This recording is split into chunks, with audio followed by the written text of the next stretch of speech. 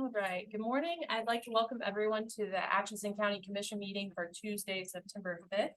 You please stand and join Mr. Jim Cormode with our invocation.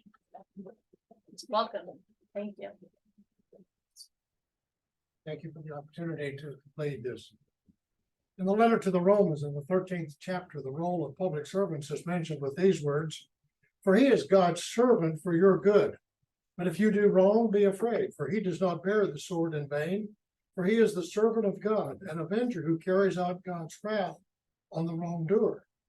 That relationship between public servants and the Lord God causes us to take courage and conviction from words like these spoken by the prophet Jeremiah. In these words: "Sing aloud, O daughter of Zion, shout, O Israel. Rejoice and exult with all your heart, O daughter of Jerusalem. The Lord has taken away the judgments against you, and he has cleared away your enemies. The King of Israel, the Lord, is in your midst. You shall never again fear evil, for in that day it shall be said to Jerusalem, Fear not, O Zion, let not your hearts grow weak. The Lord your God is in your midst, a mighty one who will save. He will rejoice over you with gladness. He will quiet you by his love. He will exalt over you with loud singing." That's Zephaniah 3:14-17. Now let us pray. Father, thank you for these commissioners and all those who serve in our county government. They have agreed to be your servants for good and for justice in this place. May your joy encourage them. May your truth guide them. May justice be their goal in all matters. Lord, you know they have prepared a budget for our county for the year now at hand. As they formally present it this afternoon, may you grant them understanding and patience to answer those who come to the hearing. May they, Father, continually seek to do your good in all matters. In the name of the Lord Jesus, I pray. Amen. Okay, you join me in the Pledge of Allegiance. I Pledge allegiance to the flag of the United States of America and to the republic for which it stands, one nation, under God, indivisible, with liberty and justice for all.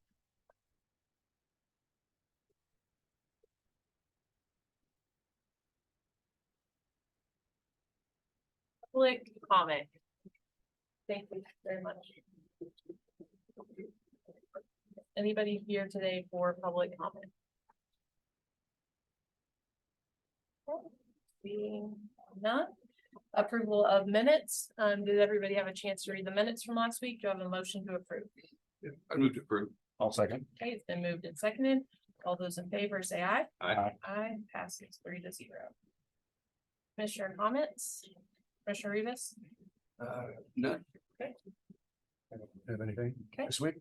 I got an email from Project Atchison, and I just wanted to make sure everybody had this date on their calendar. They're doing a candidate meet and greet for upcoming elections.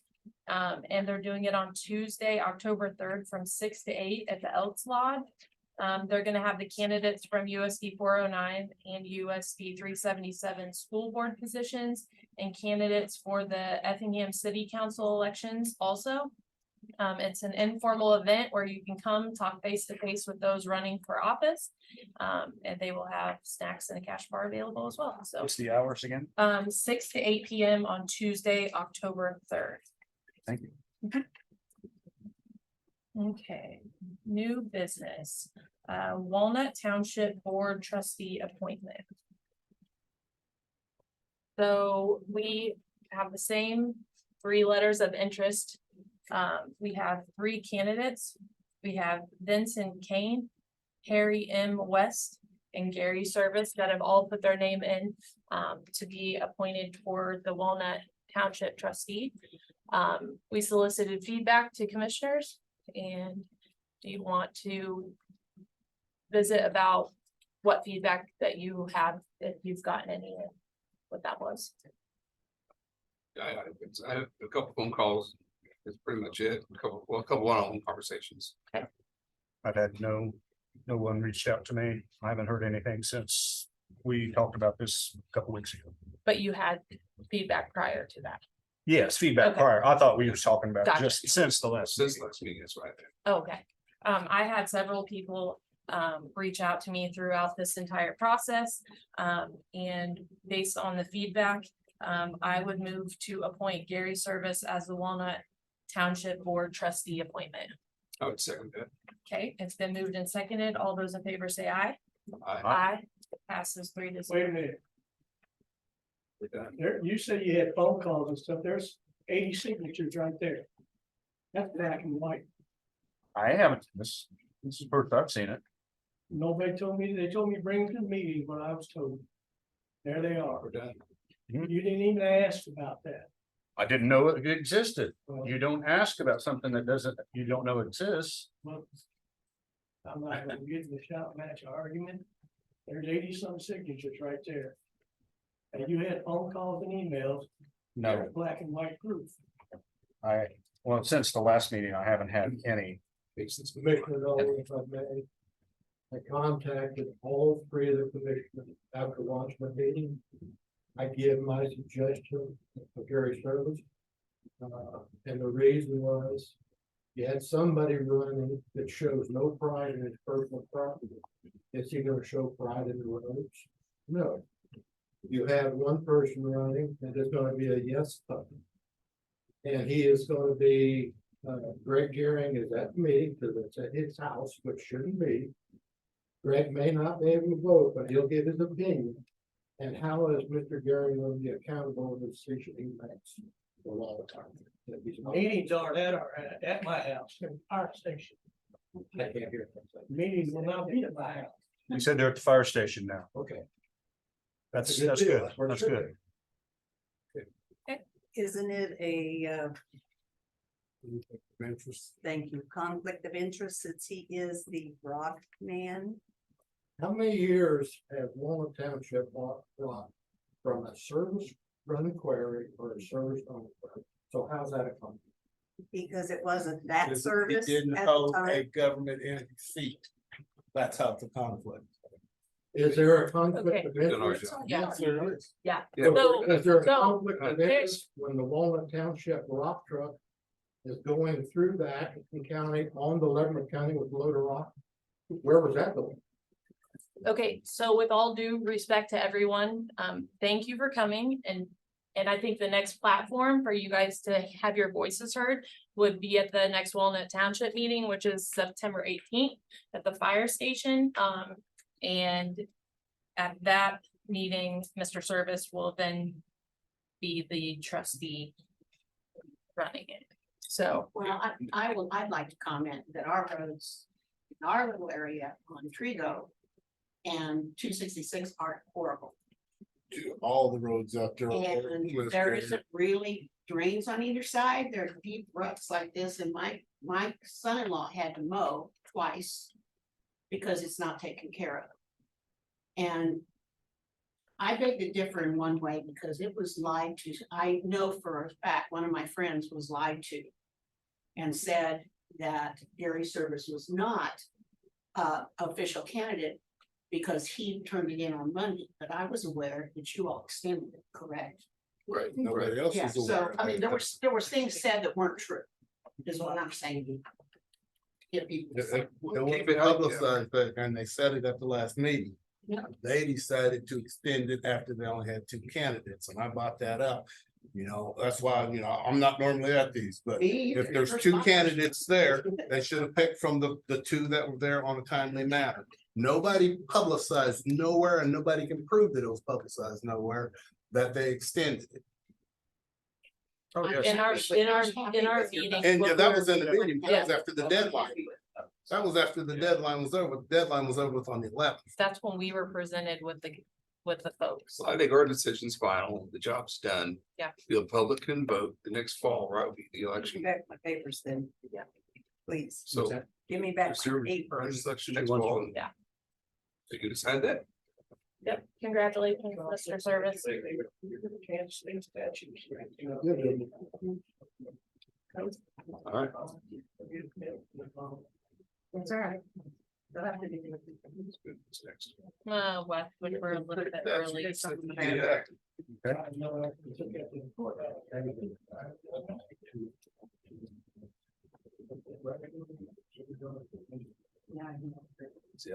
No, we have about 10 minutes and then he'll be in.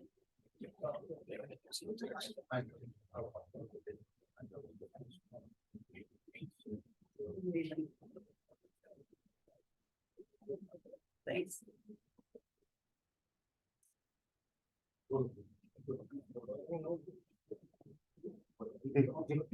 All right. Sure to give him a new book so he can read it. That's what y'all.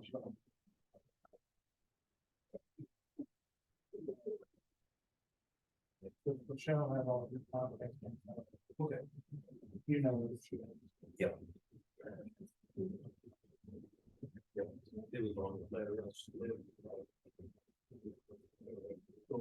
Yeah, I have it. You got it? Yep. Did I have a copy of that letter that they submitted that supposedly with names on it? No, they took it back. We don't know. Oh, they took it back. Yeah. I know they said all this stuff. Well, I appreciate you guys coming and voicing your opinion because as You're good. commissioners, we solicit feedback and we get feedback, but My right. Then- hand gets stronger. yeah. So it's, Oh, it was really wonderful. so I appreciate you guys being willing to come. It was difficult because people told stuff and, I think the majority of it. I mean, I wrote it. I'm sorry. You know, we really don't have any jurisdiction only other than picking the replace and. You ought to Yeah. drive down Trigo by Haynes. Yeah, you really should sometime, just for fun. Kicks it. Thank you. Okay. Hi, Wes. Thanks for coming in a little bit early. We're running a little bit ahead of time. So let me. Wes Lanter, Emergency Management, IT Director, Purchase Order Approval for Commander One software is first, and I don't catch it. So I have a purchase order for the commission today, to Federal Signal Corporation in the amount of $3,625. Karen, This is the I don't need. Commander software that for all of our activation points and our sirens throughout our county. That we have paid to use that. That's normally, but normal budget expense also. More than it was last year. The same. Look for a motion to approve the purchase order to Federal Signal Corporation in the amount of $3,625 presented by the Emergency Management Director. Thank you, guys. So, thank you. Okay, it's been moved and seconded. All those in favor say aye. Aye. Passes 3-0. Does this come out of emergency management budget then?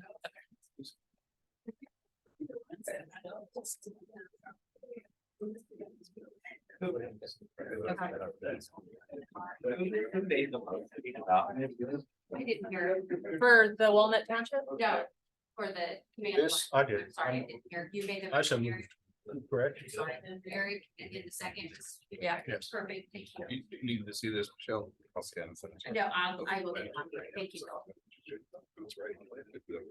Okay, so next we have the KDHE form, to be approved for the cattle. Which they sent an updated form, which I'm gonna give to you, that specifies the number of carcasses. The reason why, and then KDHE attached a map to the back of it to show where it was at. So does that replace these then? Yeah, so that was. So I'll hand you those to dispose of those, and so this will be, That's- or not that, sorry, there's, Yes. maybe that one wasn't in here, so we'll just go with this, it was in my email. So, and basically it's already done. And they've already approved it and everything's finalized. They just want to have communication with the county. Is the way the gentleman from KDHE said. So if you so do move to approve on the second page where it says. I'll have one second. I hereby, Yeah, where it says zoning is where they want us to sign. What does this do? Nothing, it's already done. It's just saying that we know. So, It's for a grant or something to help. no, this is for the AKP lot. They lost 679 head. They were very, 672, yep, and they lost more on top of that, but they only emergency buried 672 Wow. on their Because premises. they buried in there. Okay. It's a 100 notification to us in case for future reference, if there would ever be something that would It's turn out. 100% up to them. We're not zoned and we don't have any, anything that would stop them from doing that. Okay. And so it's sent out to me to sign it, but I'm not a zoning officer, so commission would be who would need to sign it. Yeah, and I want to extend my appreciation to all the fire districts, both county and outside our county that showed up, and the individuals who came with tanks and tanks of water and donated it, that tried to help out as much as I could. I mean, that was a week of heck for our local business and ag business. So I just want to extend my thoughts and prayers to them. He's actually said to multiple people that have renewed his faith in humanity. Well, people have showed up to help. All right, so I was looking for a motion to allow the chair to sign the Kansas Department of Health and Environment livestock carcass application for disposal without a permit. 672 head of fat cattle will be disposed of their death due to severe heat with 131-degree heat index, high humidity, and no wind. Do I have a motion to allow myself to sign this for Okay. emergency management? I'll make that motion. Second. Okay, it's been moved and seconded. All those in favor say aye. Aye. Aye. Passes 3-0.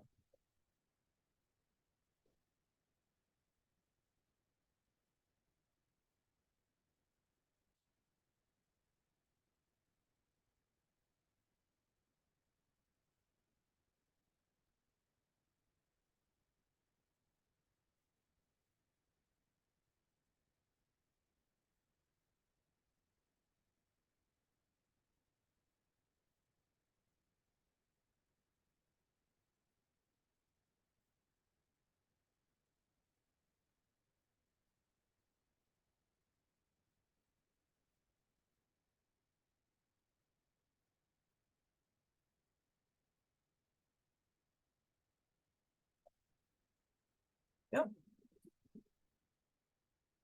Courthouse generator. You have the invoice, but not the PO. If the commission decides to. So basically, they gave us a quote to install a generator. They forgot to get plumbing for gas to the natural gas generator. They apologized all over themselves. They reached out to all of our plumbing, or not a large amount of our plumbing agencies in town. The only one that would give them a quote to do so was Caston's. And that's the quote you see before you, and they're not marking it out there, just this is what they did. So we wouldn't pay Caston, we would pay Gerber. They sent us the quote that it would cost to get the gas piping and the new meter installed to upsize the line. In the amount of $8,401.53. which are. We expected our generator price to be $85,000. And it came in at 65,000. So it's far below. We did use some of that money to outfit the rescue truck with licensed sirens, but there still should be money in that line item. Yeah, that was concrete pad and all that. So Brian will be installing the concrete pad. That should be a minimal expense. Yeah. So Gerber just missed this. Yep. Well, we have to have gas to run the So generator. they haven't ordered the generator yet, so I'm nervous the prices are gonna change. Because they've been offered that. There's no point to order the generator. So the motion to approve the increase for the gas line to new generator in the amount of $8,401.53 to Gerber Electric. Yes. Second, but I wanted to comment. Yep. It also said that it was gonna hang the piping on the exterior of the courthouse. Is that just standard practice? I mean, about historical building, wanted to, just thinking of that. I told Mike that already with Gerber. I mean, can't do anything that would change the historical value of the building. So that, Okay. It's been moved and seconded. All those in favor say aye. Aye. Aye. passes 3-0.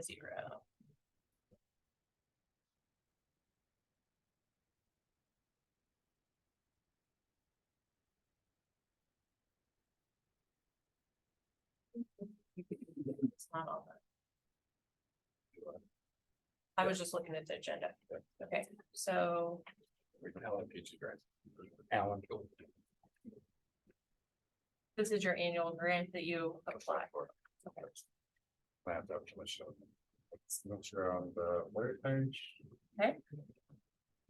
All right, so I would look for a motion to allow the chair to sign the emergency management performance grant application to allow our emergency management director to apply for the 2023 grant.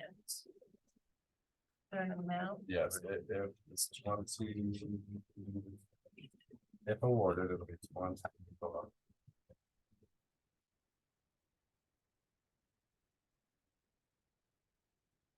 Digital age, always paper. Right. It'll be $22,986. So, Second. Then moved and seconded, all those in favor say aye. Aye. Aye, passes 3-0. was last year. It's just been the same every year and the last 5 years, but before that it was $500 less. So. yeah. And then one more quick question before I leave. I sent you three an email about the chamber banquets. They reached out to me, not banquet, sorry, chamber golf tournament. They reached out to me to see if we were gonna have a team this year because that's included in what we help fund them with. Usually by now, I think they were supposed to already have the team names. So every year, Atchison County gets a team, and every year we say, okay, these four people are gonna be the Atchison County team. Sheriff has done a lot, rescue's done it before. So anybody that wants to play golf on that Friday, next Friday, actually. So they're kind of jumping up and down because they want to know who's gonna be on our team. Has anything, I don't think I can, so I don't. Yeah, I'm unable to play, but how do you shoot golf like this? I'm not good at it, so I'm fine. But I'm not good, and I usually go help, but I'll be able to come at a community conference. Should there be like countywide email sent out and or department heads. department heads or, and see if there's interest? I think the road and bridge crew probably got the ace golfers. Really? I know I have one guy who golfs. Yeah, the one. That's all I know. And before we've had one or two people from From each different department, departments. that'd be cool. So I know that our sheriff's really good at golfing. Really good. So I think last time was him, Jack Bauer, Kelly Johansson. I don't remember who the fourth one was, but if he's available, I'll send out an email to department heads and see if they can give me an answer today, because they called me the other day. So well, the commission is deciding today, but so whoever. Yep, whoever. That's fine. We did get a chat, Roger. Roger made comment, I might enjoy it. It's on my screen. Oh, that guy. Roger made. Yeah, Roger, they really golf for him. I'm not here golfing. So you got one, so. Okay, I'll reach out and try and get more people Thank you. and give them a list. Okay. Thank you. That's all I have for today. Is that your new title? It's a golf. No, it's not. No. Golf team management. No. I usually do go help with the chamber banquet every year, or chamber golf tournament every year, which is fun. But we just can't this year.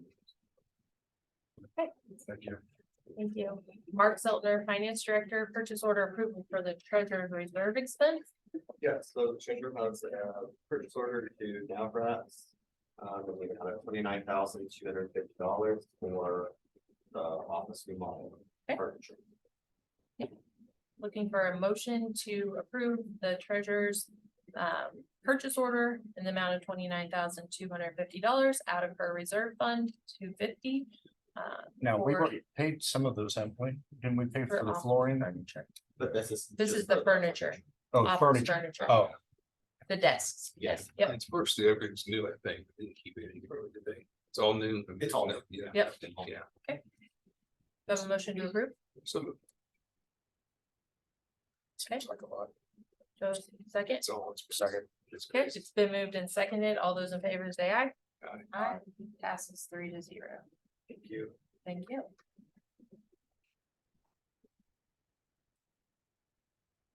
Okay, Joe Snyder. How's everybody today? Ridge 239M6 is the one that's getting, we're taking out an inventory. And we'll get $90,000 a feet, it's $90,000, and that money goes towards the new construction of Bridge 290. We have someone who's interested in the old bridge to remove it. If the bridge is left, because we've decided not to replace it, I guess I should say that the commission has decided not to replace it. If it's left in place, we're responsible for the bridge and everything. And we do have one person within the county that I know is interested in the bridge. So I wanted to bring it to your attention. I took this person out, and we looked at the bridge.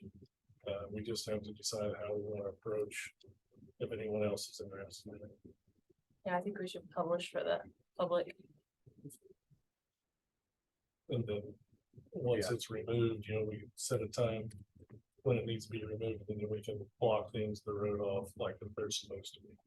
So there'd have to be an RFP for that sent out for everyone to be able to have the same opportunity or actually bid. That would be you guys' decision there on how you. I would agree. I with would think Yeah. that would be the way to Yeah. do it. That's what you do. Just giving everyone else the opportunity. that. As far as the details is how long they get to take it out, I would say you judge all of the specs. And we can just, depending on your timeline to get it ready, we could open them. You think 3 weeks is enough time or 2 weeks? Or I'm just looking because we'll probably say we will solicit any interest until our meeting on. Well, normally we go 2 weeks. September Some 19th. things are 3 weeks, but we have to get it all put together and set out. Yeah, we don't have it all put together, so let's go 3 weeks. Okay, so Okay. September 26th. What's that advertised? Well, we'll put it on our website and give notice to anybody we know that may be interested. I don't know what else really we could do. It's like, And the interested parties will pay for removal and insurance and all of the things. To be in Their compliance, that liability, everything. it has nothing to do with us, it's just Right. helping Right. us achieve.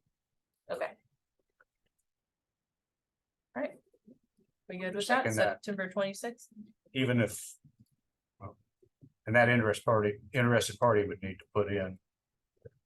Yes. A written, just like everyone else. Yes. Okay, I just had a thought, that, No, everybody you know, would. Same. he's talked with you and maybe would think that, No, I- and like what Pat said, he's been the only one that's, come to us to talk about, but I would inform him that it would be on the website for him to look, and anyone else that would ask me, I would do the same thing. Okay. So I'm doing nothing different from me, for one person than anyone else. Perfect. Sounds good. We're looking at a property that's maybe gonna be moving their business, and I've tried to reach out to the guy who's in charge of that. He has not returned my call. Okay. So I will try him again probably today or tomorrow. And moving forward, the fall patching, Gabe's sending that out today. He is giving 3 weeks on it. Our estimated cost is $239,000 plus his $22,400 for the proposal that you guys have already signed for the engineering.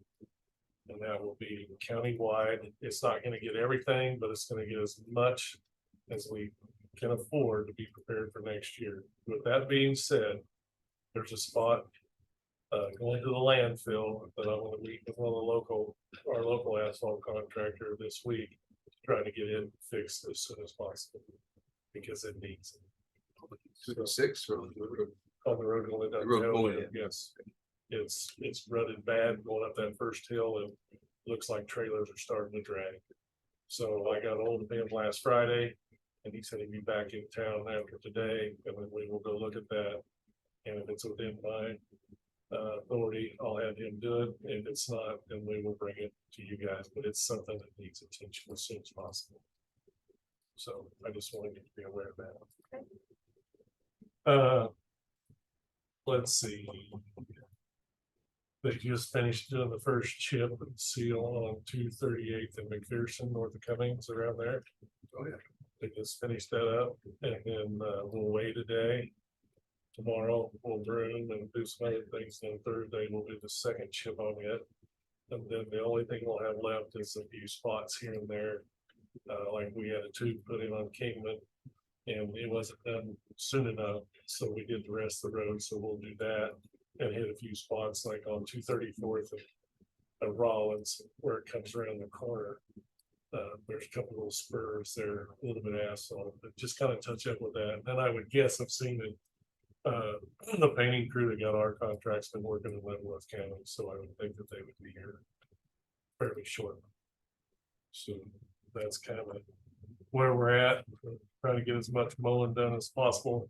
And something I'd like to ask, if any of you know, and I mean, if there's an event going on someplace with one of our roads, like St. Pat's, I see they're having their shoot. Yep. Let me know. I want anybody in the county, because then we will do our best to try to get those roads moved up and mowed. So. Right.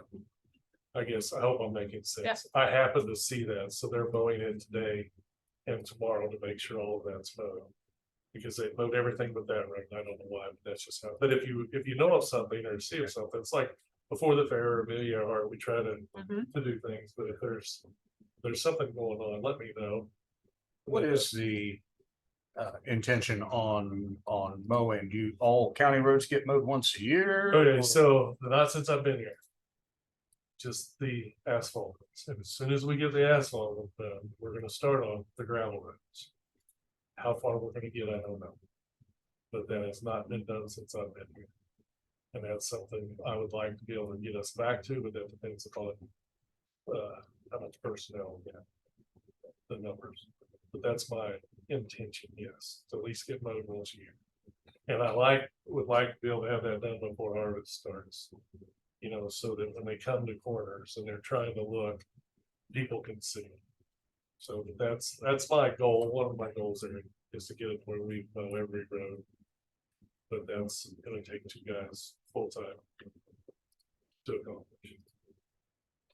And then in the fall, it would be nice if we could get out. We're gonna try to spray some trees. But then also mow some also, because we have some spots where we have a lot of trees that are causing. They've been there for years and years and years. And there needs to be something. So can we utilize the noxious sweet truck for that? I mean, to Spray? yeah. Oh, yeah. Yeah. Yeah, I've talked to him. He's still working on some Johnson grass. We've been running the gator around to the bridge guardrails and all that. And trying to get those sprayed, and hopefully next year we can get those sprayed earlier. So then we do have a sign guy now, and I will take a picture one of these days. I'll bring the new sign truck over. So you guys can look at it. We're equipping it with everything that person's gonna need to do his job. And it's gonna be really nice when it's done. He'll have a pole saw, he'll have, if he's got weeds or something, be able to take care of that, be able to cut all the posts right there on the truck. Anything he needs. So as soon as we get it equipped, I'll bring it over and let you guys look at it one day.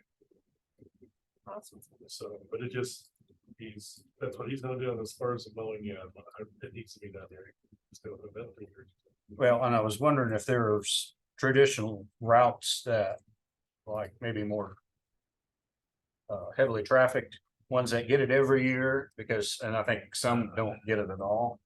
And so I've had There questions about that. Well, it's just the fact that we don't have the personnel to get that done, the numbers.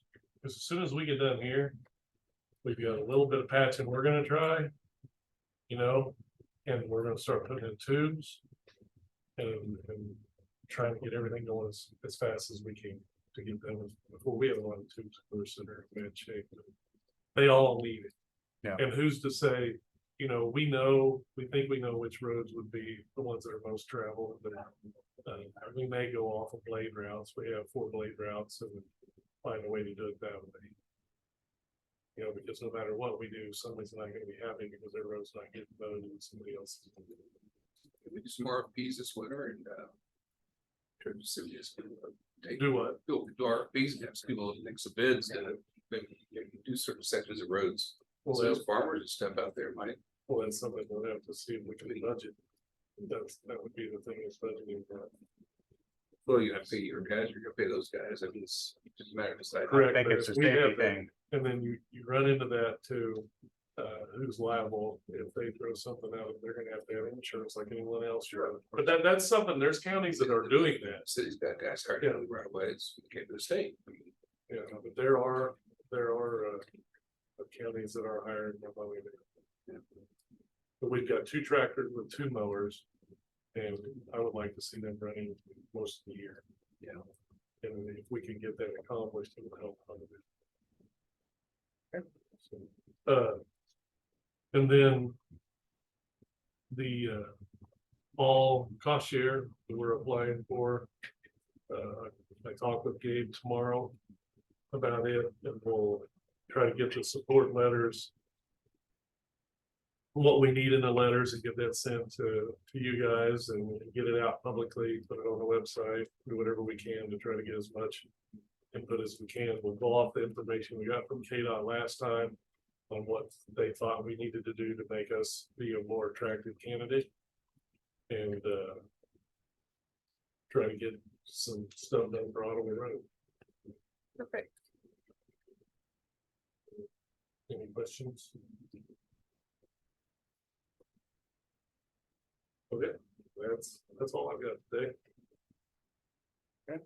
All right, thank you. Thank Did you. you want to do the Oh, yeah. right away while he's here? I forgot about that. Sorry. No, you're fine. Sure. I just have purchase order first. Temporary construction easement, permanent drainage easement. And that's for MHS Site 2 on Ottawa Road. I don't know, did we put that up there? Yeah, I don't know whether we. Just so you know, basically, it's on Ottawa Road. And it will be the next project site one's basically done. We haven't finalized on that yet. I'm waiting for something from MHS, but this will be our next one as soon as harvest is over. It's over, it's the box culvert replacement that's fallen in. Okay. We had 4 sites. I don't know if you were here when we started, probably weren't. We had 4 sites that we had looked at that we knew needed attention. Okay, so we hired MHS, which they've changed their name now. They were bought by someone else. Came out and they did the engineering, like put it on a shelf to where we can pull it off the shelf when we have the money to do it. Preliminary engineering and all that stuff is done. Well, the first 2 were projects we decided we needed to get done ASAP. So they went ahead and done those. So the other 2 sites is on 286 by Ron Estes by the airport. Okay.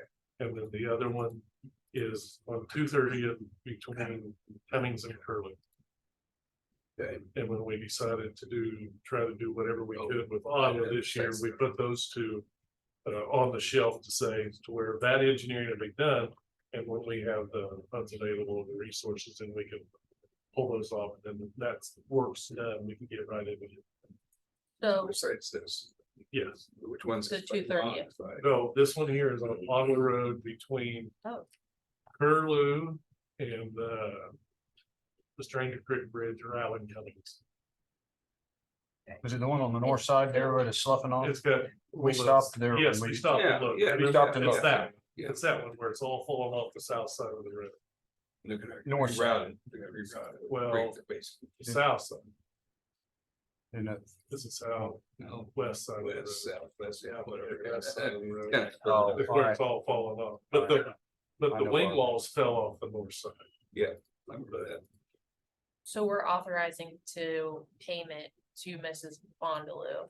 And she hasn't signed this yet, but we're in hopes she's, She has signed, I have the. oh, perfect. So she she's has signed. great. No, that's even better that So, she's agreed to it. Matt and I met with her last week. Awesome. I just know in the I past, got me confused because I didn't have those 3 pages attached. okay, But, yeah, they're. perfect. Well, that's even better. No, Or we've, times you just I think need you my plenty of right. signature. Plenty of. Yeah, so the engineers drew it up. They're the ones that come up with the construction easement and the permanent easement. And then they bring it to me and I give it to Pat. He draws everything up and that's how we. It looks like the That's a permanent creek that drainage made a bend easement, there, all you this is need gonna is Make it straight, right? Well, it's not really That's good. right. We're gonna straighten the culvert up with the road. Straighten the Yes, culvert. yes. Right, that's right. Temporary discharge easement is not gonna be separate. perfect. That's good. That one would be recorded so that there will be forever memorialization of what we purchased. But what we've been doing, or I've been doing at Road and Bridges, I go talk to these people before we start the projects. And she was on board, she's been on board the whole time. I've been out there with her once before at the site. And that's just something, building rapport with the landowners and seeing how they feel about it before we get too far into it, so. I'd look for a motion to approve the purchase order from Road and Bridge Department to Catherine A. Bondaloo trustee in the amount of $3,040.59. This is for a temporary construction easement for $618.49 and a permanent drainage easement that requires the chair to sign in the amount of $2,422.10. Have a motion to approve and allow me to sign. So move. Second. Okay, it's been moved and seconded. All those in favor say aye. Aye. Passes 3-0.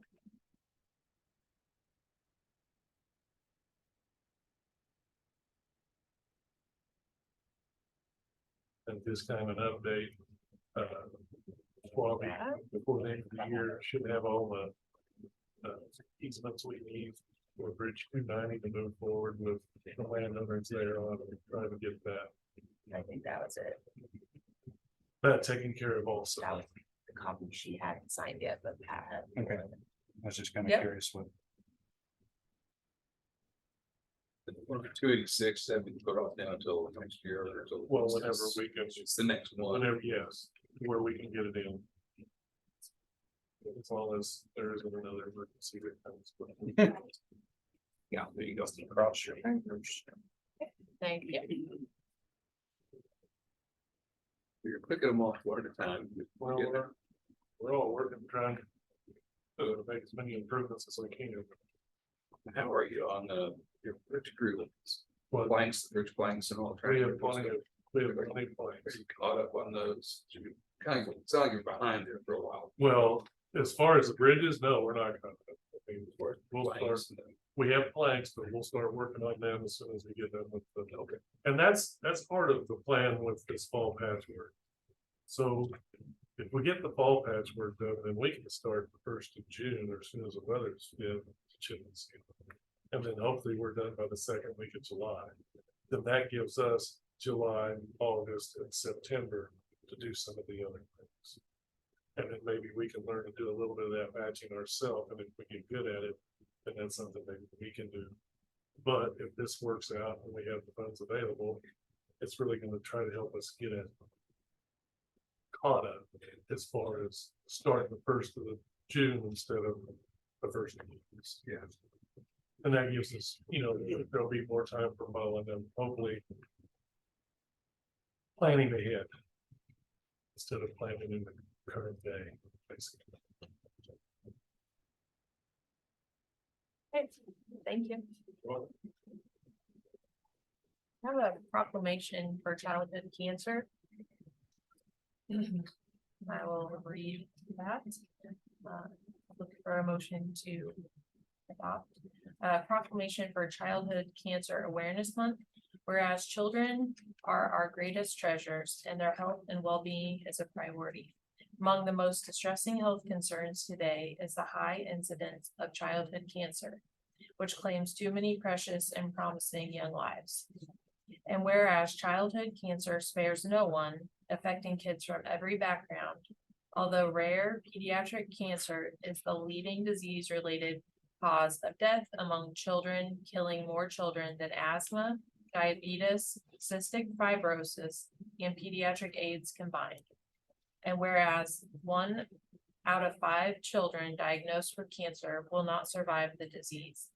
And it is estimated that 43 children per day, or 15,695 children annually, will be diagnosed with cancer in the United States, with the average age of diagnosis just 6 years old. And whereas 2/3 of childhood cancer patients will suffer from long-term effects with comprehensive treatment, including treatment-induced secondary cancers, lung and heart damage, infertility, and cognitive impairment. And whereas childhood cancer research is vastly underfunded, with less than 4% of federal government cancer research funding going to this study. And whereas throughout this month, we take the opportunity to thank the many dedicated healthcare professionals, organizations, and parent advocacy groups that support childhood cancer patients and families by offering advice, encouragement, hope, and financial assistance, and that work tirelessly to lift the spirits of children suffering from cancer. Now, therefore, the Atchison County Commissioners, Atchison, Kansas, do hereby proclaim September of 2023 as Childhood Cancer Awareness Month, given under our hand and the official seal of the County of Atchison in the state of Kansas, this 5th day of September in the year 2023. Have a motion to approve the proclamation. So moved. Second. Okay, that's been moved and seconded. All those in favor say aye. Aye. Aye. Passes 3-0, and there's 2 copies to sign.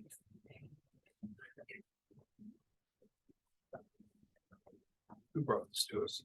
If that- Who brought it to you? It's one that we have done in the past. Oh, okay. Yes. I know that someone who previously worked for the county had, was impacted by it. So it's just one that we've kind of continued. It's important.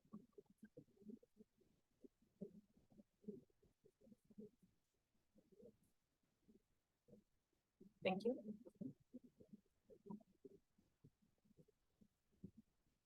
We have about 15 minutes before Louise Regenstein will be joining us for September Hills Estate Platform.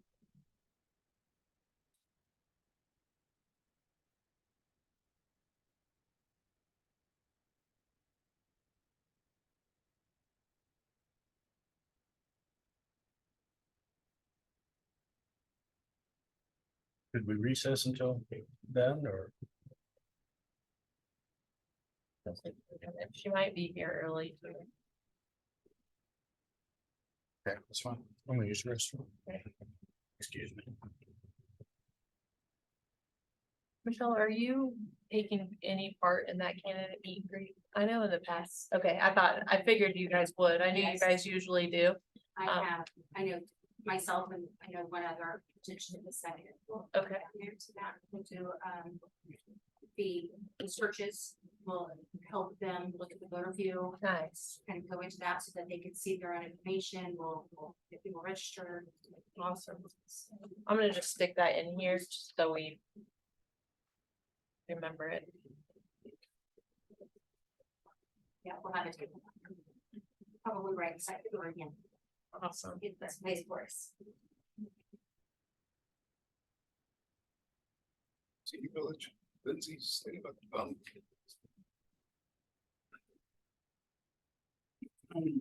What about a bump? We have to do something that. September 1st. I've gotten so much from that I might have filed it.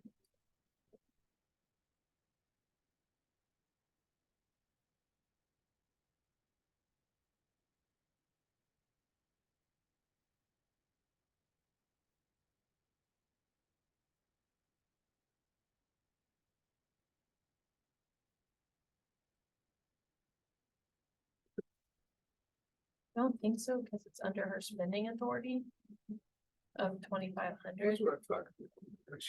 Senior Village has 2,500 like the rest of the departments, right? Some reason I thought it was. Oh. Okay. Okay. She just sent us an expense for $2,393, so Oh, that's- she should be able to execute that. Okay.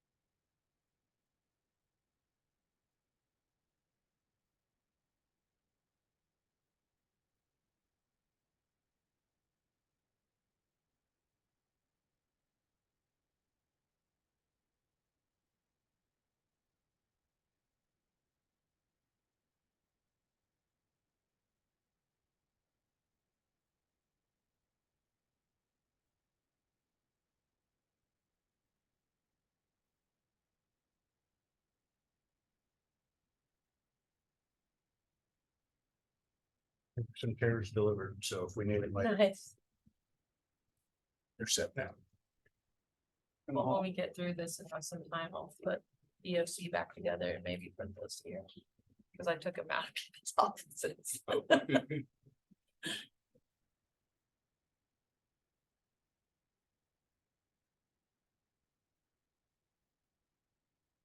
Sounds like our room is back ready, so next week we will be back at the courthouse. Okay. That's great. I was All right. curious.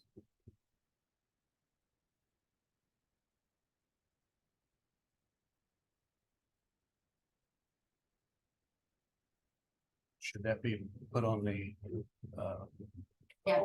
announced it, yeah. Yeah, and whoever's giving the invocation. For next week, maybe a reminder, just cause I know we've had them go to the courthouse instead of here. and Go figure, we'd probably have them come here instead of the courthouse. I can't hear you. How long we get meeting over here since? I don't know. Early June, late May. It was a long time. It's been a while. Probably May. Yeah. I'd say that. Okay. I know, I just thought we had the meeting. Maybe Charles Wiltie, is that how you pronounce that? Okay. I remember he's been with us. Oh, yeah. From St. Benedict. Okay, he's not been with us before, so we probably do want to just let him know. Looks like,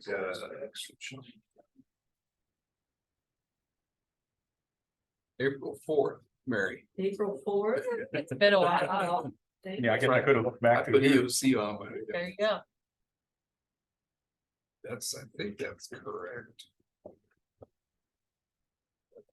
A lot handier just to get it worked out. Yeah. Yeah. That double check that that's what it looks like. I paid my taxes on the first day that they had moved us. They moved up that afternoon.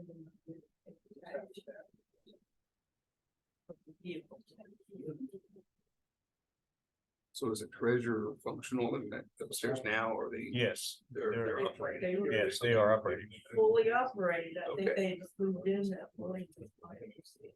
Okay, It was Wednesday, I think, I heard that they, and it was, they were closed, but they're in there. yeah, I was in this courthouse Friday. And they, Okay, I was looking at it. This, is this where it is? It's on Rollins Road. Yes.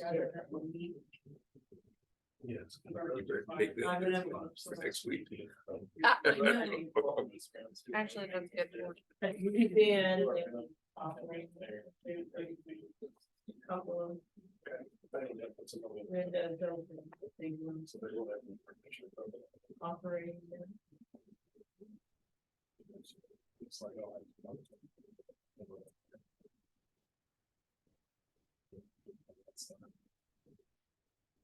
So hell shit, this road is still. It's not a closed road. It looks like it, but it's, as far as I know, it's never been. What are they gonna work on the, This one, they were hard to get. on the highway up there where? They weren't there for work. By Carney's. When were they? What's that? I What's that? mean that underpass? Yeah, 262 and So uh, I should probably 59. change this. That is just, all that right there. Okay, so, yeah, but I mean, others already be doing that. Well, and same with U Street. I mean, Well, it looked like they had maybe done work on the west banister on the, I call it the west, not the northwest side. It looked like there was a new banister there on that. Well, they've been doing a bunch of repairs all 99 as far as Mhm. guardrails, so. Yeah, so I didn't know what all they were gonna do to that. They chose to leave it there, but I didn't know what else they were gonna do. Is that with this group to add 2025. or not to add, from Atchison to Atchison? Well, let's say. That's what Sharon always told me. Oh. Back in the day, that we just groups. Look at my. 2025 was their original. Oh, okay, I was.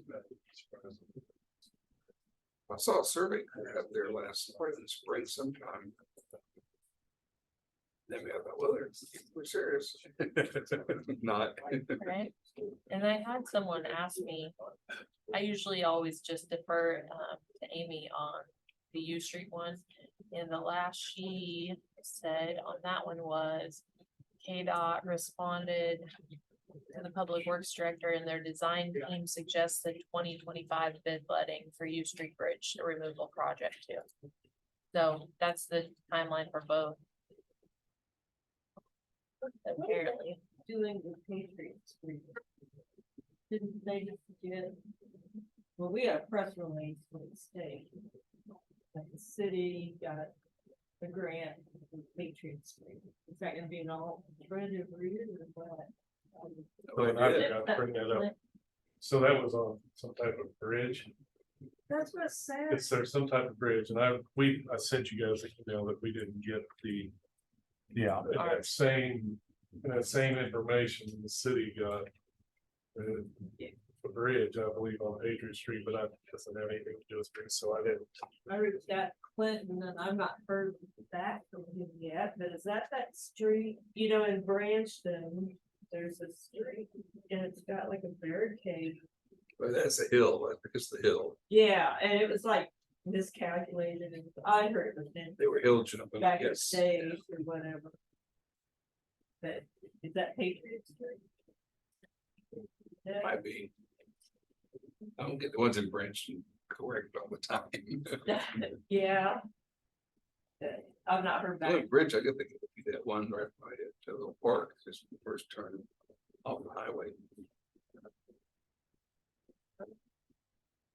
That's kind of what I'm thinking, and you go up, Yeah. and then here's the road, It's the only bridge there. and it's right in the middle of the neighborhood. Yeah, so see, I call it, the Patriot Street is that little piece from the highway by Quality Inn toward Bromley Park. It's just that little That segment. changed the name, it was a pillar. So it'd probably be the bridge over Brewery Creek right Yeah, there. it says it's, but it's good, it's over, which good thing, yeah.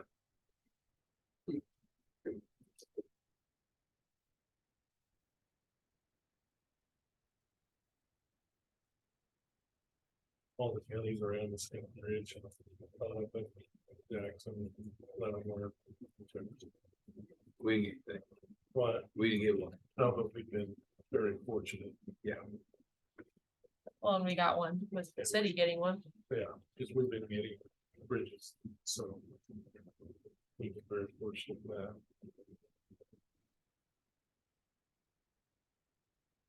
But I think one of them, the Leavenworth County, they have a pretty good sized match too.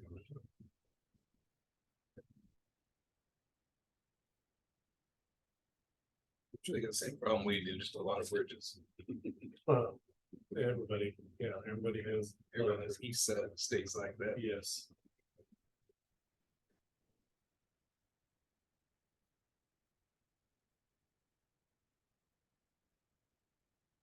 We've been getting letters of support for the fall, or That's what we're want to discuss with Gabe tomorrow. We have a meeting. And then we will try to get all that lined out and get it sent out to the public and to you guys, if people call you. Of kind of what we're asking for and get as many as we possibly can. Yeah, we should be able to get a really good group along there. So I would hope that we could. Morning. Or afternoon. Been a long day already for you, hasn't it? Yes, ma'am. It's like these afternoon meetings are. All right, well. Leads, 3:05, we're running ahead of schedule, so you are up September Hill Estate Plat 1. Okay, well, you know where we are. And so I'll defer to you, Joe, because I think you have measurements and all. Yeah, kinds of after stuff. today, and I'll bring you these 2 minutes. Okay, So just I'm gonna summarize just for everyone watching. So Louise came last week with a 2-acre plat that we approved. Because she's in the 3-mile radius of the city, she must go to the planning commission, the city commission, the county commission. We all signed off on that for approval. And next step for her was to get with Joe Snyder with Road and Bridge to look at an entrance for the driveway. So that's where we are. That's where we are. And I went out there today, measured everything again, have the measurements. And you have two drawings that I want to share with Louise. Okay. All right, so Louise, here's the driveway you want to use. Okay. To the right, there's only 240 feet of visible to that driveway, clear to the highway. Can't see, because I set a cone 8 feet off the road. You need 5. I need 528 to the right and 610 to the left. So to the left, there's only 261 feet visible. And then there's a blind spot from 261 to 298, which is just on the east side of the culvert. And Okay. 610 feet we need is back here, but this is all blind spots where you can't see the bars in there, the lows there. So what I did, I'm trying to look for a solution to this. And here are your plots up here, right? The flat. If you I put 2 white flags on the south side of the road, there's just a little bitty of a hump right here in the road. We can put that driveway right there and meet all the requirements of the speed limit and the states the same. And I really appreciate all of that. I'm wondering, just as a question to you, Okay. because I talked to Jack, the sheriff, Mhm. and probably and Roger Henry, Okay. and Roger kind of relayed what you were going to tell me. But one of my thoughts, and I wanted to bring it to you guys, Roger was gracious enough. I don't know if did he print off a map like this for you Nope. guys? I'll hand this to you. One of the thoughts that we had while everybody's here, this would be a good thing. You know, I think most of you know where that road is, and I know you do because you just live. Live just a little ways, but one of the thoughts after talking to Roger and to Jack was, would it benefit everybody, even for long term, to reduce that speed limit to 30 miles an hour along there? Let me get another chart. Okay. It actually has to go to 20 mile an hour to fit in. To fit in that? To fit in, yes.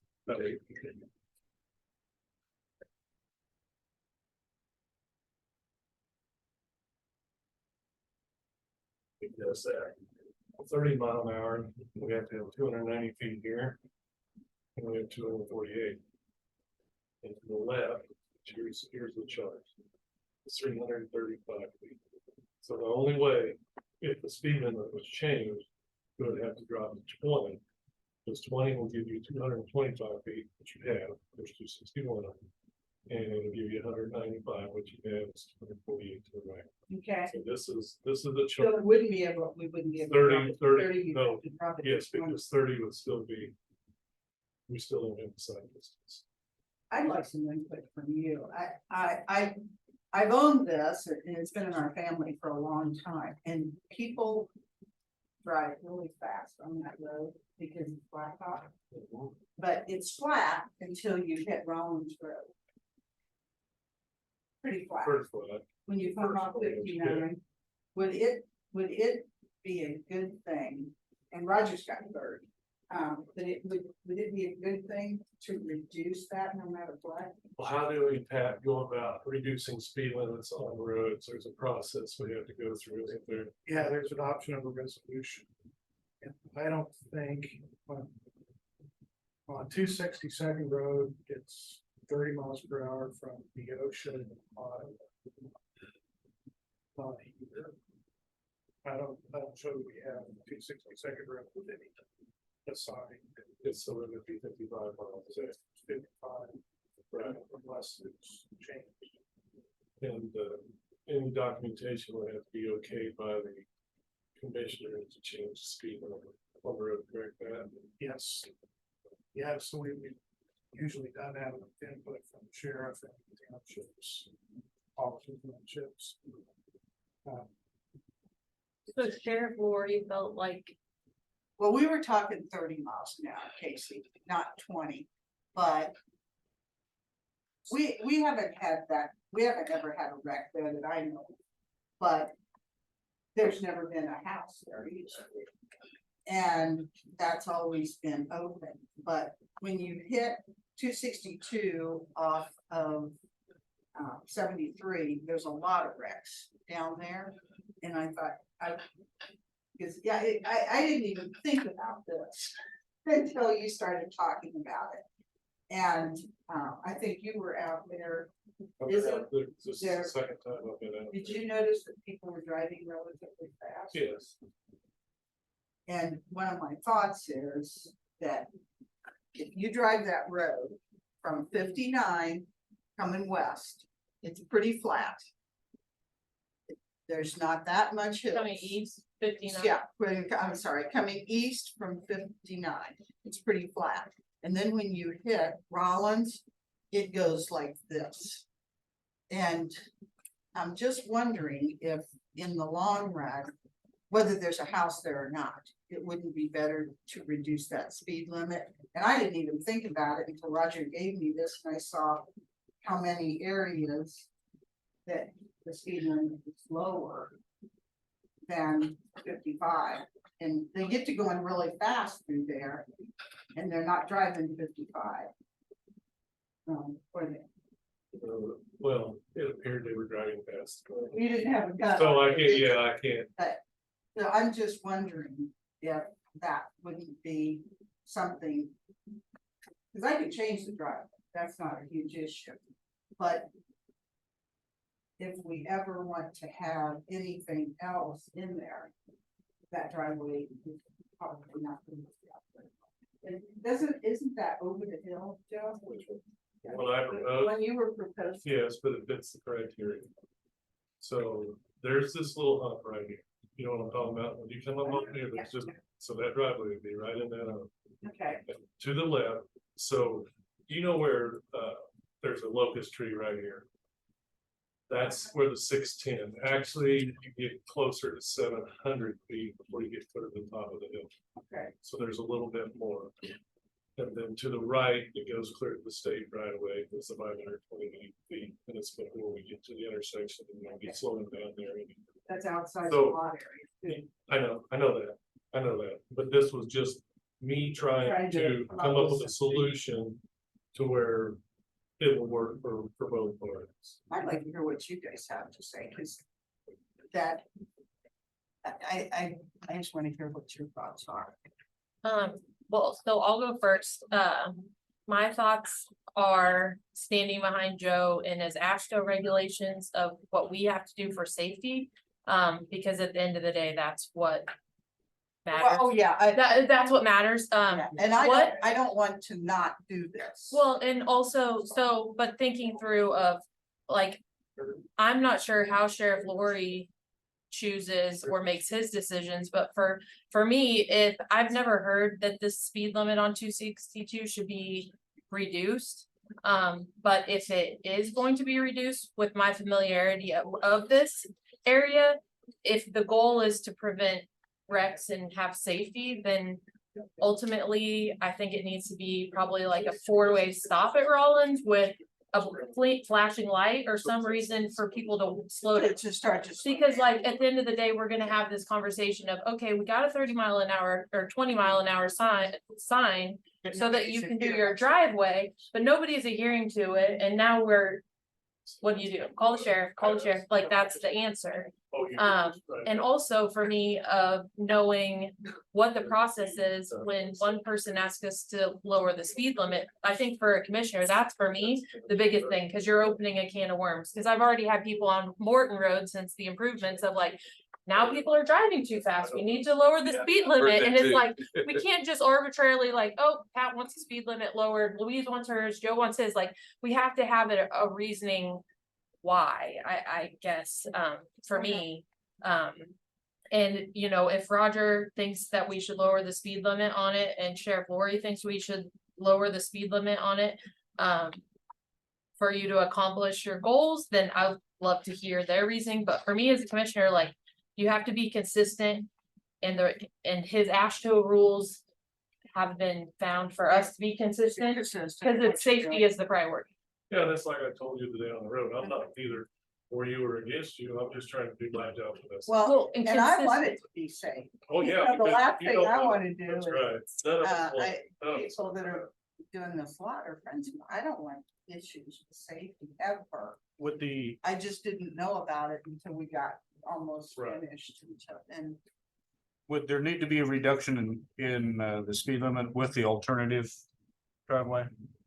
It meets the criteria for Yeah. 55 miles. an hour. 55? And there's actually a little more than 610 feet, which I personally like, because it is, they come over the hill. And we all know the semis go to the elevator there too. I mean, I just was trying to find a way, because I thought, my first thought was, it will happen down there on the culvert to the west, you can just come up the hill, and then, you know, that wouldn't fit either, so that was my best alternative to what you were trying, you know, to plan to do. And vice versa, when you go west from 73 to 59, you're 55 until you hit the stop sign at Ottawa, and you stop, and then you go slow, and then coming the other way from 59, you hit the stop sign right there by Vanderwaads, it's slow, stop, and then you go slow. So like, point. it makes people adhere, versus if you're traveling from Ottawa east, 55, even if it drops to 20, no one's gonna drop. Like, I just feel like for the safety factors, we're just finding a workaround for the driveway, but not the safety piece, unless we can do a stop sign or a flashing light or something to get people to know, like, to okay, give you some attention. yeah. How much traffic is this intersection gonna get? This driveway, I mean. Cause it'll make a lot of, you know, there's a driveway in the original right here, but that's just field entrance. She just won plat that we approved last week. is Well, what I she know, said. but I guess if fully fledged out, how much traffic, what would the traffic count be? I mean, On traffic count along 262 or no, traffic? I mean, coming out, Yeah, access with that there. driveway. Well, that's a really good question. Right now, I've only got one house that is gonna be in there. And, you know, remember when we started, I said, let's just not think about today, because after I'm dead and gone. And we still have to have, there's something that's probably gonna happen with that ground because of the proximity to Atchison. So right now, you're probably talking 2 cars a day. Mhm. Now, if we do the plat that has been drawn up, that's only one lot in there. But the plat, if it were to be developed, and I'm telling you, I do not have any plans to develop this. I want to make it real clear. Mhm. There's 54 lots in there. I've seen the plat. Did that years ago. And so that would be a whole lot more traffic, but that would be down the road. Well, that would make sense though, to put that entrance in that location where you marked it. there, It's the because only place. if you in the could do it. future. Yeah. There's a lot more traffic, and now you're definitely safe. And that's, I was gonna go over that with Joe at some point, because there'd have to be some different roads put in Right. for that type of thing. But that's where they would all branch off from, because it winds back over to September, to the original September Hills where the pond is. But right now, not much traffic. Right.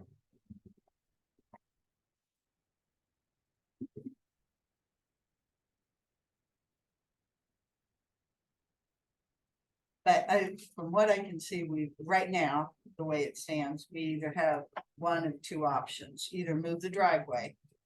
Which I know it falls under your criteria, but it's outside the lines as far as the lot is concerned, that falls on a different piece of dirt. And, or reduce the speed limit. And Did Jack talk to any of you guys? He said he was either gonna send something or talk to you, but He called me and said he met with you on your subdivision that Joe was denying the driveway. And he asked me what I knew about it, and I just told him, well, we just approved the plat. You were getting with him on the driveway, and if it was denied based on the safety requirements and the rules, I mean, that's really not his place. Like, that's Joe's job, is kind of what I told him. I was like, I mean, appreciate the phone call, but what Joe says is Joe's rules, and we have to okay, we stand. weren't trying to, stand we weren't behind. trying to skirt the rules by any stretch. I wanted him to drive it and give me his evaluation as to whether or not we needed to reduce that speed limit. And I don't know how he makes his recommendations. I mean, when people ask him to reduce the speed limit, maybe he could tell us on that. I mean, I think that if we don't, like, consistency as a commissioner is number one for me, as far as how we handle situation, what's the Right. process, you know, because we can't have this conversation and the next week your neighbor come in and ask us the same thing and us tell him, oh, no, we don't think so. So I'm doing this to the best of my ability to these rules. I called an engineering firm Friday. And I talked to them Friday. And that's why I was out there again today. 42 inches. You get down to where you're looking at 42 inches because that's supposedly fairly close to where people sit in a car like you would be sitting in your Right. car. And I just do the best I can, and I hope that I had to have somebody change one earlier and had to explain to them, well, your 16-year-old daughter pulls out of your driveway over the top of the hill. Today, when we were there, I flagged a truck coming around that when I was talking to you, I couldn't see the car coming from the other side because they were in that blind spot. And they had to get around there. So, like I said, I just do the best I can. Oh, no, you can't change the topography, Joe. No, and you know, when they built the road, if they didn't take the top of the hill off so much, you wouldn't have those blind spots. But they took enough of it off that those spots are there. So. And that's probably just over time, because that hasn't been that many years since that's had blacktop on it. So.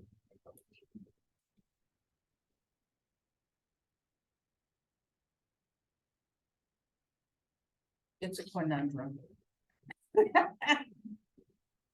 So. I think 20 miles an hour is probably too slow along there. I thought 30 miles was something that we needed to look at, but 20 miles an hour is pretty doggone slow. Yeah, I went out there and I painted these marks are painted on the edge of the road with a white paint. I mean, so if anybody wants to go out there and wear a vest, stay off the side of the road, but those marks from the original entrance are painted at the edge of the road. So, So you're saying even if Sheriff Lori comes with a recommendation of 30 mile an hour, based on the site requirements for ASHTO, we're still not abiding by the rules. I don't feel The like 335 feet of site distance for 30 mile. the only other thing would be if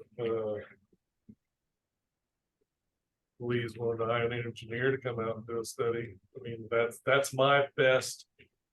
That's me doing the best I can. Well, because we walked it twice. When Casey drove by, we were out there and Louise, so. What's the distance in 30?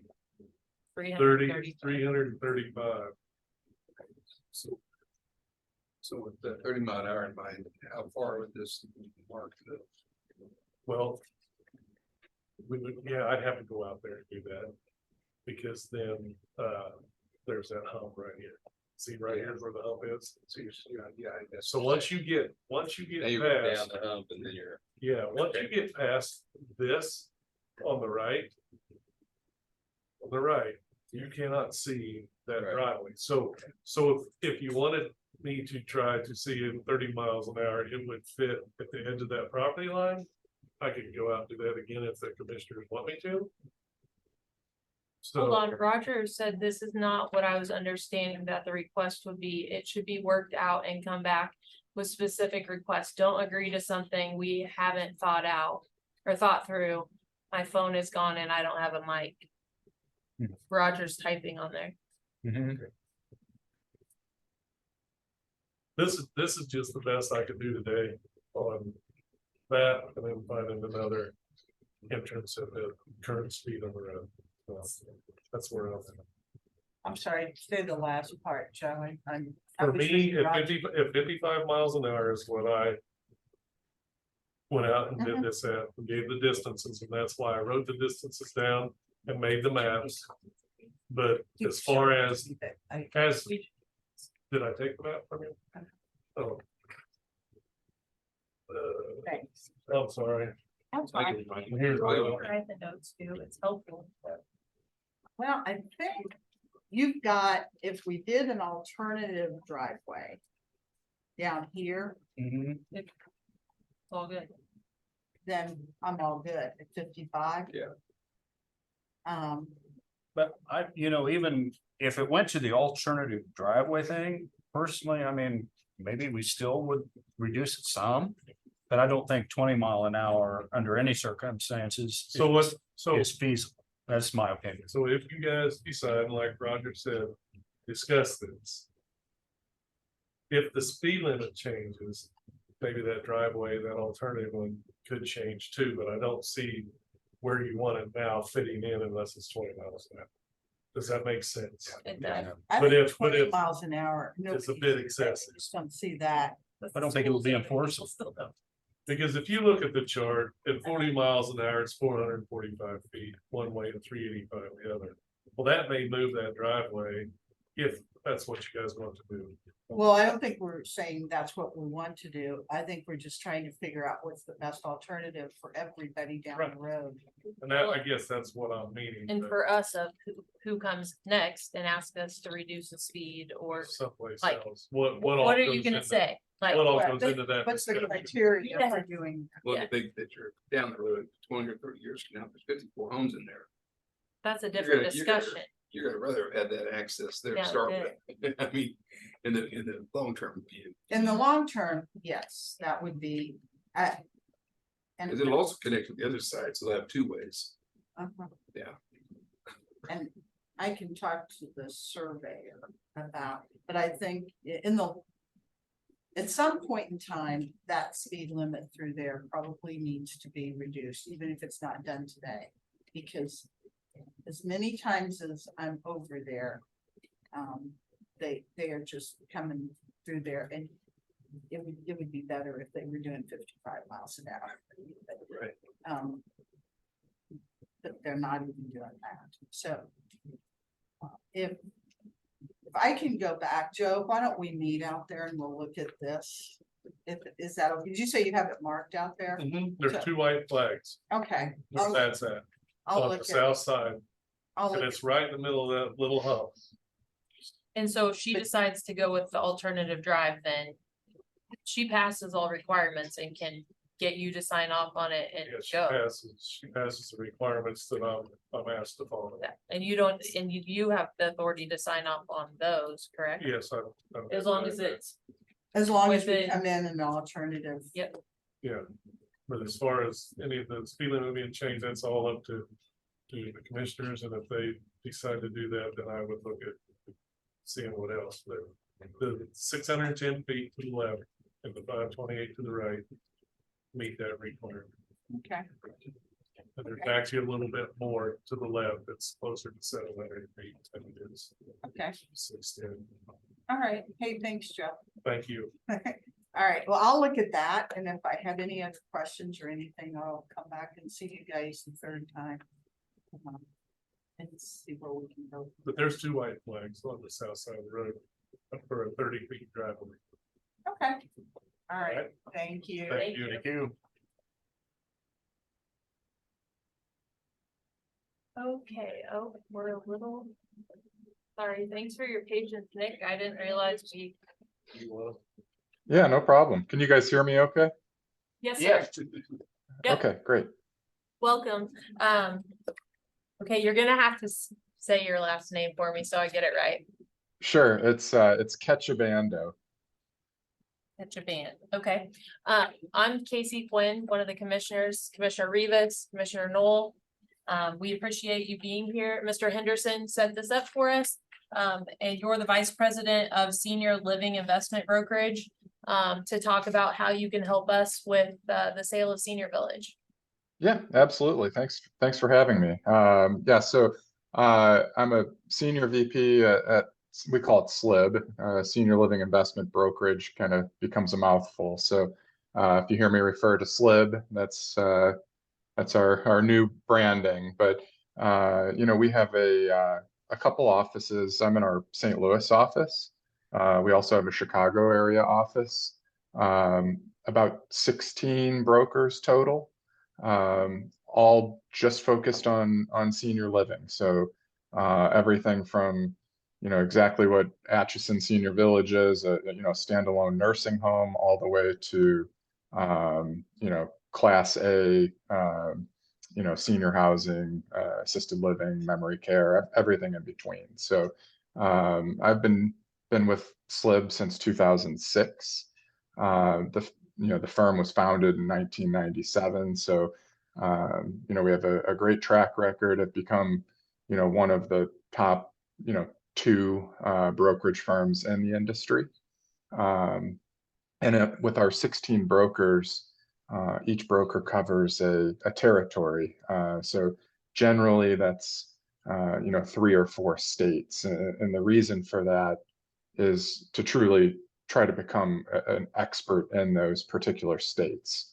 As you probably know, on the nursing home side, there's Medicaid reimbursement, which varies from state to state, and various regulatory and reimbursement influences. So I've been covering Kansas since 2006, and we've done sold over 40 senior living facilities in the state since then. So I haven't proven this, but I'm pretty confident we've sold more senior living facilities in Kansas than all other brokerage firms combined.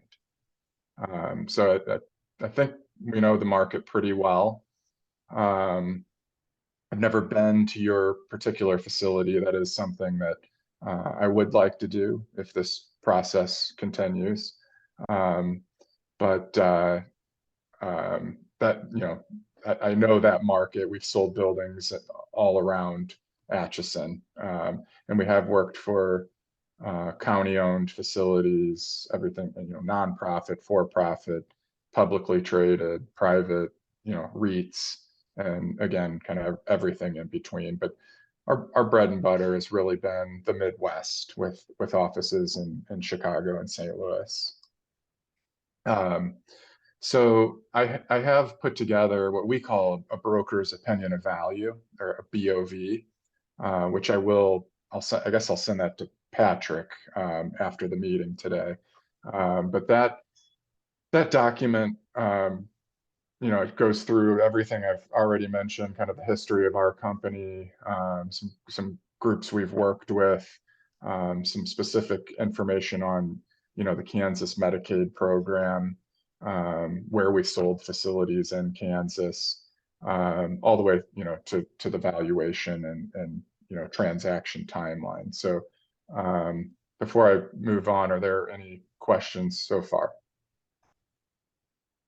Not No? yet. Okay.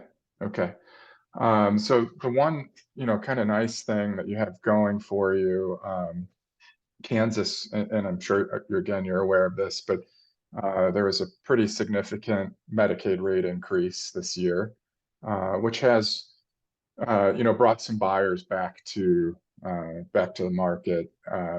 Historically, the Kansas reimbursement was below average when comparing it to other states, even in the Midwest. But this most recent Medicaid rate increase really propelled it, and it's on a lot of buyers' radar.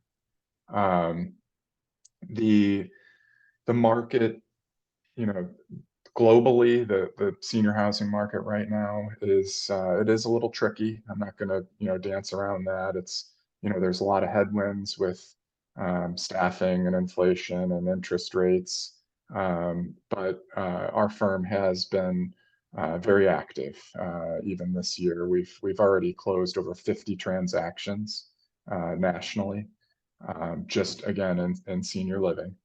In Kansas, we've only closed a couple, but part of that is because of these Medicaid rate increases. I think a lot of sellers or soon to be sellers decided to sit tight and see how that played out.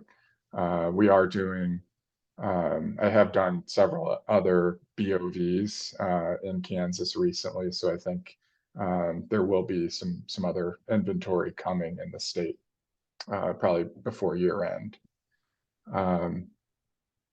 The facility, I mean, based on the pictures, it looks great. You know, it's you know, right up our alley. I've sold a lot of 45-bed nursing homes in Kansas, and there's a reason for that. That's where that cutoff is for the provider tax. So if 45 beds or less, you have a much lower provider tax than if you're 46 beds or more. Based on my research, it looks like your Medicaid rate is over $312 a day.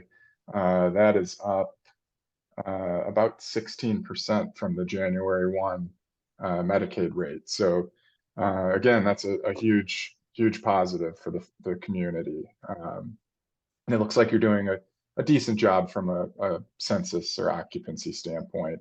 I had the August occupancy about 84, almost 85%. The market itself, I think, is attractive to buyers that are looking at Kansas. I think Atchison's a nice market, relatively close to the Kansas City metro. And there's a couple other nursing homes in town, but that's typical. So I would say overall, somewhat limited competition. And then just kind of getting into your financials, I did have a chance to underwrite 3 years, well, 2.5 years of financials. So 2021 year end, 2022 year end, and then I have 2023 through July. So this kind of getting into the valuation section. Before I do that, any questions? Just moving kind of quickly there. Still no? I'm saving mine. Thank you. Okay. So what we look at is just your general profit and loss statement. And I can't remember who sent that to me. It might have been Patrick. But so revenue wise, I think you guys are doing well. Year over year, I saw some good increases, and I would expect that to continue with this most recent Medicaid rate increase. But 2021, about $3.2 million in revenue, all the way to my annualized 2023 is about $3.6 million. So that's heading in the right direction. Then what we do is we use your expenses, but we do add back any management fees that are in there. So we're looking at a NOI, but we call it an EBITDAR. So it's earnings before interest, taxes, depreciation, amortization, and rent.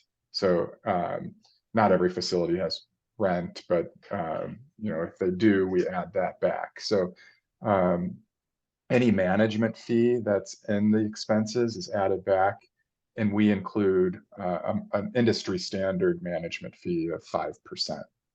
So it's 5% of gross revenues. So in your case, that's anywhere from $160,000 annually to just over $180,000 annually. And just so you know, every buyer, every appraiser, every lender, they're all going to underwrite with that 5% management fee. So that takes us to the EBITDAR or the NOI. Those can be interchangeable. In 2021, it looks like you're losing just under $1 million, about 900,000. 2022, you're losing about just under 600,000. So there was some improvement in 2022. Now, through the first 7 months of 2023 annualized, you're trending back toward 2021, so about negative 750 in EBITDA. So that's nothing uncommon. We sell a lot of non-performing assets, especially in this market, and buyers are willing to really dig in and figure out if they can improve this financial performance. And a lot of them, feel they can. I just used this example earlier today. I have a listing in Iowa, and it is losing. It's a nursing home as well. It's a nonprofit. It's losing well over $1 million a year. And we had two great offers right out of the gate, and both buyers think that they can get it profitable within the first 3 months. So there are ways, these experts in the industry, they really look at the reimbursement, but also staffing and other cost savings. So a couple pieces of information in the financials that were kind of jumped out at me a little bit was personnel costs have increased significantly in 2023. So that's just something to kind of keep an eye on. And I've been meaning to ask Patrick about this. The expense line item that's social service supplies was budgeted for $200 for 2023, and it's $133,000 through July. So that was more of a question that we can, maybe answer later in the process. But overall, everything was pretty straightforward. So that kind of takes us to the actual valuation. There's three main things we look at when valuing a nursing home. The first is the cash flow. We use a capitalization rate.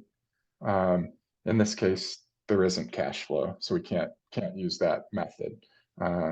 That's only for performing facilities. So when it's a non-performer, we look at an effective gross income multiple and a price per bed based on sales comps. So a gross income multiple is very simply, it's the revenues times a multiple. In this case, I used a 0.45 times revenue. And it's much lower than what you would see, like if you read some industry data, that multiple would probably be closer to like a 0.9, but Kansas is historically a little bit lower than the national average. And based on sales I've done in Kansas recently, it's going to be closer to this range, so about 0.45. So based on an effective gross income multiple, I have the value at $1.6 million or $35,600 per bed. Again, that's just one way of valuing the facility. Was that figure again? 1.6 million. 1.6 million or $35,600 per bed. And that's, so the 2023 year-to-date annualized revenue was just over $3.6 million, about 3.65. So 0.45 multiple actually brought it to 1.64 million. But based on, we do have to look at some of the track record, some of the historical track record. And it was, the revenue was 3.2 million in 2021, 3.4 in 2022. So those values penciled out to about 1.4 to 1.5. So, somewhere in that 1.4 to 1.16 range is where the value is via EGIM. So the next thing we looked at was sales comps. And again, these are all in the BOV that I'll be sending over. But I looked at 4 sale comps, all in Kansas, all transactions that I handled, all with skilled nursing. varying markets and quality of the buildings, but so when we look at sales counts, we're really trying to determine what is the average price per bed for a nursing home. And based on the comps that I put in, which one was in Marysville, Kansas, that was in December of 2022, one in Gardner, Kansas in May of 2022, Oxford, Kansas in March of 2022, and Derby, Kansas in August of 21. We determined that the value range for your facility is in the 27,500 per bed range to 32,500 per bed range, which that's going to come in a little bit lower than that EGIM value that I just gave you. So this is in the 1.24 to $1.46 million range. So those are the two valuation metrics that we looked at for Atchison Senior Village. We ultimately feel that there is a buyer pool for this facility. Again, we've sold many 45-bed nursing homes that are non-performing in the state. There's not 100 buyers for it. There's probably, 10 that would really give it a serious look. And, I hope to get, in today's market, 3 or 4 offers. More realistically, probably 2 or 3 offers. The way we market is we try to keep the process confidential.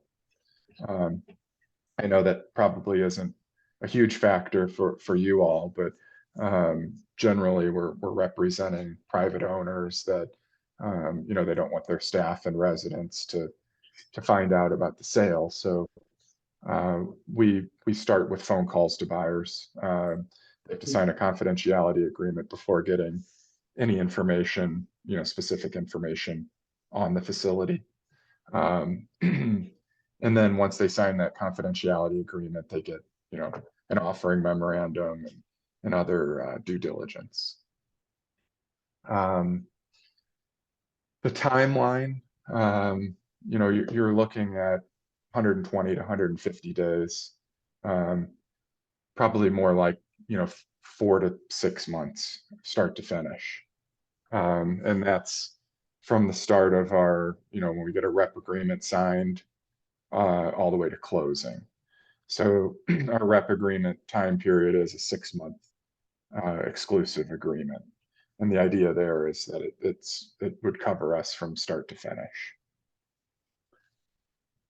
And we, as your broker would be there the whole process. We would manage, obviously the marketing and helping negotiate a letter of intent,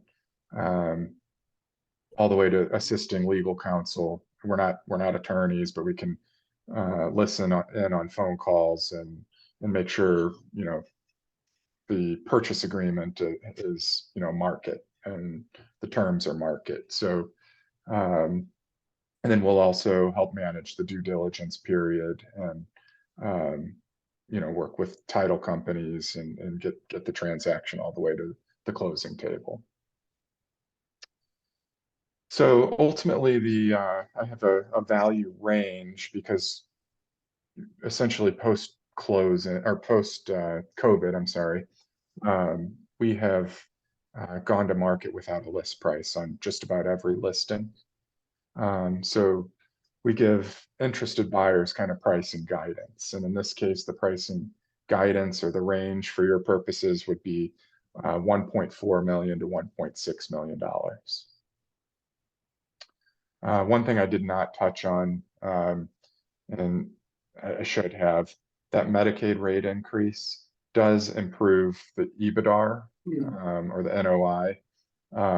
Year-to-date annualized was about negative 750,000. With that Medicaid rate increase, I have it estimated at about negative 400,000. So it doesn't really impact the value, but at least it's heading in the right direction. Any questions? So I have a question, because you're correct, we're currently operating as a 45-bed facility because it was the savings on the tax, the bed Right. tax, but we are a 53-bed facility, so wouldn't we market it at its max? Because for a buyer, and to your point, the experts in the industry, if they're purchasing a facility, they're probably gonna wanna put beds in or heads in the beds to generate their Sure. revenue, right? So would our values Yeah. be based off what the potential is, not just what we're physically able to do in the county, or? Yeah, good question. Very good question. Sometimes what we do is we show, because I think the license is 45 beds. That's what we go by. Okay. Is it 53 rooms though? Is that what you're saying, or was it 53 beds at one time? Yes, so we had it at 53 beds within the last 3 years, and we just dropped it. We hired a management firm that found that we had that significant savings if we dropped down to 45, and we weren't filling that capacity anyway, so it was kind of a no-brainer to drop the license down to 45 to kind of get the cash flow a little bit in better Right. Yeah, position. so sometimes what we'll do is show licensed beds and effective beds. Okay. And usually the licensed beds is more than the effective beds though. So in this case, I guess it could be a pitch to a buyer that at one time this was a larger facility in terms of number of beds, but I would say almost every buyer would keep this at 45 beds. So it would need to be marketed as 45 beds since that's what the license is. Interesting. And in Kansas, it's easy, from what I'm told, it's easy to increase that bed license if needed. So, any sophisticated buyer will know that. Right, and that's what we were told when we decertified down to 45, that we were like, well, what happens if we do have, Right, if- right, yeah, and we were told that it's not a big deal to be able to bump it back up to the right. max capacity. So Kansas is unique. It doesn't have a CON for nursing homes. Most states have a CON, certificate of need. So that's actually been a factor as to why a lot of national buyers haven't been interested in Kansas, because with no CON, somebody could come in and build a brand new facility right next to you. So that's what, on the flip side, what makes it easier to change that bed license. And your company also helps with like the contract transitions too, right? Because like with the nursing home, there's so many areas of it, with so many different contracts with different companies doing different things, from vendors, billing companies. I mean, there's so many different ones, pharmaceuticals, dietary. Do you help transition all of those, or I guess you're either gonna transition or end them one way or another. Do you help with the contract piece?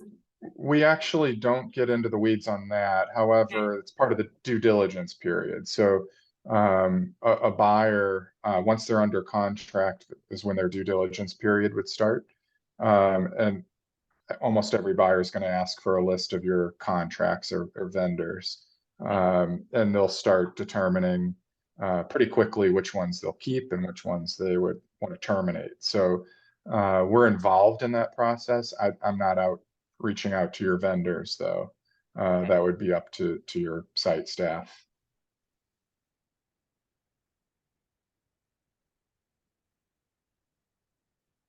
Do you help with any vetting of the buyers? So like, is it pretty, I've never looked at a nursing home contract before, what that looks like and what all it entails, but if we have 3 to 4 different, I mean, all the things that come beyond price point, right? Do they usually share some of that, of like what their intentions are, why they are interested in this market, all of the things? Because I mean, at the end of the day, staff and residents are a priority to make sure that we're handing it off to someone that's going to continue the success. Or Sure. No, another good question. So all our buyers are vetted already.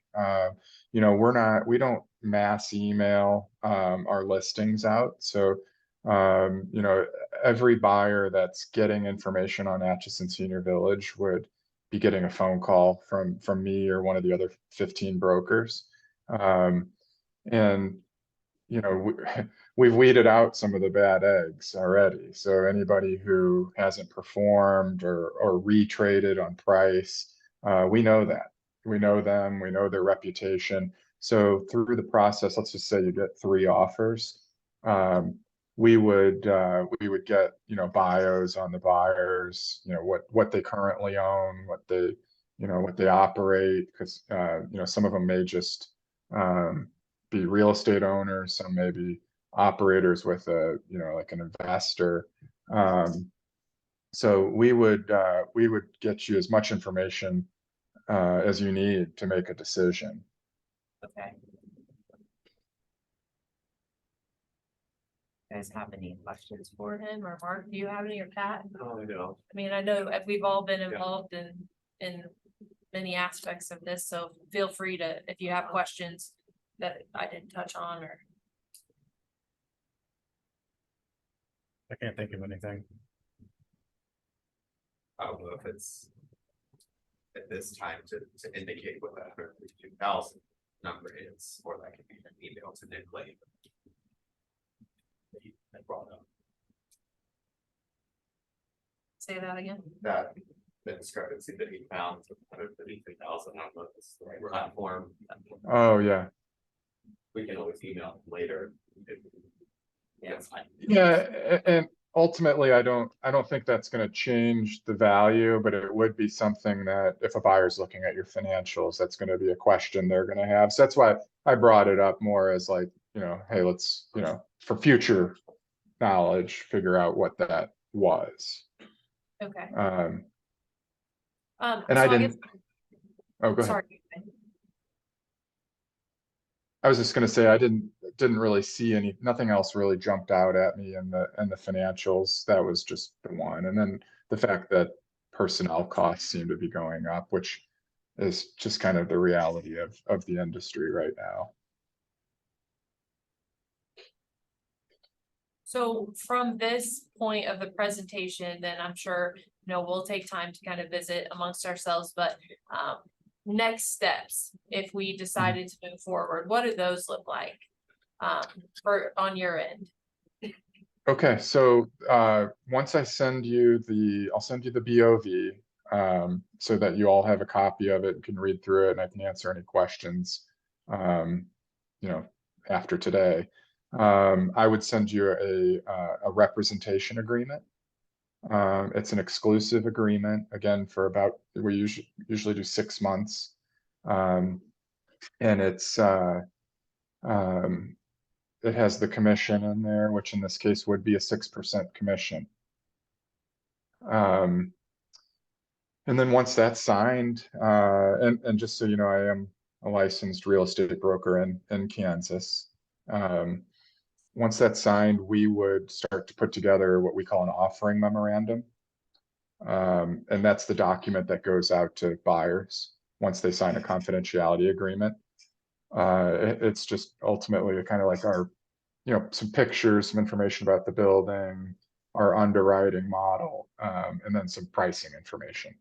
And then once we have your green light to go to market with that, you know, I would get all the information to our team of, you know, it's really, the team is about 20 something people, but you know, 16 brokers.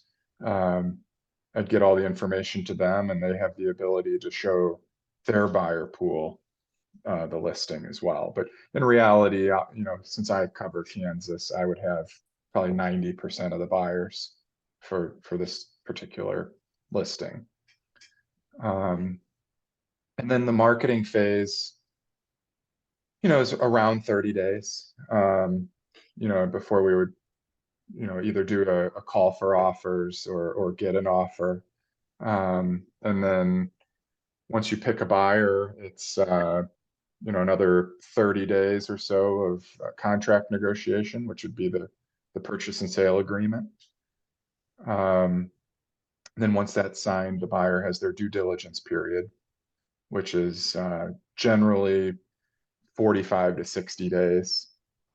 And then once the due diligence period's over, it's about a 30 days time period to close. So that's, and again, the timeline is in the BOV. You'll be able to see it all drawn out for you. But, it's again, about a 150-day process. And so typically you put a date on it then to call for all offers so that we can sit here and have, hopefully 2 to 3 at the same time. To kind of way back and forth. Correct, yes. And that call for offers, it can be predetermined, when we start marketing. I don't generally like to do it that way. Typically what we do is once I get that first offer, then we set a bid deadline. And then, we tell our other buyers that, they have to submit by this date. And the group that offered, we let them know that we won't be responding until after that date.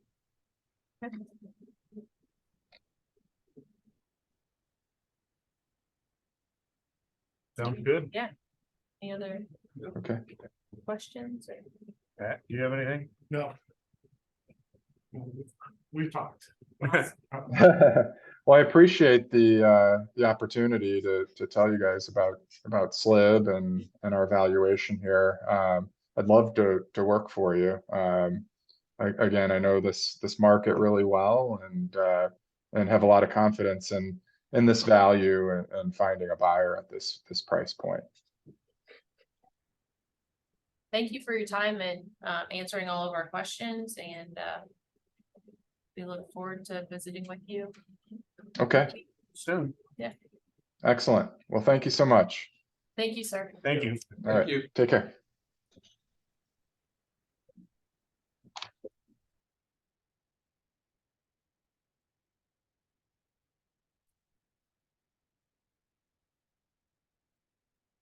Okay, do we have any unfinished business?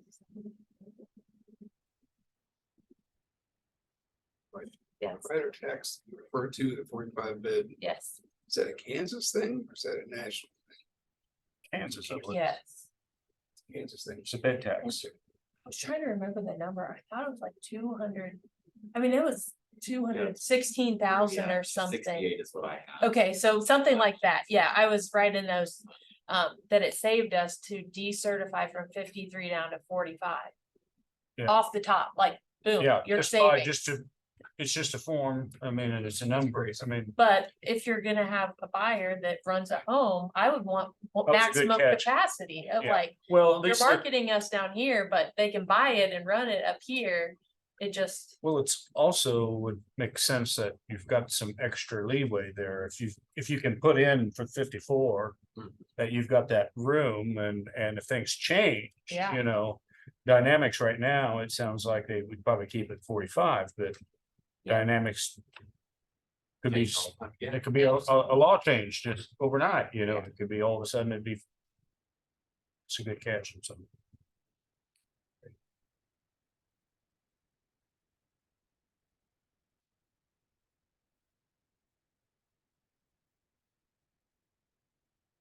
what are your guys' thoughts on? I mean, I liked he wasn't a salesman, he just gave his information, like, Yeah. it's nice to have a company that is familiar with them. That's why, like, the vetting of the buyers, like, they're already done. Like, he already knows all the Players. things, so that we can feel a little more confident that, Right. I mean, hitting the success is what we want, long-term success. So Yeah. him having that vetting process already makes me feel better than just, hey, And I think we could all, or at least I know I can't sleep easier knowing that all of our cards are on the table. They already know what our finances are. They already know Absolutely. the facility of the beds and what it looks like with pictures. And if they want to come in and look, that's great, whatever. But we're not like hiding anything. yep, Yeah. I agree, They know everything. the guts, the ins and outs and how much we've brought in and the revenue and the expenses and then. we don't have to worry about what is someone gonna think about it. They already know. Yep. Or should know all the reports and papers. Well, right off the top, it's like. What we know about renting a nursing home, we know even less about selling a nursing home. And so, to me, you know, if we're gonna do it, we don't wanna. Try to do it ourselves and do it on the cheap, because we don't, it's a whole different animal. And we want success. We're not just unloading a facility. We want it to Right. be successful. Yeah, Yeah, we want it to, Need. yes, absolutely. We want to find those experts in the industry he's talking about and put them in place to run it, not 3 commissioners. yes. So. Did you have any updates for us today, Pat?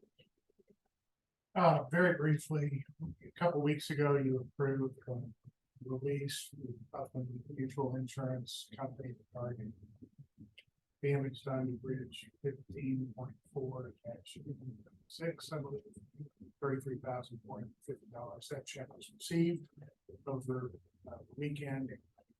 Gave it to Mark Zelter for deposit. Okay. That is the exact amount of proposal we have. Collins and Herman for the repair. of the bridge. So, completely whole. That's all.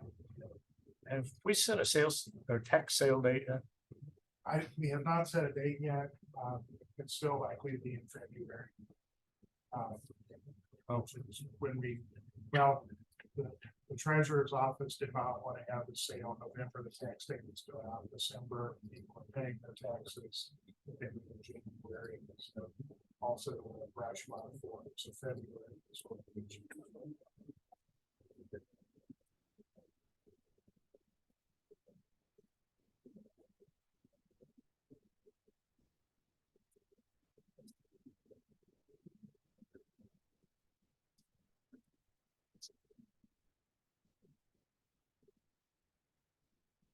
That's all I would. Okay. Any need for executive session? I don't have any. Okay. Approval of the expenses. Did you guys have a chance to look through those earlier? I'm going to approve them. I'll second. Okay, it's been moved and seconded. All those in favor say aye. Aye, passes 3-0. We have about 55 minutes until our R&R and budget hearing, so. If there's anything, Michelle have given us some documents that I think is helpful. Because I know we've been getting emails with increases, and sometimes they're looking at all of the taxing subdivision in Atchison County, so it's helpful to see how everyone landed. And also when their hearings are, so that if anybody asks you, they can attend those for.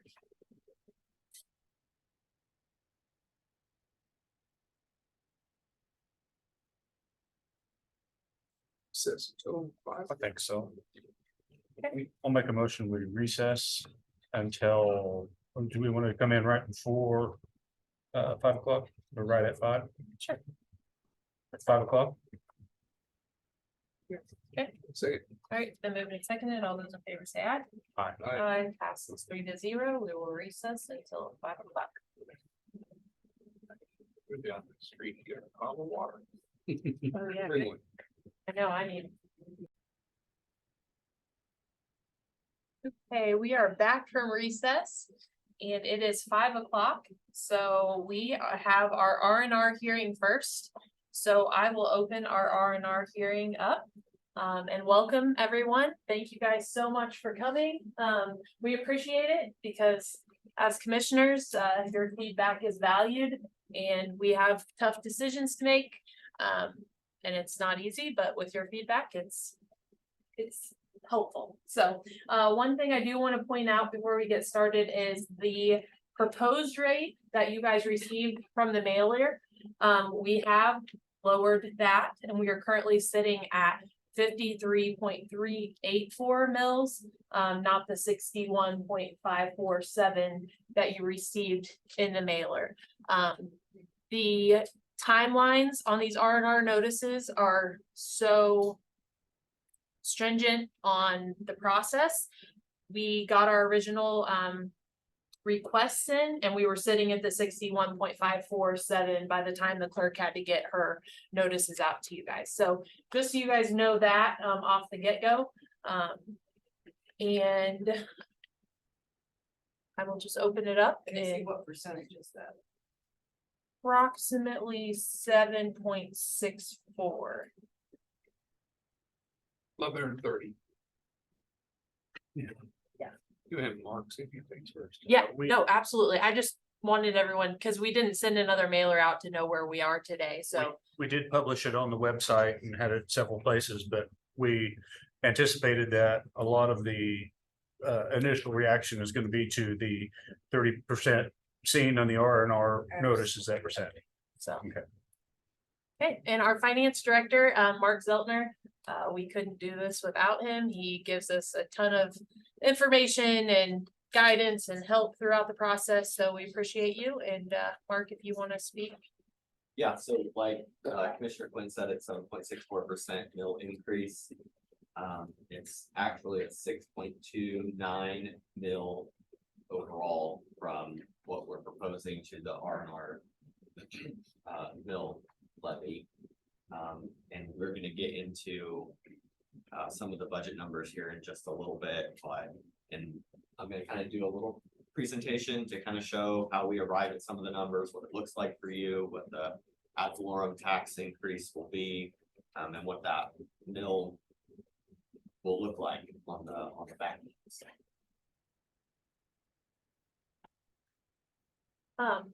So one of the things that happened last year is we certified in September that we were going to exceed the R&R rate. And we signed off on doing that. And then one of the deadlines for the R&R notices was missed. Therefore, all of the feedback we received from the folks at the state of Kansas was that we needed to hit the R&R rate or refund the taxpayers anything we levied over that rate. So from September to November, we had to recertify and crunch down and hit the R&R rate. So if we would have been able to utilize what we initially signed off on last year, it would only be a 3.667 mil increase. So I think that's important to note also of just the position that we were in last year of not taking any increase. And now we're, we're playing catch up a bit from that. So with that, the R&R. Last year was 0. Yes, sir. Right. Do you have anything, Commissioner Knoll or Commissioner Rivas, before I ask the public if they? No, it's quick questions. Okay, so this part is for the R&R, and then we will have our budget hearing. We appreciate you all coming, and we did them together so that you can make one trip and voice your concerns or input for us. So this is for the exceeding the revenue neutral rate, if anybody has questions on that. Okay, Or comments. or comments. What exactly is the revenue neutral?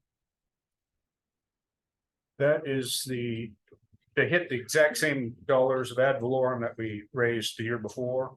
The revenue neutral rate is the calculation of what the mill levy would have to be to raise no more than you did the year before. So when we talk about revenue neutral rate figures, that is calculated in that the intent or the hope is that you won't have to raise any more dollars total than you did the year before. Does that make sense? So total taxes collected should remain the same. So that is the target rate. It's the new mill levy. If you're not going to raise, if you don't have to exceed.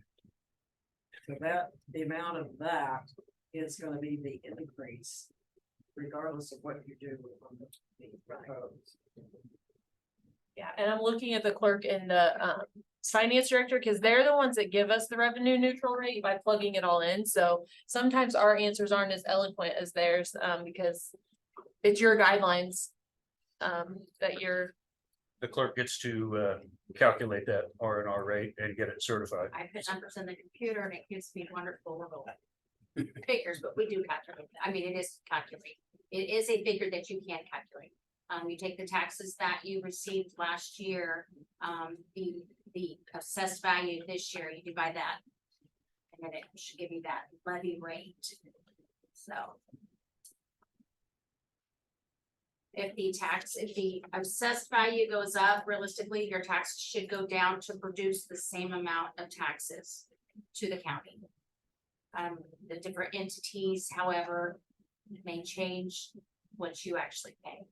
Because there's multiple entities that are in everybody's property, fire districts, watershed districts, library districts, school districts, townships, cities. So all of those levies come together to create your actual levy. So. Okay, so like last year, our appraised value went up 15%. This year, the budget you said has changed, up over 10%, that's 25% in 2 years' time. And I doubt if there's anybody in here sitting in here that's got their income increase 25%, or even 10% in the past 2 years. So how much, if it, let's say it goes up to 25%, which would be the 100% this year. Okay, how much actual tax money is that going to cost us? So you're saying the value of your property went up That's correct. by law. For starters, if you question the value of your property, you feel it's too high, I would make an appointment with your county appraiser's office to verify the information, make sure what they have is accurate. Okay, well, we've done that in the past. Okay, And what they say is, wouldn't you sell it for that? that's Which not you- the point. Which Right. is pretty asinine. so I can speak to that. The appraiser is regulated by rules through the state of Kansas that she has to stay within 90 and 110% on what the open market values are. So when you guys look on what's for sale on the market in Atchison County and see everything, I wouldn't pay that for that house, everything's been escalating the past couple years. That affects all of us in the room, even if you haven't sold your house, if you haven't made any improvements, all of the things, it's generated by the open market values, and she's got to stay compliant between that 90 to 110%. So- Unless I misunderstood though, a moment ago, you said that if the appraised value goes up, the tax levy can or should go down. To That create the same amount of revenue, that you would pay to the county. Okay, so why is what the tax we're paying rising? Because of the different entities. Some of them are increasing their levy, their needs, their budget needs, so their levy would increase. What am I reading wrong? Because I'm understanding that the county's percent is 30% higher. It's not all of those other entities have theirs, different values and percentages and stuff that are different, but it's the county tax that's 30% higher on mine. I think you got here a little late. We led with that was, Apologize. no, that's fine, but Mr. Announcement. that has went down to The We ad have- valorem's 13.37. so it's down that much to begin. I'm not right or wrong, but that's where it's at because It's not the, the 30 that was. Right. Right. The 13, okay. Yeah. it's down Okay, and so that's So where. that's 13%. 13.37%. Yeah. So what, Instead of 30. I mean, Last year same was thing, I doubt anybody in here's income to increase that much this year, so. What justifies raising the money, the tax that high? So if we were able to do what we intended last year with a minimal increase, we would only, well, we didn't take a increase at all last year because we could, county was we got 4. zero. Yeah. But that goes to show too, though, your individual taxes can fluctuate because of the different valuation. If ag land had went up 15%, but housing was flat.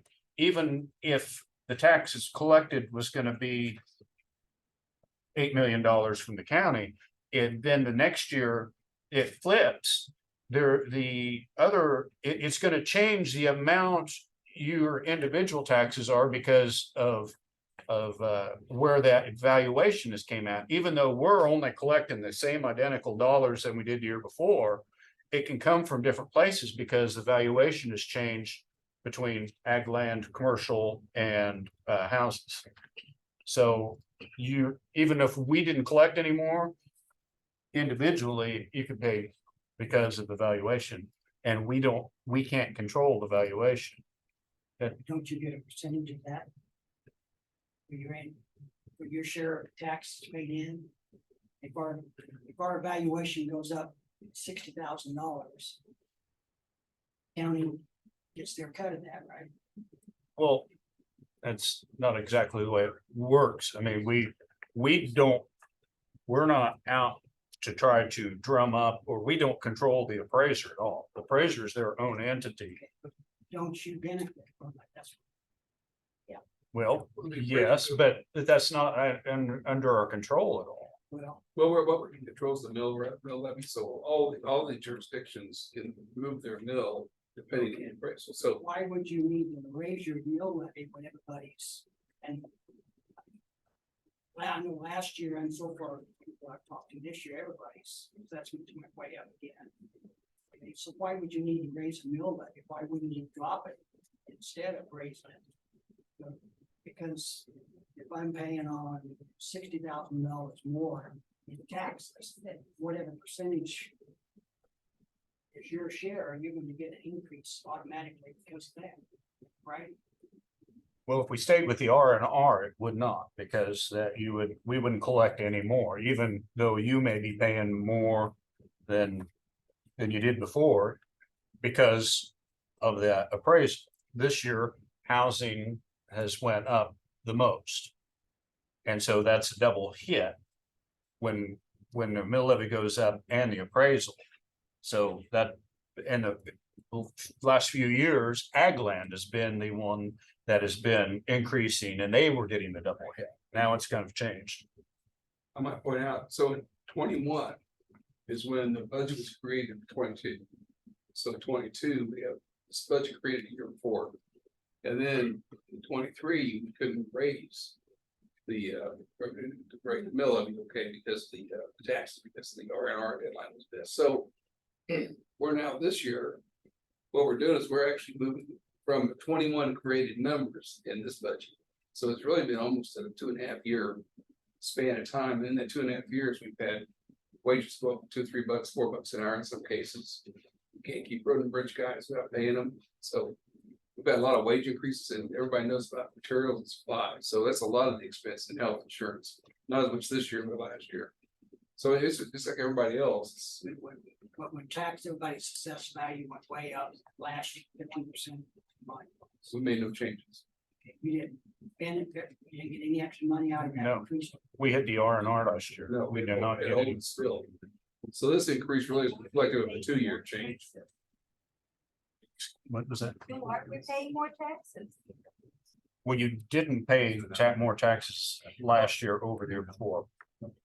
So also, well. For the county portion, jurisdiction, like there's other taxing subdivisions within where everyone lives. And so that's one of the things my constituents I'm trying to explain, because they know they come to the treasurer and they pay their bill. They know that it's county taxes, and we do feel everybody in Atchison County, regardless if you're in the city or not, you're in the county.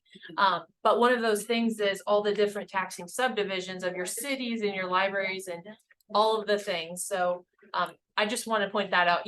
If you understand, that's great, but some people that have reached out to me didn't understand that piece of we're just one.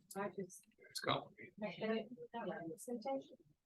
Yeah, and those don't have, most of those don't have a hearing that we can go to. Yeah. But this is the one that is the highest percentage. Right. He's an F of 13. Yeah. Yeah. You're No, Yeah. no, Well, no. the 409. 409 is higher. It's just a smidge higher, but then we might go to their hearing and they might say, oh, it's only whatever, you know. Well, and so they were affected last year by the R&R notices as well, but everybody else marched forward as they were going to and exceeded the R&R because it wasn't on them. And like for us, we couldn't do that. So we had to, so if we were able to, it would have only been an 8%.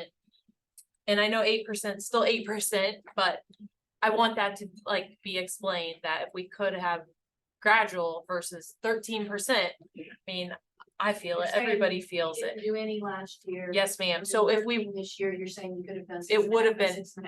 8, yeah, Would've been eight, but now it's- yes, yes, sir. So there's what made it change from 30 down to 13? Yeah, What was all involved in What that? happened? Well, the departments, everybody turned in all their requests, all their suggestions. So you didn't have that when you. We weren't done. 30, you didn't have all the information yet. We Right, had it at face value. Every department saying, this is my request, this is what I need to run my department.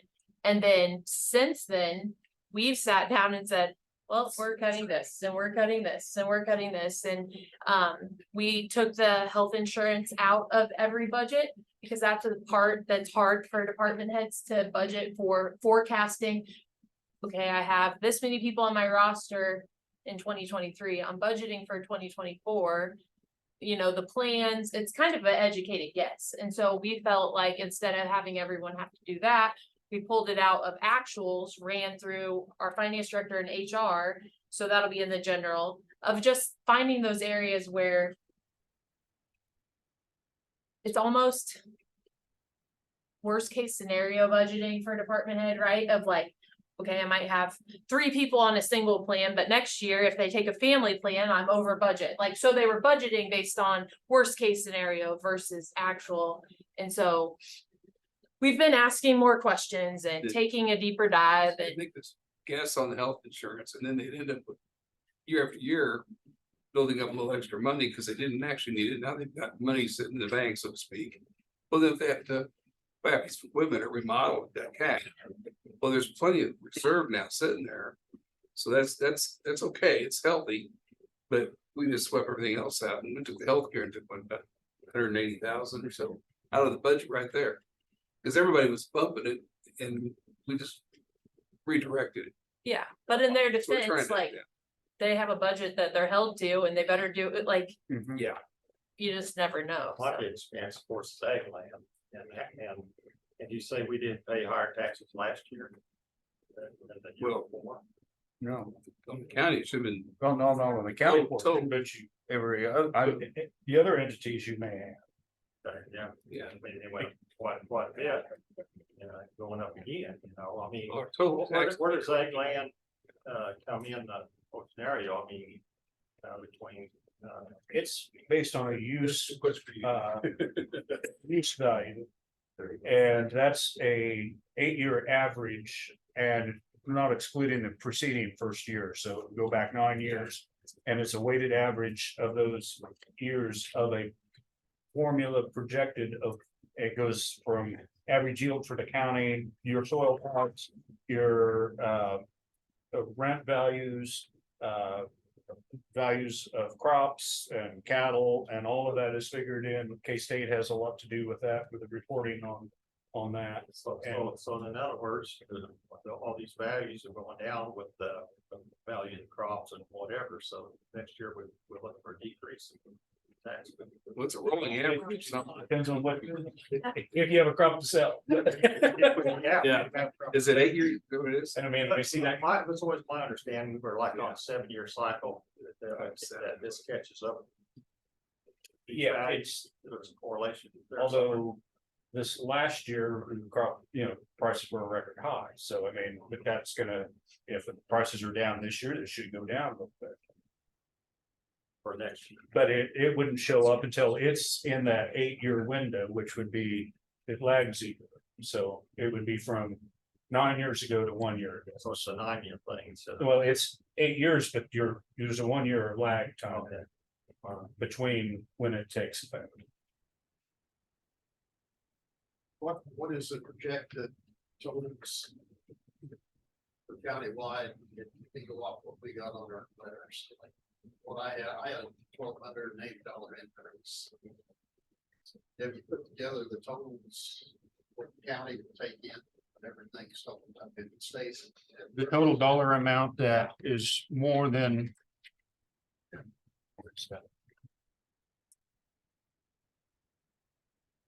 1.347. Increase. It's $1,347,843 increase. That was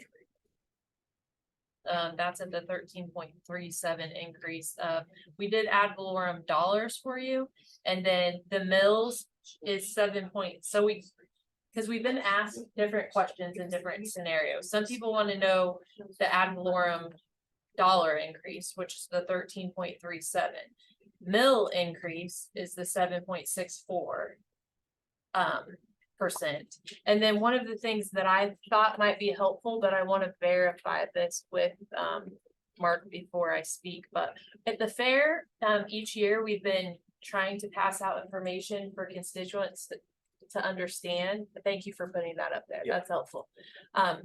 But when we had the breakdown of what the county portion is in dollars per $100,000 home. So in 2022, it was 603.83. 2023, it's 571.19. So we decreased it $32.64. Then if we use that mill calculation spreadsheet that you gave us and put in the 53.384 mills, 613.92. So is that helpful to people to see? Maybe. Per I- 100,000, anything yeah. I like that. No, I was just curious because sometimes then, Like if you took the part of the flyer from last year and the Yep. flyer from this year. yep. And then what the mills are projected next year of the 613.92 per 100,000 value. Yeah. I just thought that might be You helpful. might go through it again slowly. Yeah, well. That increase is divided among the county and agencies. Yes, so the breakdown was let's see the health insurance. I have that up here too. Oh, thank you. So. Yeah, there it health is. insurance Was 1,253,000. Out of this.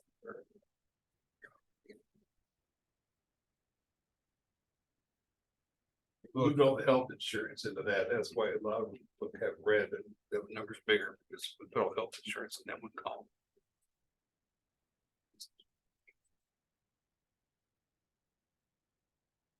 Yeah, so expenditures, they're like 2.9% increase. That's a huge. That's the health insurance. We should do it there. Health insurance. Well, we What was moved the it from number? the different funds Departments. into one fund instead of each department doing their own. Yeah. And the reason that was is we looked historically, we were $150,000 to $200,000 left over.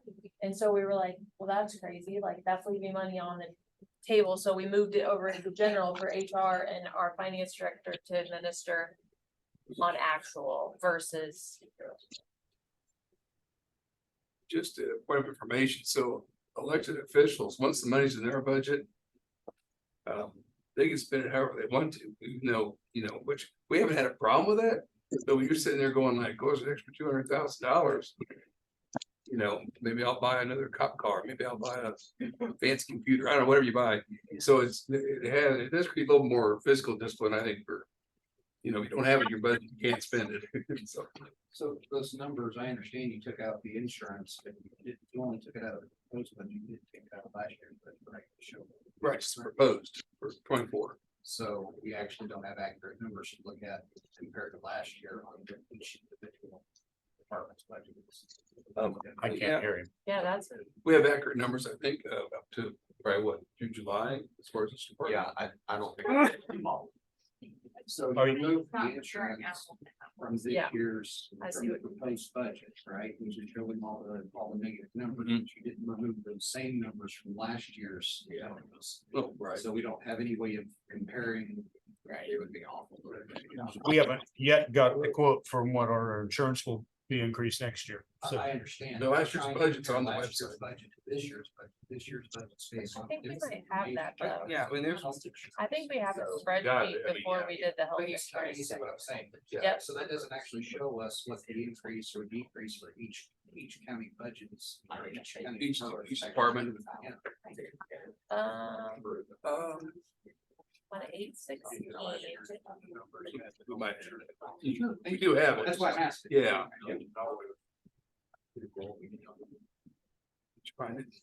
Well, How much of this? so they're not an ad valorem tax fund, they're separate.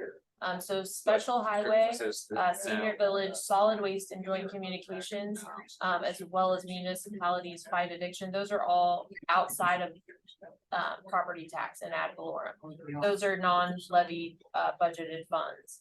So your solid waste and joint communications are funded with the sales tax, and then senior village is funded with itself. Medicare, Medicaid, insurance. Isn't there a deficit there? Is there more expense than there is income? well, but it's running basically on savings. So the savings that they had built up for senior village is dwindling. So it's to the point where it would be forecast to be having to tax ad valorem taxes to pay for it. That won't be this year. I wouldn't know. Well, I don't know. That's what we're discussing, selling it to a healthcare facility know. and do But actually. if it's not profitable, how are we gonna sell it to somebody else? Oh, you can watch our meeting today. 'Cause Yeah, the broker came with evaluation, even with our deficits, and it was. It's, yeah. There are, what did he call it? Experts in the industry that would be interested, that could run it better than us. There will be a lot of people not going there when they raise the prices. Whoever buys it. And those ones that they don't know what they're doing, like, yeah. It's not- So that's what you raise. It's not subsidized care now. I mean, it's right, would be priced similar to other, the county doesn't subsidize the health. So I don't know whether prices would raise or not. Make a problem with that. For somebody who's buying it. Well, the difference is they'll have. If somebody owns 50 nursing homes, they've got more centralized HR, finance, all that stuff, so. We're doing everything, it's a one-stop shop. And so that's where the economies of scale come into play a lot. And they'll have more To staff your on the point, ground, no expertise, so there's ways to do it. expense in here, but there's a lot of time from these departments that are in the senior village, that isn't accounted for in the senior village. budget. Have experts in your homes all of a sudden. You went to that? No, the counties have always traditionally had something to do with nursing homes. Yeah, statewide, it's changed. Yeah. Yeah, I think there's 7 or less there's not very many left. Oh, county nursing homes. Yeah, it's just. Oh, there's changed a lot.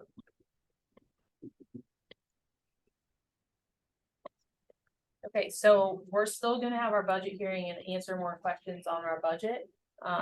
As far as the revenue neutral rate, does anyone else have any questions about, regarding that? So how this will work is if there's no more questions on that, there's a resolution, that we will vote and adopt, that we will exceed the revenue neutral rate of the 47.093 mils. And then we will vote and close that hearing and then open our budget hearing and keep digging in with you guys on questions for the budget.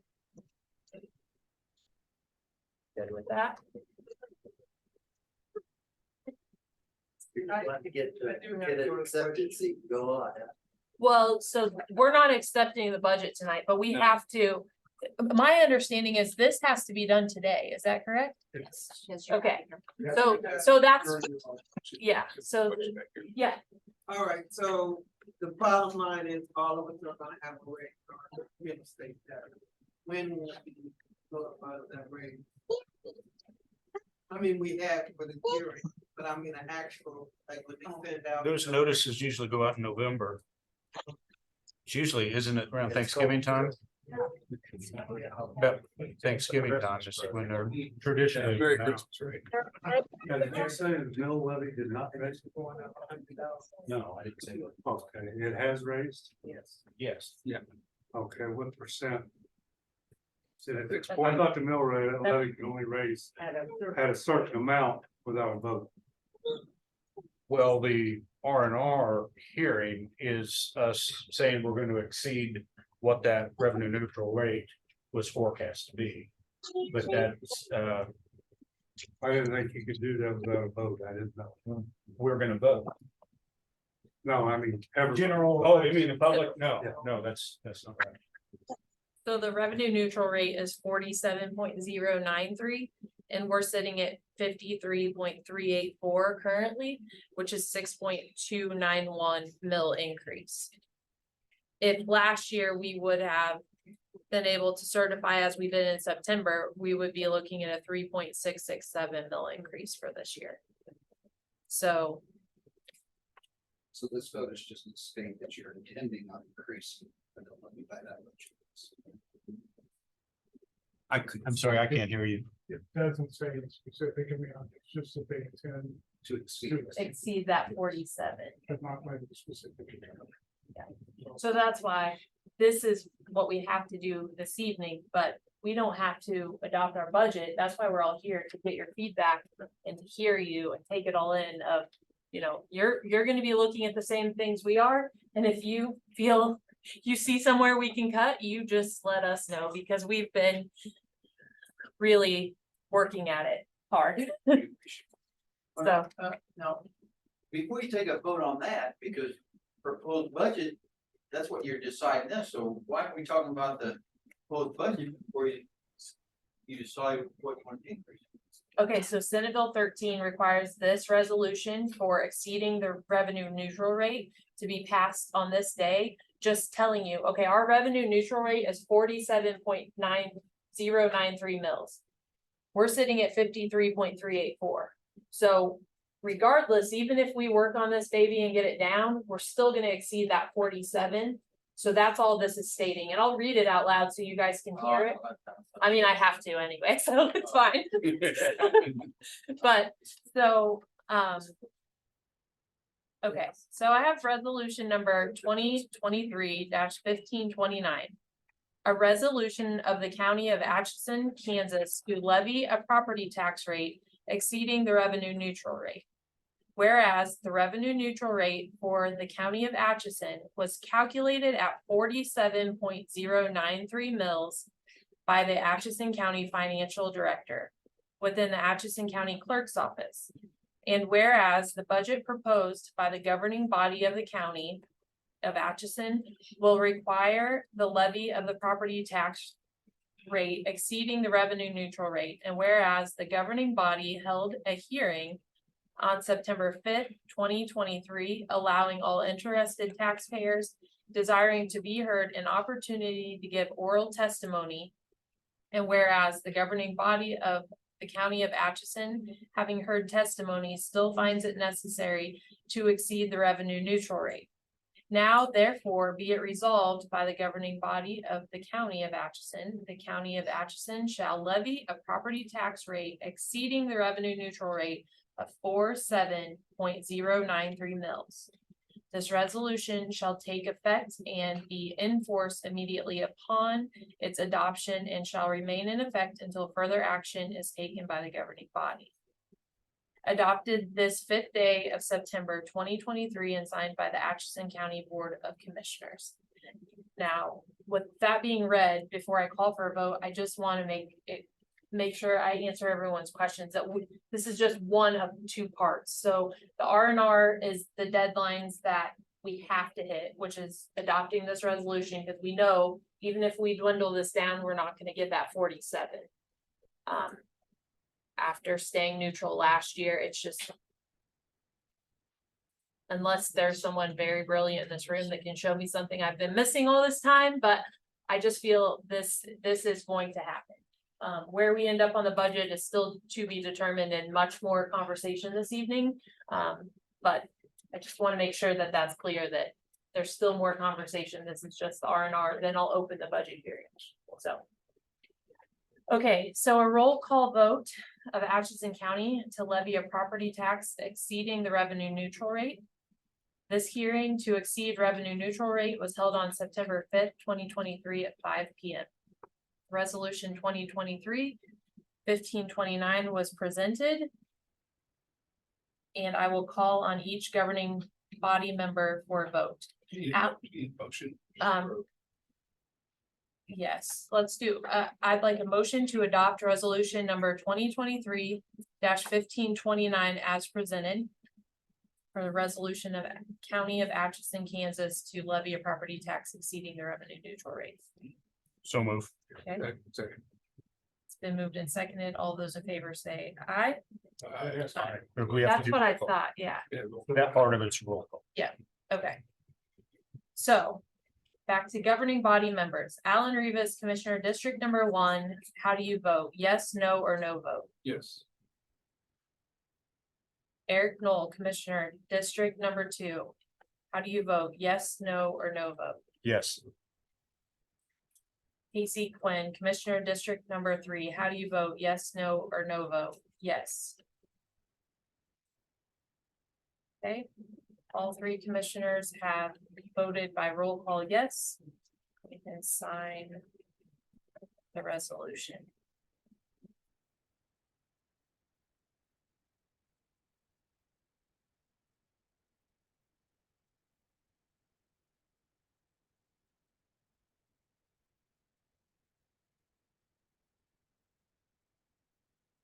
Thank you. Okay, so that concludes our R&R hearing, and I can close that hearing and open our budget hearing for our 2024 budget. So.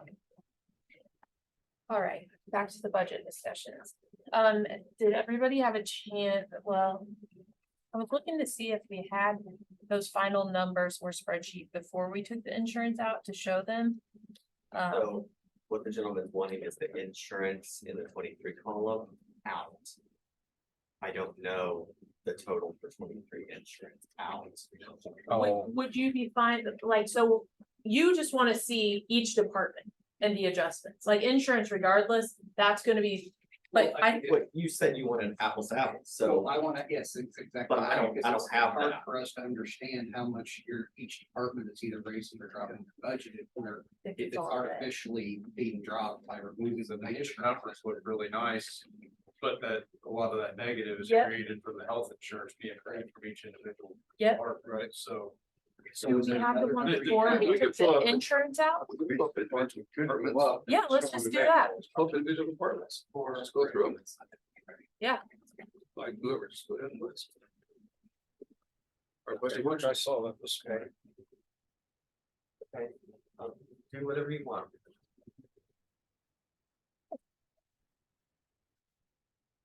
Are there any in particular, or just one at a time going down the list? I just think it's somewhat important for us to be able to, we're actually going up in the budget by 30% to understand. Where departments are increasing, why they're increasing.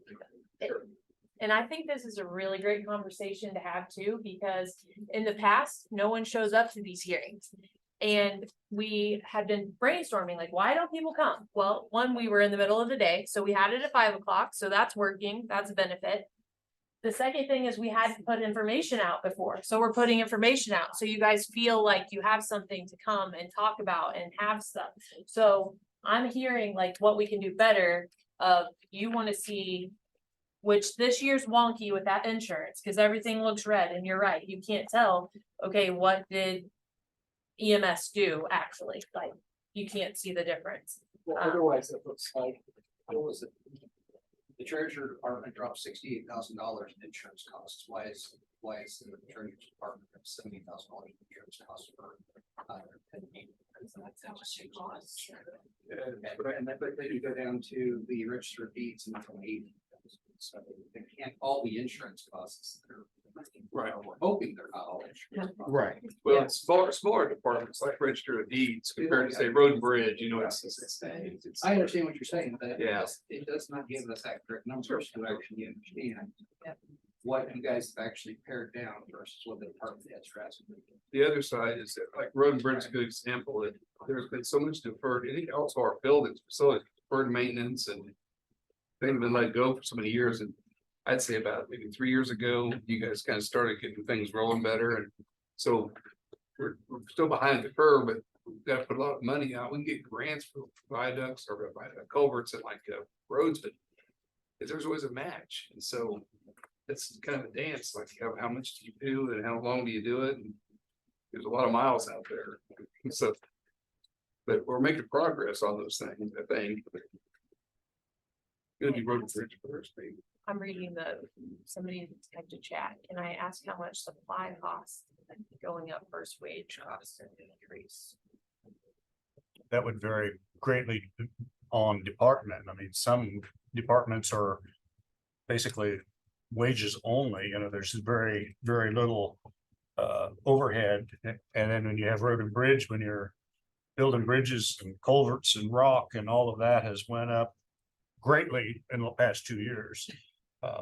The inflation is, you know, just go to the grocery store or Walmart and see how much, if you were spending $2021 now, how much less, you know, and those things we can't control. So and wages itself too. Yeah. Excuse me. We have each department's numbers, is it published on the county's website for each department? What their budgets are? Where the Not in the detail that you're wanting now. So how it works. What do you got there? So I have county commission. We need to see that, but it's hard to understand why we're having an increase. Could be going, We but with the insurance out, it's down, Yeah. it's less. Well, it's just, the insurance is in a different spot. But still, you're showing negatives everywhere. And they could be actually positives if the insurance is in. Oh, compared to last year. Yes. Okay, Yeah. I follow you. Yeah. See how instantly how these things, and I think the language of the R and R. So there's a note is on the very side. confusing. I know the legislature was very, will intend to try to make it clear to the people, but when you start saying the R and R rate, so you're adjusting your mill. Well, people don't get, I mean, it's even here, when you're dealing with it every day, it's hard to look at it and just say, well, is that actual numbers or is that the adjustment? No, I was just thinking, so like on 8/16, we had the spreadsheet, like it's just that spreadsheet you sent us before we did the insurance. So I think if I find the right one, and then we can just walk through that list of what we did, because we reduced, yeah. Yep, Okay. I just have to get the right one. If you wanted the insurance out of the 23. To compare it out. Yeah, anybody that needs to move, all these screens show the same thing, so if you're, can see these, well, you don't need to move. Except here. Okay,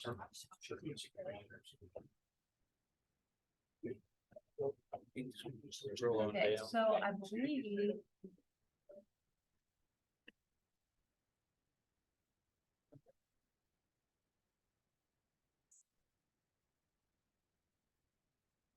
Here you go, page. So far, we're looking at the county commissioners. Yeah. $8,500 out of the county commission budget was for health insurance. Anything else would have been for other initiatives. So one more. What amount did you say? 8,500. That's what I saw. That was budgeted last year, that was actual expenditure. But yeah, it says it right there. for That's a direct live county spreadsheet, I commissioners.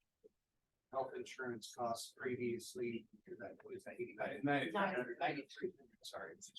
Yeah, 9,300. So 9,300 out of your budget dropping 24,000 was just health insurance. So you guys have dropped your overall budget by another. Yeah, okay. I think I found some things like, in different departments, contractual services and expenses, and sometimes they had them at one point and they kept it in there because we might have it again, and it has tags. We just tried to whittle all those down. Okay. Yeah. You may have software licensing fees or something that they need again, things like that. Thank you. See, I need to go to my side. I didn't know what you're talking about. Did you find that one? Yeah, well, I found the notes and I was going, is that spreadsheet live to where when you make adjustments, it adjusts older emails or no? Okay. So then this budget right here. I ask a question on the. Yeah. No, Absolutely. Is everything bundled together? In other words, road and bridge, or are these is all these entities making their own policies and everything? Or is it all? No, it's one. It's one. It is one, okay. Okay, this is I think I have on it. 727. You wanna send me that? Yes, I think this is, you double check me, but I think this is the one we want to show them that way. This was before we took the insurance out. And Mark does great at getting us updates.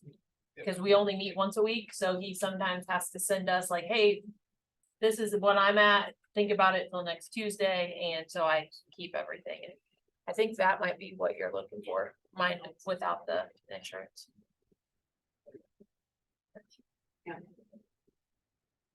As it's sent, yeah. 727.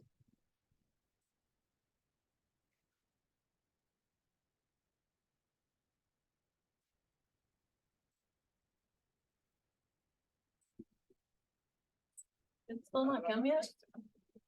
That's weird. Did you send it to him, Wayne? Yeah. Sorry, did you want me to send it?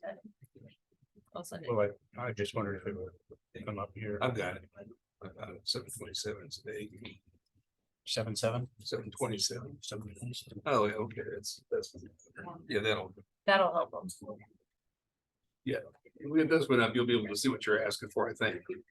And then we can walk through line item by line item because we have a summary. So that was from July 27th, like where we ended. And then on August 16th, we had time to sit down and go more. So we can kind of talk through each one of those of what we did. I think that might be helpful for you. Move around closer if you need to a screen.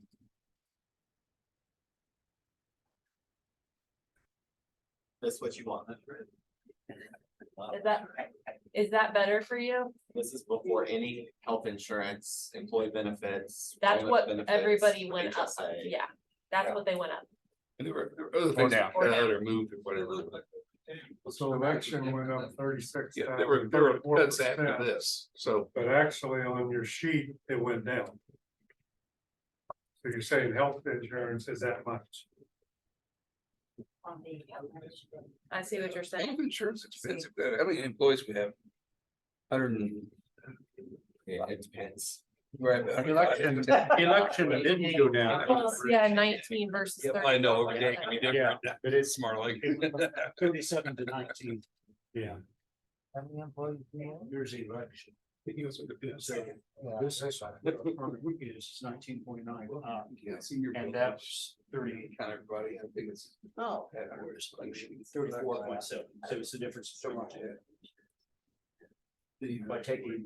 Yeah, but the actual, when you look at the actual figure, you're 21,000 and that went up 30,000, so it's $9,000. Yeah. Just for that department. Just for that, yes. Yeah.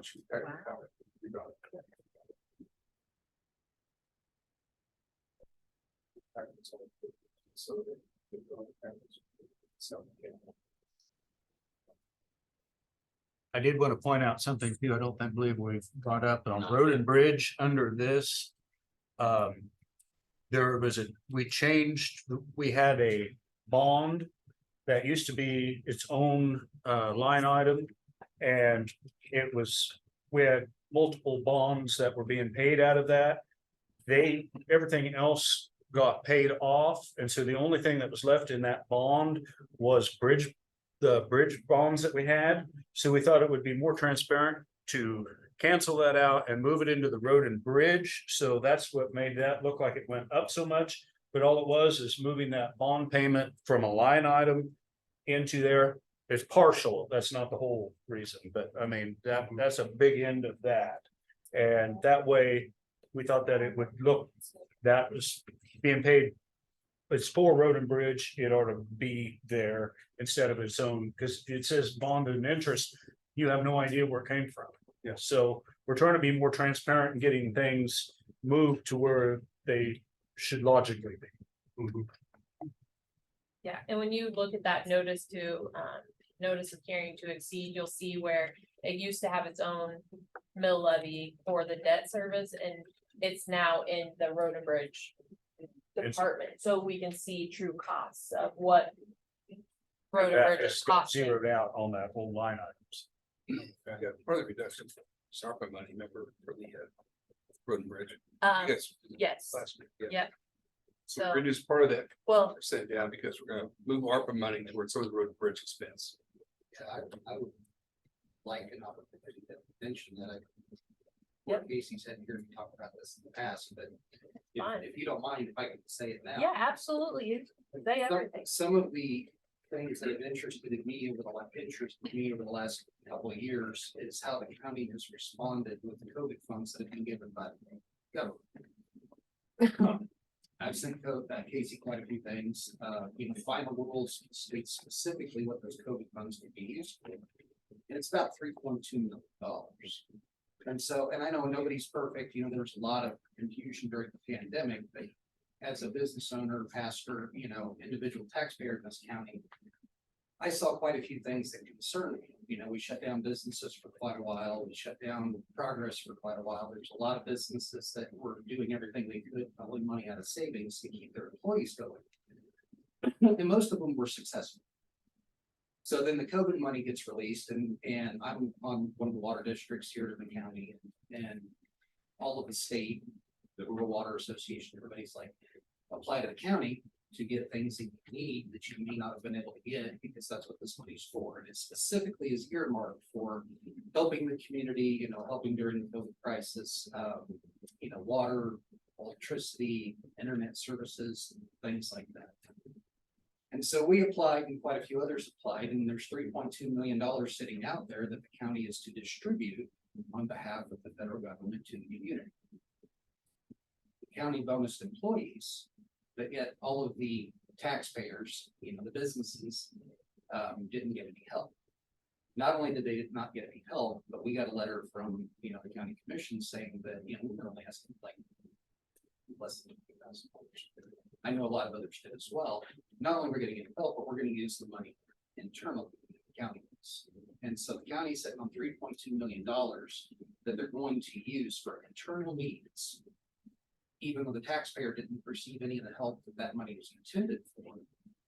And then kind of add insult to injury, we're now not only not helping these businesses, nonprofits, and utilities, or now we're raising taxes.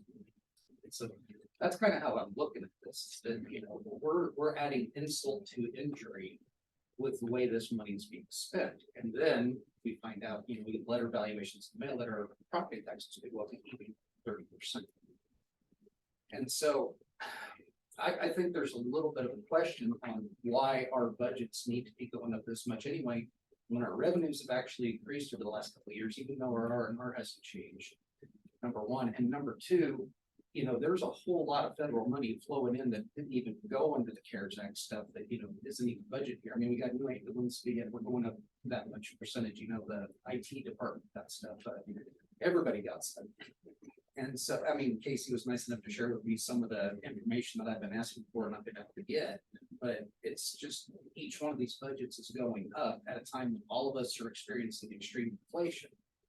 And the money that was supposed to give us support the community businesses was never distributed. And so I'm actually quite confused, and I understand we're going to use $2 million according to the CARES Act stuff to try to build a new building for road and bridge, which may not be the worst idea in the world. It just seems like if we're using this $3.2 million for internal needs within the county, why do we need to increase our taxes this dramatically? There's gotta be an offset. I mean, I know we got AEDs, I know we got new trucks and new ambulance and stuff like that, but the budgets are still going up quite a bit. It just seems a little questionable. Thanks for the comment. Yeah. I agree 100%. So, yeah, I appreciate your comments and I love feedback because like we've talked many times. In response to that, with ARPA funds, we were allocated $3.2 million.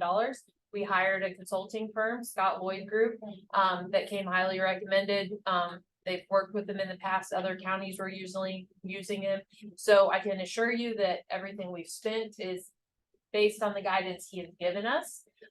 As far as giving money to nonprofits, within our budget, we have $577,689 that we give to appropriations and nonprofits, like within here, also that we help them with. I do have the ARPA expenses. And I'm not debating that. Yeah, I just wanted to. Yeah, the intent of the ARPA funds is very specific on the final. At first, but they changed. Well, from 20 Those directives have changed over time. They did in 3 years. And to be fair, I mean, we didn't expend them right away. We held back and got all of our ducks in a row and had the Lloyd Group help us to make sure that we did the right thing and didn't go out of bounds with them. So we have often talked, we used it for the ambulance. Well, that's for the public good, public safety, things like that. So we tried to keep, even though it was internal, things directed more to the original intent. Well, we've talked about original intent many times on that. Well, but the original intent is very plainly laid out on all 3 years final rule. Very, very plainly laid out on what basically these, now there's a lot of loopholes, there's a lot of ways you can go around it, there's a lot of ways that if you don't get enough funding requests, I understand all that. But essentially, you're getting $3.2 million to spend to add to the county's valuation, right? You're going to be able to use that, and I understand you're wanting to use it for our benefit, I really do. At the same time, you're taking that and raising our taxes by what, a little over $1.5 million, almost $1.5 million. That's $5 million in less than 3 years. What's our average yearly budget? Excuse me, I can't. What's our average yearly budget? Oh, 13 million roughly. yeah, for about 13 million. I mean, that's a significant amount of money. But you could also say that if we hadn't tried to use it for things like an ambulance and things like that. The ambulance, like 60,000, we're talking 3.2 million. I know, but I'm just saying over that order that, and we would have had to pay for all of those things only with ad valorem taxes. We would be paying more in taxes and handing that to only the specific nonprofits.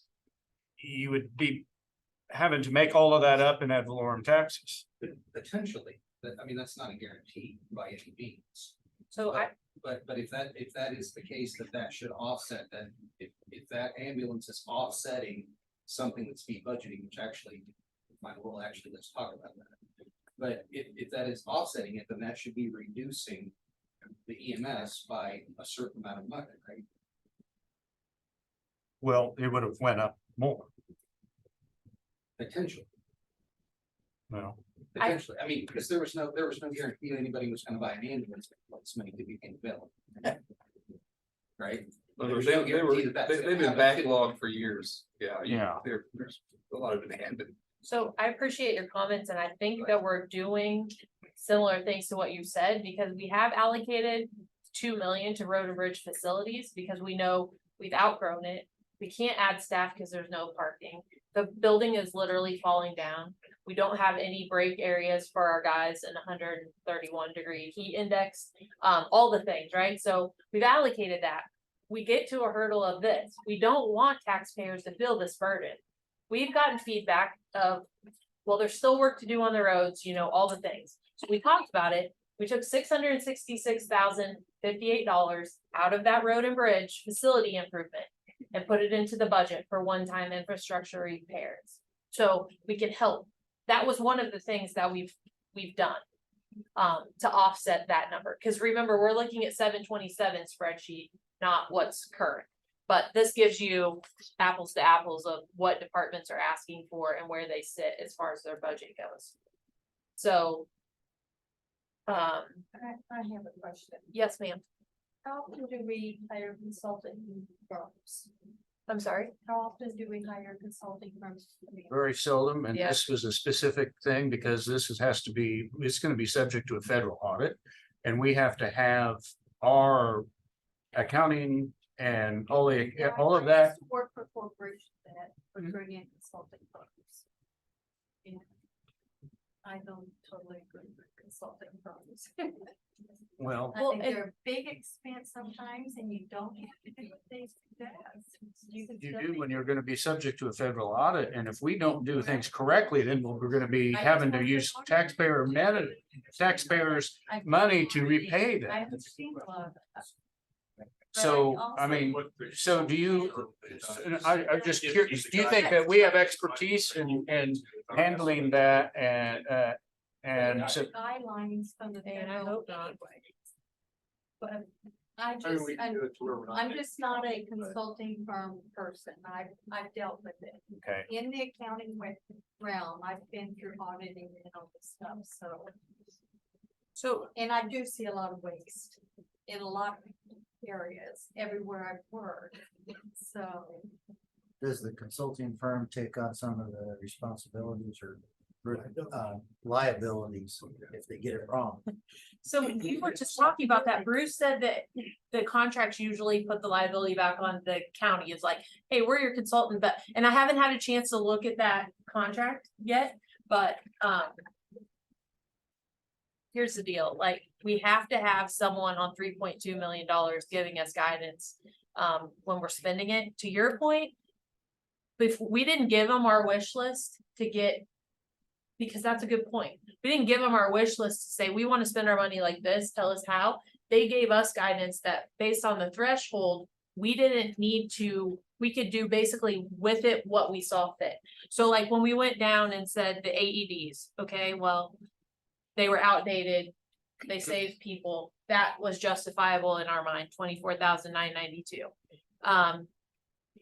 The premium pay, I mean, we make decisions and then we get perspective. And you know, mistakes happen. I might own the fact that if I had that to do over again after having some heart to hearts with constituents, I might vote differently. But at the time, I'm good with it. I'm not, you know, I'm owning the decisions we make. Straight line striping was the striping on 286 road. That was a little bit to gain us a lot. We were at K.S.A meetings over and over again saying, how can we get money in Atchison County? We're applying, we're getting shot down every single time. How do we get money to come into our county? The city's successful, we're not. The guidance we were given from one of the gentlemen that signs off on the awards is safety. The state has a safety initiative, put white lines on your roads, and it shows that you're taking the initiative that the state wants you to. It's one of those things. You do a little what they say, you might see it pay off in dividends. That's why we decided to use 17,000 of that. IT needed an upgrade, an emergency management vehicle, which that was one, he gave up his capital outlay for us to help hit R&R last year. Because we got put in that position where we were like, we have to cut, we have to hit R&R, we have these budgeted expenses. And then so far we have more IT upgrades, EMS, we had a remount on ambulance, engineering with Creel and Clark and Seifert. The Lloyd Group was the consulting services for ARPA was 100,000 of the 3.2. Fire alarms and the graphic panel in the jail needed upgraded, which a lot of these things are literally failing and you're gonna have to pay for it one way or another. So we felt like when it's a $300,000 price tag, use this one-time expense to upgrade your jail panels and your fire alarms that are gonna last you, and you won't have to put it in a budget and solicit ad valorem taxes for a one-time improvement. Why Then, isn't some of this being put into regular maintenance? Building maintenance, regular maintenance budget rather than. My question is, This what is- about the federal inmates and the revenue that the jail actually gets for holding federal inmates, which is $35 a day? Where does that all go into the sheriff's income or whatever you want to call it? Why can't that be offsetting some of the maintenance, seeing how we're holding other people's inmates and not just county? yeah, the revenues play a part It's in our revenue, overall. and revenue was projected to go down this year. And one thing I remember, one statistic was the motor vehicle tax was down over 100,000. So, you know, You have to have other. yeah, sources. so that's another thing that we hadn't touched on is that revenue has to be made up. If, you know, Other thing. yeah. Purchase and So what's install. happening with the $35 a day that they get for federal inmates? Why can't that revenue be put into the maintenance of the jail since it's not just county inmates that we're holding? So this was an expense that we didn't put in the budget because we were using ARPA funds. I guess I'm not understanding the question. I think they're wanting to know what happens with that revenue. Which is the same question we've been asking with EMS and So it just. sheriff revenue. It goes in to offset the Yeah. expenses. Yeah, it goes into the General fund. pool. Yeah. Yeah, it don't stay directly with the sheriff's office, And same with Correct. EMS, So correct? it does stay with the sheriff's department inside the general. inside fund. the general fund, yes. And EMS is the same. EMS has got a budget of almost $2 million, but any revenue that they generate goes still to EMS. Yes, Or is it that number offsets- it offsets that number. But with that department, they don't ever generate enough revenue to offset it, which is. It's not, that figure isn't the amount of dollars that they, ad valorem tax that they need. That's the total, that's basically their budget authority. That's what the budget is. Part of that is from the revenue, and then part of it will be, the remainder would be from the ad valorem taxes. But aren't we raising the mill levy based upon the entire amount, not the estimated amount? No, Yes, we are. well, on the, So that's a $2 million budget and they're generating $1 million by their fees. We're still raising the mill levy based upon the $2 million bridge. but that, But then the money we get back in should reduce it next year. Because it should carry forward to say we don't need to. Generate as much ad valorem because of that million came in. But has their budget ever dropped? From year to year, based upon their revenue? No, probably. And I'm not trying to pick on any one of the departments, No, please yeah. understand, I'm just, Yeah. they're a revenue generating, or supposedly a Yep. revenue generating department, so that's why I'm asking. Yeah. So we're basing the mill levy based upon the fact that they're not generating income. They get their budget goes up every year, and so that. And that was another source of revenue is the motor vehicle taxes. And those are down like 200,000 from what they typically are. So, Across all bills. yeah, so that was another factor. But just to, Thank you. yeah, I just wanted, there's 3 more things. So 80,000 for a natural gas generator for the courthouse. And then we set aside 2 million for road and bridge facilities. But like I said, we took $666,058 out of that to do infrastructure improvements in his budget so that it offset that increase. And then 101,000 in courthouse renovations. So ARPA, we had to designate it by 2024, spend it by 2026. So there's still a timeline in there. We just wanted to get it allocated because there were conversations that they could have clawed back, which again, once we allocated it, we found out if they want to claw it back, they could still claw it back because we haven't spent it yet, but. Is that generating any interest? Just sitting. The treasurer does have it in interest bearing accounts. I don't know how much it's generated, but. Question about. Better now, yeah. Looks to me like there's 6 counties, surrounding counties, at least come into Atchison County, and where our roads now all travel out the quarries up the river road. Now it's kind of isolated, but there's other counties using your county road to whatever it is, that 260, yeah, it's going, and I go to Lancaster in the north instead of using state highway and stuff. It looks to me like that it would help road and bridge create some income. We would put taxes on every ton of rock that comes out of Gary Services Square. Now that was brought up a couple of years ago, or 3 years ago, the city commission. And that's when I know the river road's been up.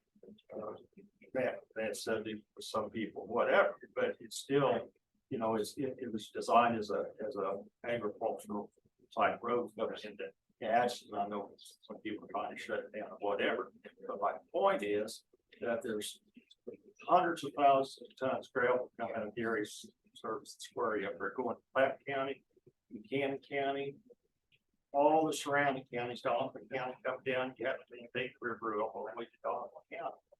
And that's an expense, a big expense to the road and bridge department, because they have to repair and maintain those roads.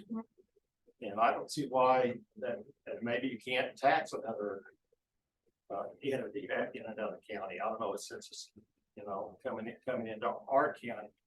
But if you think about it, if you had any idea how many ton of rock come out of there every day up and down our roads, wear and tear but on our roads, and we don't get anything for it.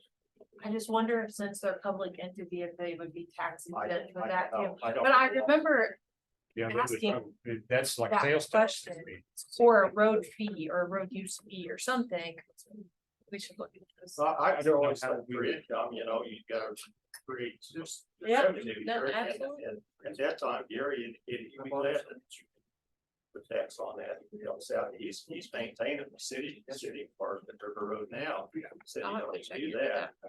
You guys have done a great job on that road up there, and you've got some of our, other roads getting finally, you know.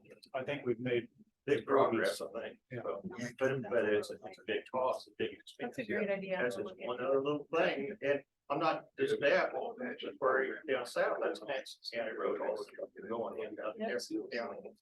Cam and gravel reprocessing, they're separate.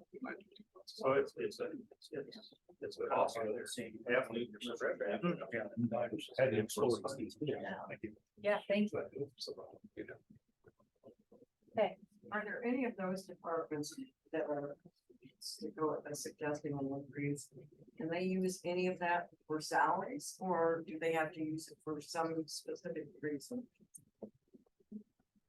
So when they come to us, there's a budget worksheet that's broke down line item by line item, and they tell us what they need.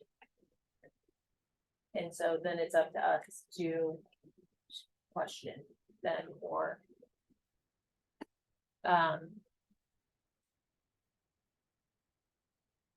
approve or Yeah. not. So you have to approve or disagree? Which we haven't yet. Yeah. It's our budget. No, I may be out of line saying this, but, I know on the EMS employees or the EMTs, they get $12.99 an hour. I think that's a crime. I think that going out on an emergency call, possibly saving a life or anything like that, I think that's a crime that they don't make more than that. And that's why I'm asking if they can. I know they were higher than that now. I think they're making more now. Yeah, I think that's gone up. Are they 24-hour shifts? They're 24-hour shifts. Yeah. So it calculates differently, yeah, so. And I know you've given me that feedback before, and I take it to the department head, because ultimately the hierarchy of the county is the department heads come to us with what they feel their department needs and works with HR. That's just typically how it's worked. Well, across several departments, wages have gone up substantially the last 2 years. I mean, there's been a lot of them were underwater, a lot of them should have been raised. Some of them maybe got raised more than they should have, but it's done now. That's why I'm asking if they have anything way of using any of that. I do know his turnover is very minimal, so apparently wherever he's at, he said his scale is about the same as what Lawrence and he said some other surrounding areas, so they're pretty comparable, I think, whatever it is. Maybe I need to do some research and see about other areas that have similar population that then compare what their salaries are. Yeah, so we brought wage study up and our HR director looked into it and it's like $30,000 for a wage study. And I can tell you right now, like. It's easy to do, just pick and choose a couple and do a wage study and you know where they stand. And then it's like, it takes commissioners willing to hurt people's feelings to adjust them down or up, like, it's. Like you're spending $30,000 and you better be prepared to take action on the results or it's a waste of money. So there's that too. I asked a question about the revenues. Yes, ma'am. When I look at the current proposed budget, I actually feel like you're doing a good job holding the line on the total bottom line. So the revenues had to have gone down. You've mentioned one. What did go down aside from the motor vehicle taxes? So the motor vehicles, and then we paid off about $1 million of debt. Right, but the revenues, but what I'm saying, the bottom line expenditures aren't really going up that much. Well, it's a 3-point-something%. Yes, ma'am. But the taxes are going up higher than that. So that means the other revenues had to go down. And I'm curious what those are. Like, do we have a spreadsheet on the revenues? We have, I don't know what comparing.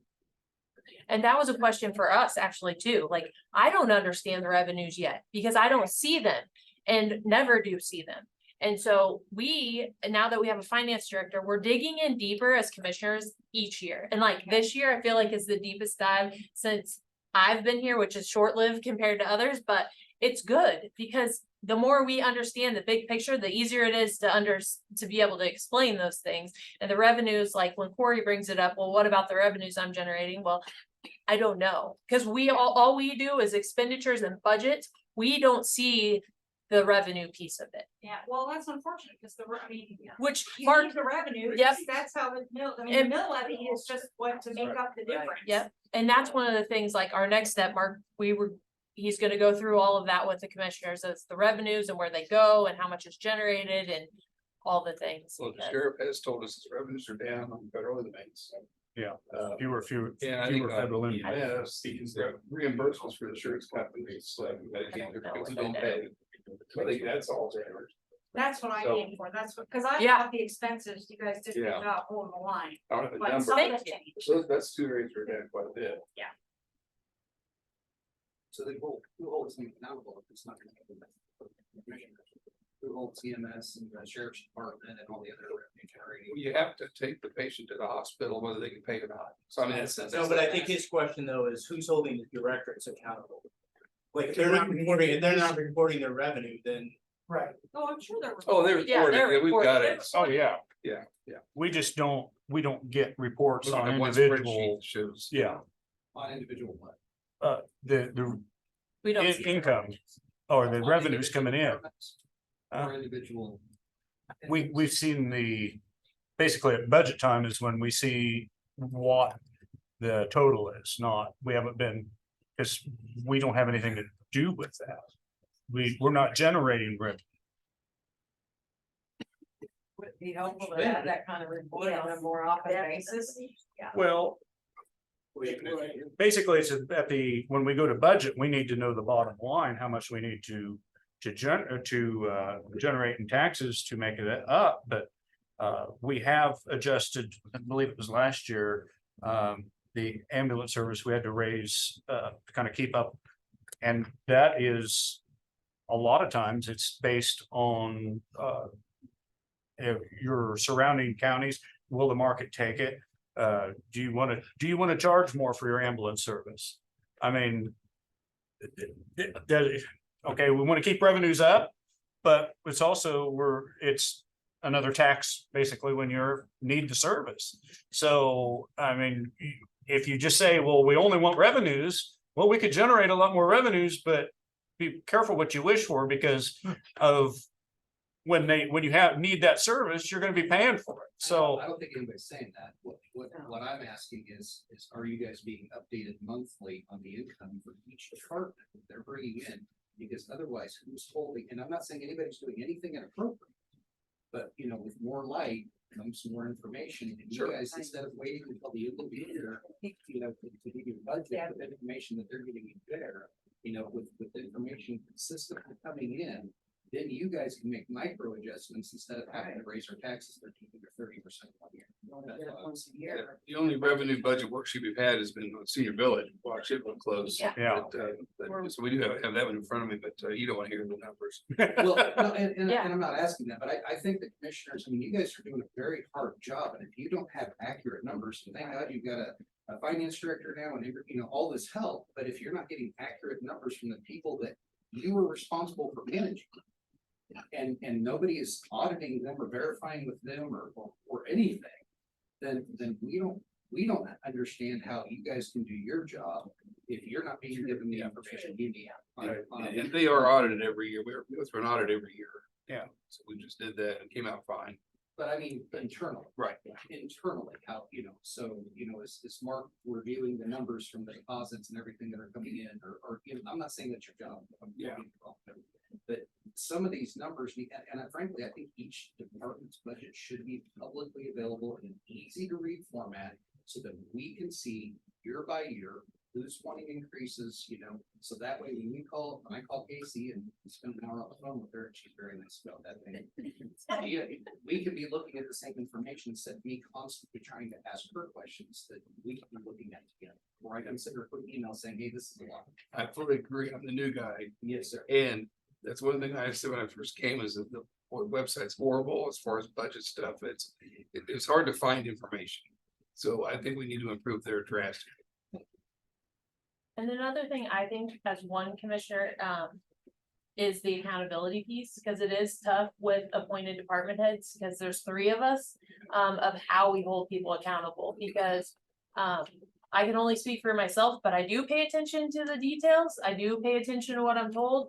And when things don't add up, I ask questions. And that's not always easy because you end up like, but that's my job, and I'm asking the questions and wondering, you know, when we're signing off on savings after savings, where's the savings? And so I am being I'm trying to do due diligence and paying attention to details at everything that we're approving and signing. And as I told you, I'm not perfect and I'm gonna make mistakes, but the more feedback that I get from my constituents, and I mean, that's the power internally for a commissioner, is to listen to the people and to act on your behalf. So even on the hard days inside, if you know, we're here for a job, and I'm glad that you guys are all here giving us feedback, because that's how we can get better, by notating some of these things that we need to ask for more and do more. So Okay, so I guess I don't understand what the register of deeds does for 200,000.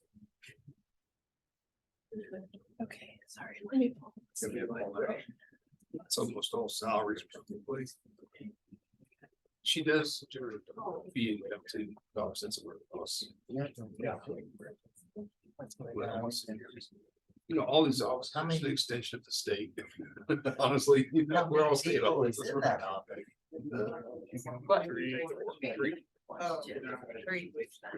Yeah.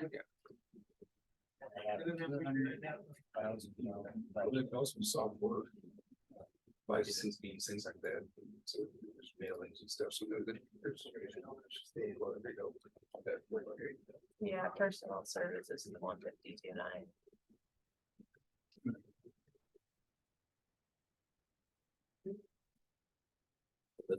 So that's the last.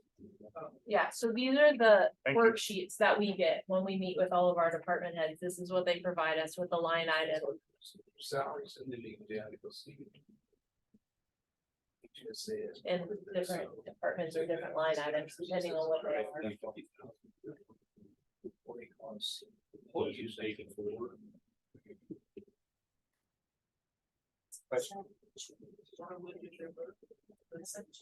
And You scroll that down. includes Yeah, all the. it's- it's- Holiday pay and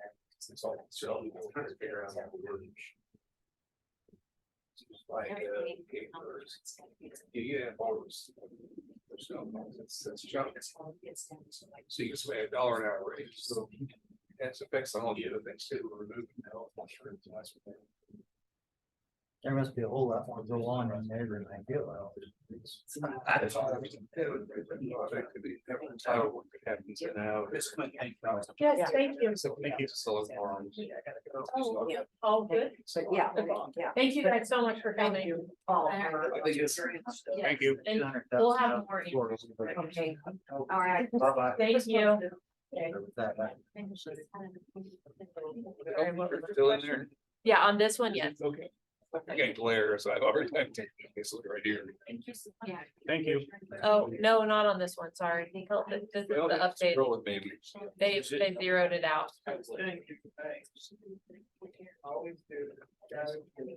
Oh, yeah, this is already out. Yeah. Thank you. Thank you.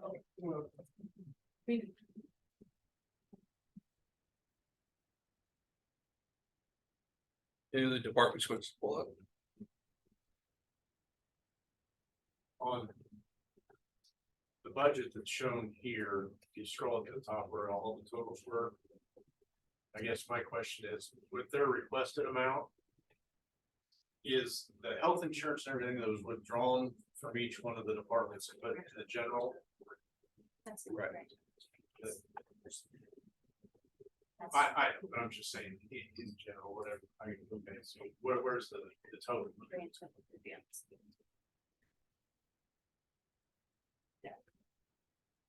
Twenty 2024 request is 182,000. I was just curious if the total on those included, or is each department still responsible for the health insurance out of their? Oh, the only ones that still are joint communications and solid waste, because those are sales tax. And senior funding, village. so we want to keep that all And clean. senior village. And the senior village is its own thing. But everybody else is lumped together. But when we create another controversy, countywide sales tax, we thought we were keeping clean. So they're showing a decrease there that, but $19,000 or whatever, 1,800. Yeah. Are you guys building a new building out at the transfer station? Yes, sir. What's the purpose of it? One's a scale house and then a recycle building. So What are you doing with the current water company? That's not gonna be used. the FEMA trailer, Well, no, not the FEMA trailer. And I figured that was the office. yeah. Well, about the current transfer building. Yeah, it's just an extension on. So when you come out and they dump the recycle, it holds up our trash and our transfer process. So this will allow them to scoot the recycle to the recycle. If you go to Leavenworth, I've toured it. We went down, we did a walkthrough, we saw the efficiencies, because they'll have 6 packers out there some days, back to back, like held up. And it keeps it cleaner and separated. Thank you. And Thank you. allows them to put their trash in the trailers. But yeah, we did a little field trip to other counties and saw how their processes are, and that was something that has been on the radar since, I think it's the Solid Waste Committee 2014. Yep. It just hadn't been, I mean, it's And that's all paid for sales tax money that was built like that. But so that, yeah, that's not part of it. that'll be in good shape now for a long time. So what are you gonna do with all the recycled stuff? I mean, the way I've understood in the past, and I don't know if the county, if that's what this county is doing. I've heard that ends up in the trash can anyway. So it's a commodity. No, it's a commodity, so it's traded, basically it's sold. But Hams takes it and sometimes you make money on it and sometimes you don't. So I think you're right. That has happened some places. Because there's no value in it. But I know Hams, they do separate it. And sell the appropriate stuff. At least for the last year. The amount, we pay them all at ours, they give us a rebate based on when they sell it. And separate it out, keep a alarm in play. meeting, we gave them and sell it to get a portion of that we are receiving more back than we're paying. Over right now, that's wow, it's good. And that's not likely to continue after the new contract that Canada's proposed, but in any event, it should be cheaper than what we're paying to all solid waste contracts.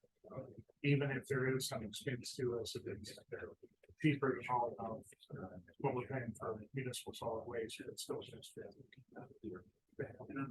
And I think the political, the people want it. Yeah. People want it. Boy, if you wanna kick a hornet's nest, you say we're not gonna do recycling. I wouldn't care. Yeah, but He's kidding there, touched you don't on put that in the paper. yeah, that's near and dear to many people's hearts. I don't get it. I'm kind of like you. 5% now. Wow, that's a Yeah. great number. Yeah, it's around 60. I mean, I actually wouldn't check with that. I think it's close to 60. That's incredible. I wouldn't have guessed it. Yeah.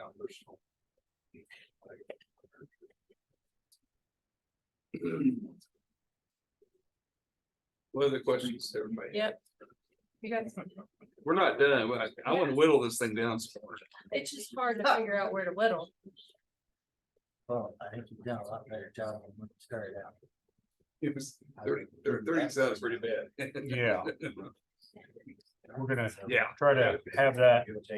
So next year, when we send that R&R notice out, that we're hopefully done or next to it and not have to go through this. And also, I personally don't like that R&R form that was sent out, and I don't know if we can change that because it's supplied. It, to me, it's kind of muddies the water. I think a lot of people looked at it, thought it was their evaluation notice, and they says, well, my taxes went down. I'm going, you only read the top line there, which does show the value from year to year.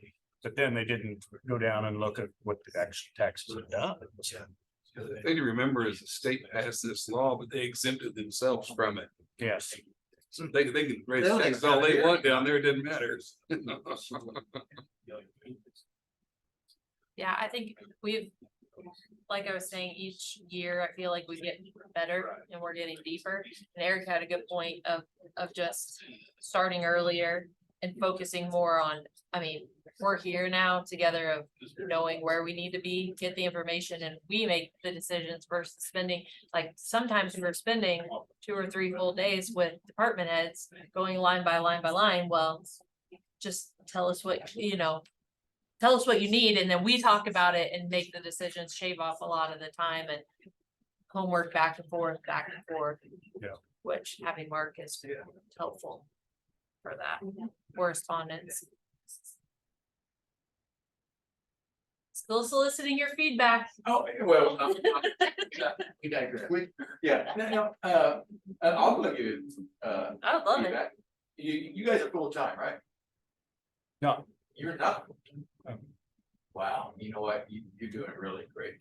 What are you doing? Oh my God. We're paying you, right? We get paid, but. Oh, Well, we don't get full-time wages. We won't get how much. So is it there?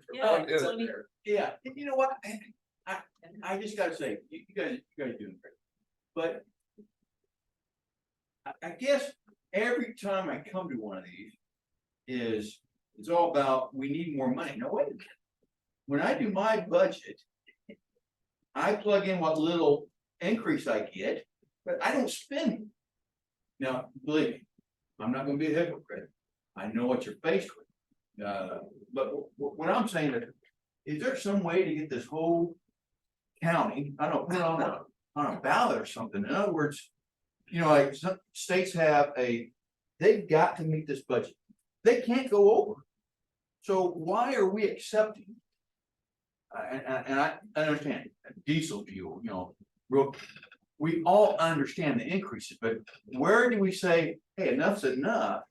I have to manage my budget. So I don't get an ask for an increase.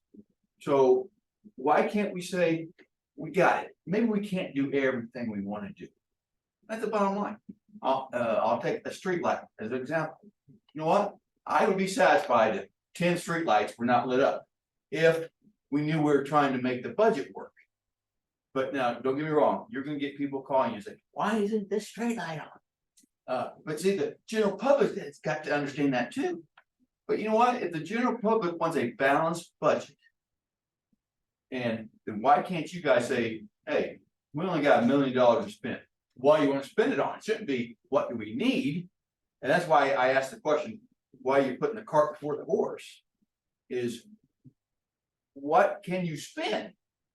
So why are you not like me? I know what I can spend. So I can't go out and buy a $60,000 ambulance or lawnmower. You see what I'm saying? I know I would love a new lawnmower. But that's what I'm saying. I can't afford that lawnmower. So I don't know how you do that, but that I would love that.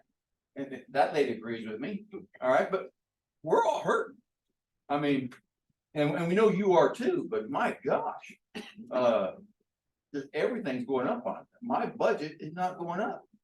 So of course we're going to come to these meetings and, you know, try to dissect, but we voted, don't you in?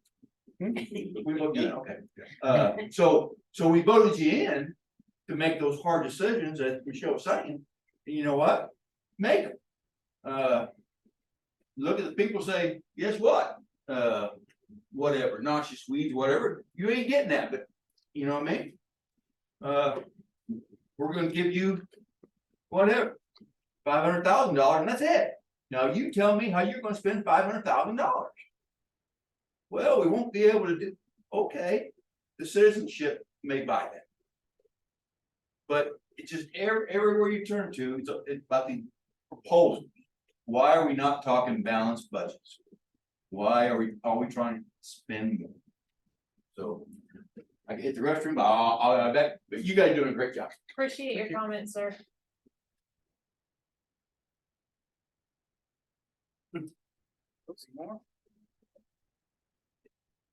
Just to add on to his, you know, it seems like every county vehicle is newer than the vehicle I drive. So Bring up that point, you know, everybody's got nice vehicles they driving around. I know, there's no rust on them. Yeah. Which I think we've brought this up before, though. After we get one thing ironed out, we are definitely gonna look at like a improvement plan, like a capital improvement plan, get all of our vehicles. So at least I would like to get all of our vehicles ironed out.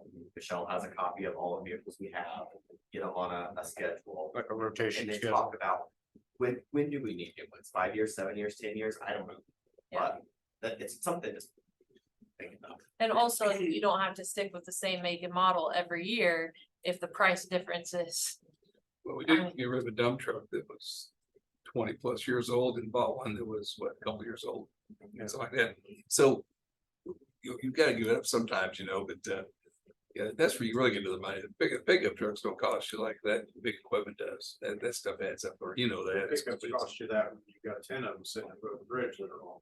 I don't know the exact number, but I noticed, I mean, it's pretty evident to everybody that drives by the county shop down there that we've upgraded a lot of trucks in the last couple of years of pickups. And we've got, Well, Colorado's running around that everybody's jogging around in and stuff. That's what we've happened. got one Colorado, we've got one, the sign truck was to the point where the bed was rusted off of it and was almost non-usable. I mean, some of these, it's like, we didn't want to replace it. We were up against it because it had to be Yeah, there's replaced. too many And- things go. Too And long. I'm the old school, I'm always like, let's look used. Well, by the time we can go get the state contract on them and have a warranty and all of that with it. It's a good, you know, Well, we buy a you used have to used replace it. vehicle and then we're putting Well, a transmission in it the next year. so- It don't look like it's a good use of taxpayer money. So, Yeah, we have the appraisal office that pay that gal salary goes around in the county vehicle and appraises to help appraise it and raise our taxes. We're paying. We're paying. I don't think she needs it. Are you getting That's a bigger one. they don't have the discretion of not raising them if it's not warranted. they can't, because they're tested by the state. The state comes in and looks at their work and they look at comps, if it's, real estate houses. And if they're not within, zeroed in on what that real value is, they gotta go back and redo all their work. So the state is overseeing, because that affects what the state gets, the valuation is statewide. Maybe y'all just gotta go to the state and Well, same concerns, but this is where we start. There are representatives, so you need to talk to the state part concerns about how they appraise things and land values and so on. yeah, I mean, I've got both. So, Well, we got a representative that lives not too far away and we see him quite a bit, so. Yeah. He gets tired of hearing from me. So, okay, what's it- I think we're done, I think. Thanks, y'all. You bet. Yeah, Thanks for coming. yeah, Appreciate it. thank you very much. It's, I think, I don't know, how deep are we in this? Maybe I do have more questions. Go ahead. yeah, No, let's go. seriously, No, we're good. Go ahead. We get close. No, we're fine. no. You have more questions? I got all evening. I don't know a lot. All right, thank you guys. Thank you guys very much. Thank you. Thank Are you you. going to take her to the ocean? Yes. And you don't I? She put it right about. All right, okay. Good. What are you planning Not on that doing you're out out of of call County him. Lake? If I wasn't home by a certain time, so I'm gonna step out. Okay. That's just mowing, Just keep it mowed and outsourcing it to be mowed. Oh, yeah, outsourcing it now. I know Yeah, that. I don't have to. well, we I mean, we can't we even. found out we're outsourcing. Somebody else was mowing it. And bailing Oh, okay. it. And bailing, by the way. No, we hired someone to mow it just because, I mean, with the crew and the needs, the list is so long. I mean, we're doing chip and seal right now. We're finishing that up. There's still, people want their roadsides mowed, like, it's just, there's just a lot. And not enough time in the day. So for that price to go out there and have them just take care of it, I mean, cause it's silted in and there's a lot of work that needs to be done out there, so we're just keeping it mowed. No, I don't. You sure? I think you gotta fix the thing on spillway. Can you- Cross it again. How, where are you gonna fit that in? Which line item? And we looked at dredging it out, it's several $1,000,000. Yeah, it's I thought crazy. you did dredge it out. It's, it'd been several years ago, but I thought you did dredge it. Yeah. Okay. That sounds like a great. Well, Yeah, I think it's. Doesn't matter, no, we'll look at it. Foot and a half deep Sounds like what? A good grade. That's in the middle. oh, it is really wow. Yeah. I mean, of course, a lot of money.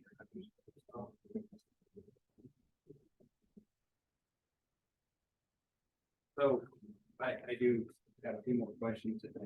Yeah. I know you're waiting late because I'm on. Do you guys think that this is the appropriate budget? The appropriate mill levy to bring to the county? I want to lower it. You want to lower, it, okay? Jason? I would just be curious to know how to lower it, because I've brought up several ideas of how to lower it and it seems like talking on deaf ears, so I don't know how we're gonna lower it cohesively with 3 commissioners. And you guys, you know, with the open records and everything else, you guys have to come together, have a meeting to discuss these things. So that kind of makes it a little more difficult, especially if you don't have all the information that I know parts one you guys have and everybody else is, so. If you're making the decisions based upon partial information. Oh, no, we got full information. Partial. I mean, you do have a lot of information, but you definitely don't have like the revenues to this point. We have it. We just got, we'll dig it out. I mean, it's still been going through it all. Okay. It's not invisible to us. Okay. But you see what where I'm going with this, and so you wanna lower it, and you think it should be lowered, but you don't know how to lower it, or don't know where it should be lowered. And we're still going up by quite a bit this year, even if we take out last year's altogether, that's still quite a bit of an increase. While we still do have extra money coming to the county that can be expended. So So I'm just trying to understand as I talk to other people throughout the community, and they are complaining, how do I say, I went to the meeting and I believe that they're doing the best they can, because I know you guys are working really hard, I really appreciate you being service leaders, it's just, this is a lot on top of a lot more money that we're still sitting on the grid spending. So, that's why I was saying each department should be, each department's budget form should be publicized for the public to scrutinize. I agree. I agree. I think that would be very helpful. With, the revenue generating departments listening, up to date information so that we can see these things.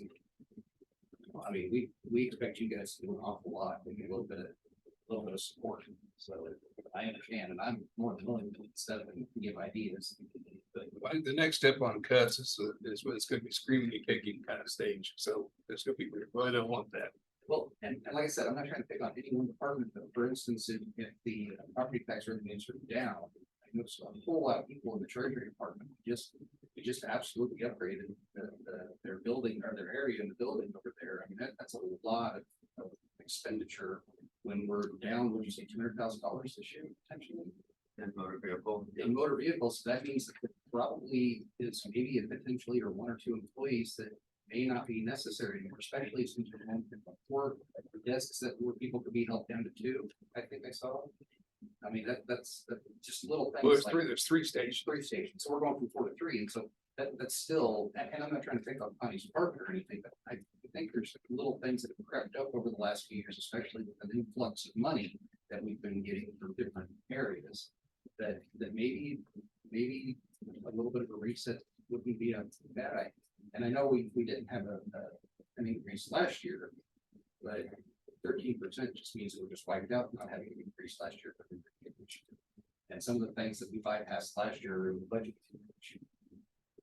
So, and if we purchase those, purchase the vehicles, purchase the software, then we probably should be. And we're budgeting it from the our repairs act, whatever funds, and then we probably should be coming off of the budget. Just anyway, I appreciate you guys giving us all the time. You guys have been very generous and very patient. Well, Makes me proud of you. well, we appreciate your feedback. Like I said, I truly believe when we hear it from the constituents, it lights the fire even harder than what we already have. And Well, I mean, it's easy to be a backseat driver. Absolutely. well, I appreciate it. And It's a lot different setting here than it is, you think, well, if it was mine, I would do it this way. Sure. But when, like if I choose to run a tractor without the right shielding over the PTO, I can do that because it's me, but I can't send the road and bridge department out knowing that it's not safe. So it's a different standard when you're sitting here than it is when you're doing your own. You can make that choice yourself. I don't think, well, we're trying not to be hypocrites, but I think we all understand. But it still hurts. Yeah. Oh, yeah. And we do know that your taxes are one of them. Oh, yeah. Commissioners get tax rebate of everything they pay. Did you know that? And we pay you on top of that. That's all right. Yeah, he said very little. Wouldn't that be nice? I think I would have had opposition last year. Lots. Last time when I ran. so, any more feedback? We're taking all the feedback and gonna get our heads back together and. So with that, I think we need to have a conversation. Okay. So we have to know by the end of the day tomorrow what you want to reduce. Because if you have another budget hearing, it has to be in the paper 10 days prior to that hearing. The budget has to be certified by the 20th of September. Our next meeting is the 19th of September. So if we make additional cuts or additions, are we doing any difference with the hearing? Yes, you have to vote on it, you have to approve it. And you vote with the hearing, right? Did you find that, Pat? Well, I don't see a requirement that they have to publish the no budget here. It says they can't adopt it until after they've had a budget here in the family.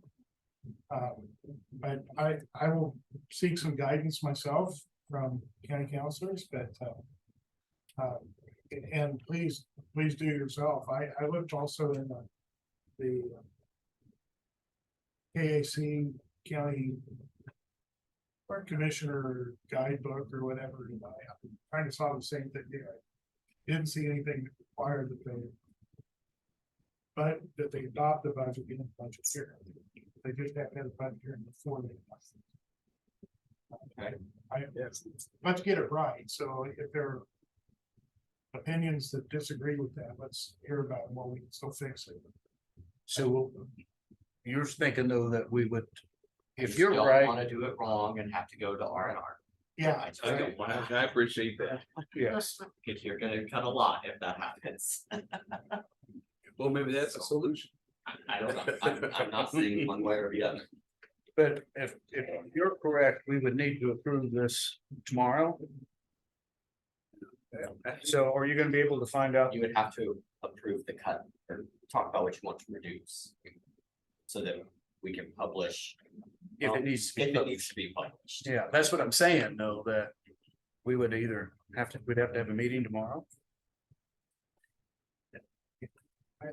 I mean, the way we've always done it is they can reduce without having to republish. They just can't increase anything without having to republish. I think that's, That makes sense. Is that your understanding? And you've been through the budget process. I don't see anybody increase. No. no, So I think we're safe there on that side of it.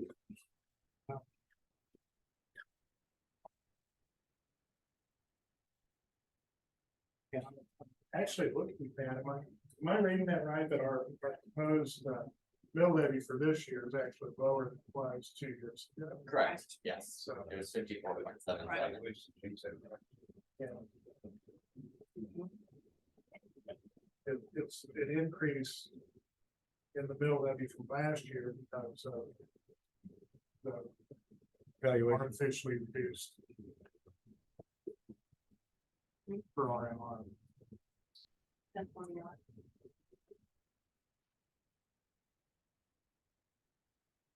Who would know?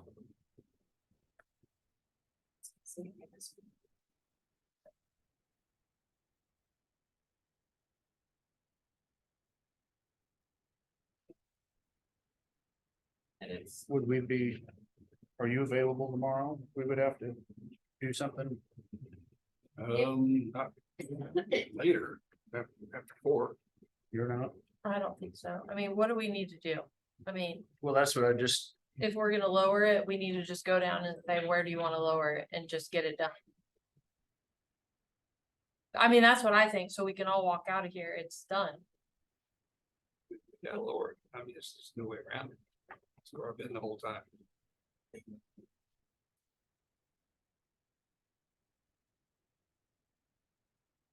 then I can change the numbers. And in case we have to publish it, I can give it to you. You can put it in the paper.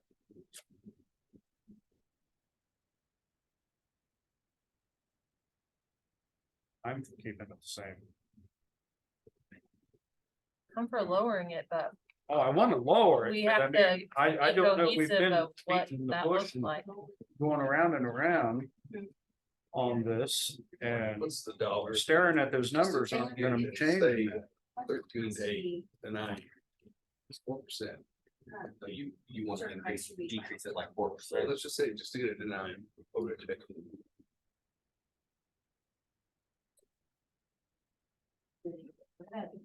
Double digit thing, but. Double digit. Our increase up quite a bit again this year, even though we're getting a mixture of money from COVID funds and building. Theirs has gone up a lot. Well, so their debt bond. service, Their bond is over there now, move the bond over. yeah, That's what I want. so it was roughly about 400. 30,000. I just want to make sure I remember correct.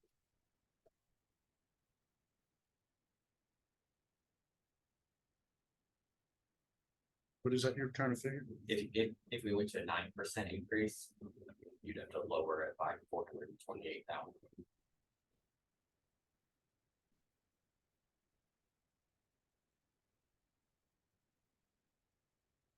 And that's me reworking, you know, we'd have to take the NRP out of it, rework it, it may change a little due to. Right. Give me a little tweak here, yeah. I just don't. I just only bring it up because I don't want it to be wrong and bite us later about not doing it, missing the, putting it back in the paper, they would have to be stuck with this. If you don't want to be stuck with it or whatever, I'm just bringing it up.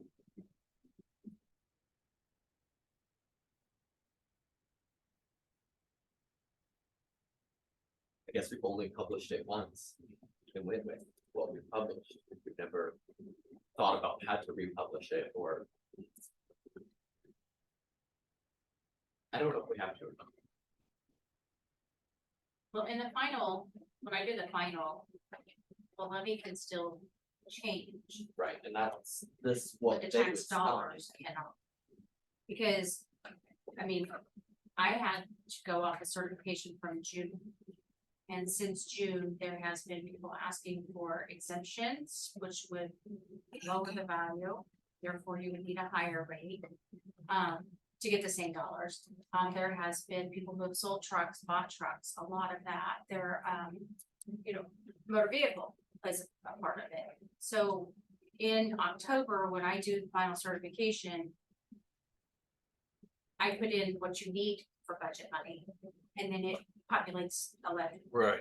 The levy may be different than what you're asking for. It just cannot be higher than what you're asking for. So if the values do decrease due to exemptions or something, state assessed utilities, we get recertified in September on that. And if values go down, then your levy would need to be a little higher. I would have to cap it at a set to get the tax dollars. So, which is what I would have to do with the R&R.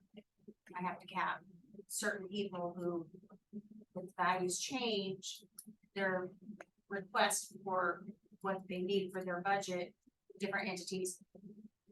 I may have to stop them and move their R&Rs.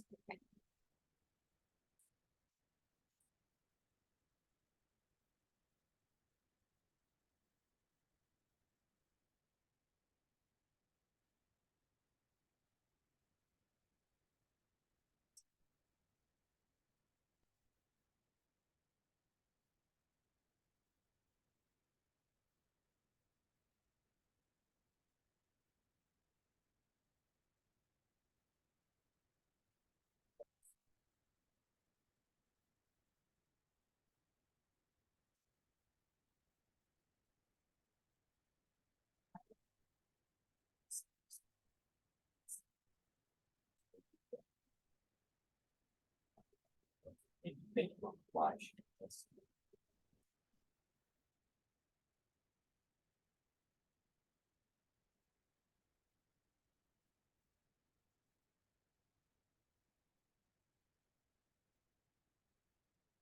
No, we're still sitting on some ARPA money there, so we could reduce the budgets. Knowing we have that, if we ever use it. I think if we're gonna reduce the budgets, we should just reduce the budgets and make them work with it. Oh, I agree, I'm just saying, we know. Because It's not like we broke, if something comes up, there's still some money somewhere.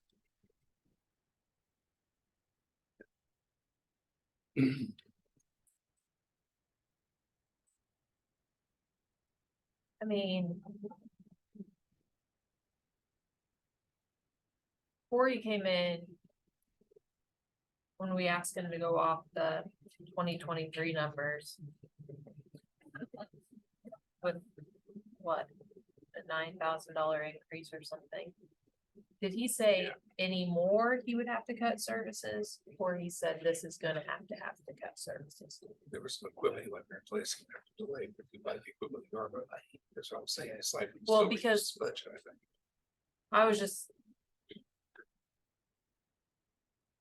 The thing that I just hate using ARPA dollars to infiltrate in the budget to make it less than 1 year, because we're gonna be hosed and we get nothing for that. Goes back to capital needs, like Mark was saying, so. No, we've got to really get a better plan in place for, 3-year, 5-year replacement, whatever. We can maybe put some things on hold while we cut budgets and then get that plan in place as an incentive for when we get on board. So many of them say, this is my plan, this is what I budget every year, this is what I have to have every year, like. For their own capital, you know what I mean? Well, they are playing catch up. And I think we're getting somewhat caught up in some of the areas, so that does help. Slow it down a little bit.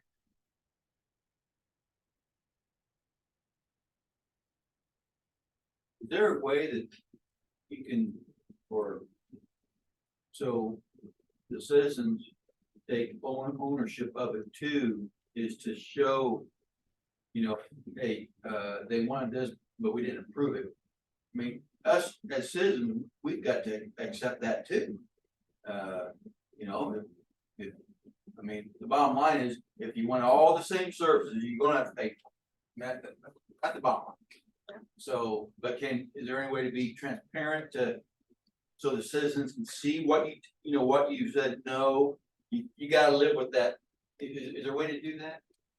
I don't know, but anytime we've tried to cut something like a service, that's when the public really, they want more services, not less. Oh yeah, I'm sure it is. Yeah. But like I said, so if that's the majority, then we gotta go with it.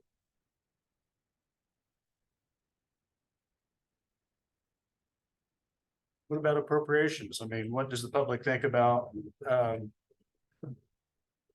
funding the appropriations? I mean, I think we've tweaked and whittled them down quite a bit, but do we cut out everything that isn't required?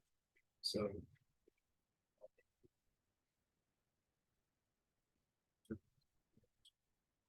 I mean, I'm asking, I don't think I would change it, but I mean, I want to hear feedback on it.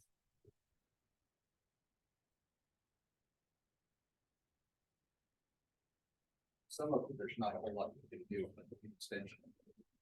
Not a ton you can do. I have a hard time hearing you. I'm sorry, mumbling. I said, some of them, there's not a whole lot you can change. I understand, like with the extension office and stuff. But They're actually under their own. They have their own mill levy. So they have their own mill levy, and we're also. But it's incorporated into a greater. Levy creates the tax dollars that we've. So when I'm looking at the budget I printed off before I came, that's.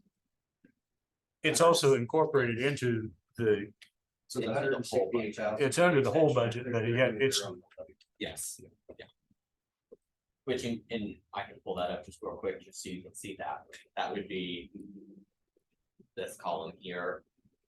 So out of the 168,000 that they have budgeted, we only need 150 of ad valorem taxes, because there's other type of taxes like excise tax or motor vehicle that make up the difference. Right. But then their mill is only that 0.702.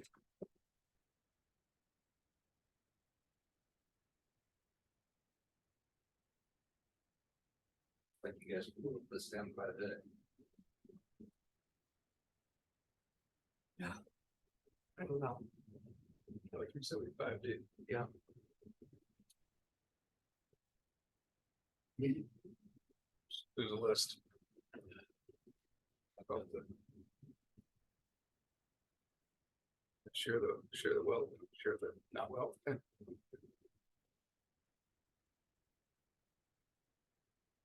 9.65. It's under 10%. I don't know. Yeah, but I think that's all. It'll come with screaming and gnashing teeth. $375,000, and that gets us to 9.65. I think people could absorb that a little easier than 13. What do you guys think? I didn't hear 9.65. What are you reducing? Spread around several places, 50, 75, 25. I think that shows a lot. It's not less than the 30th of it, and still. Well, we're not starting from 30, we're starting from 13. Yeah, 13. But what we got in the mail was 30, then it Yeah, was 13, correct. and then you guys got down to less than 10. That shows a lot. So, Michelle, at good point, though, we don't know the real number until all the stuff comes in at the end. It's always frustrating. I was on the city, same way, you're like, really? We know So it that, could end up being 10, it could be 9.5. I mean, But it shows the intent. It's not. I think those are just arbitrary figures you just wrote out. it is, Uh, and we've went over and over and over them, and we didn't see that before. So to me, it's just seems like, I mean, it's an arbitrary figure. they all are. I mean, that's Well, but also to the point of what we're hearing from constituents, it's exactly what you said, of you gotta make cuts somewhere when times are tough. This is what you have to work with, figure it out. And as leaders within our organization, if they're leaders, they should be able to figure it out. Like, it's no different than that analogy you gave of your personal situation. You're not making any more, expenses are going up, you have to make your own personal cut somewhere, like. And it's still going up. And that's why you get a lot of comments from a lot of people. I mean, it ain't stopping. No, I mean, it's not like you're reducing their budgets, you're just not giving the increases they're asking. There's a big difference there. And if it worked last year. And we were able to make everything work last year. I mean, the biggest part of the inflation has already happened so far. It stays that way. But if we were able to do it last year, we should be able to do it this year with additional work. What's 400,000?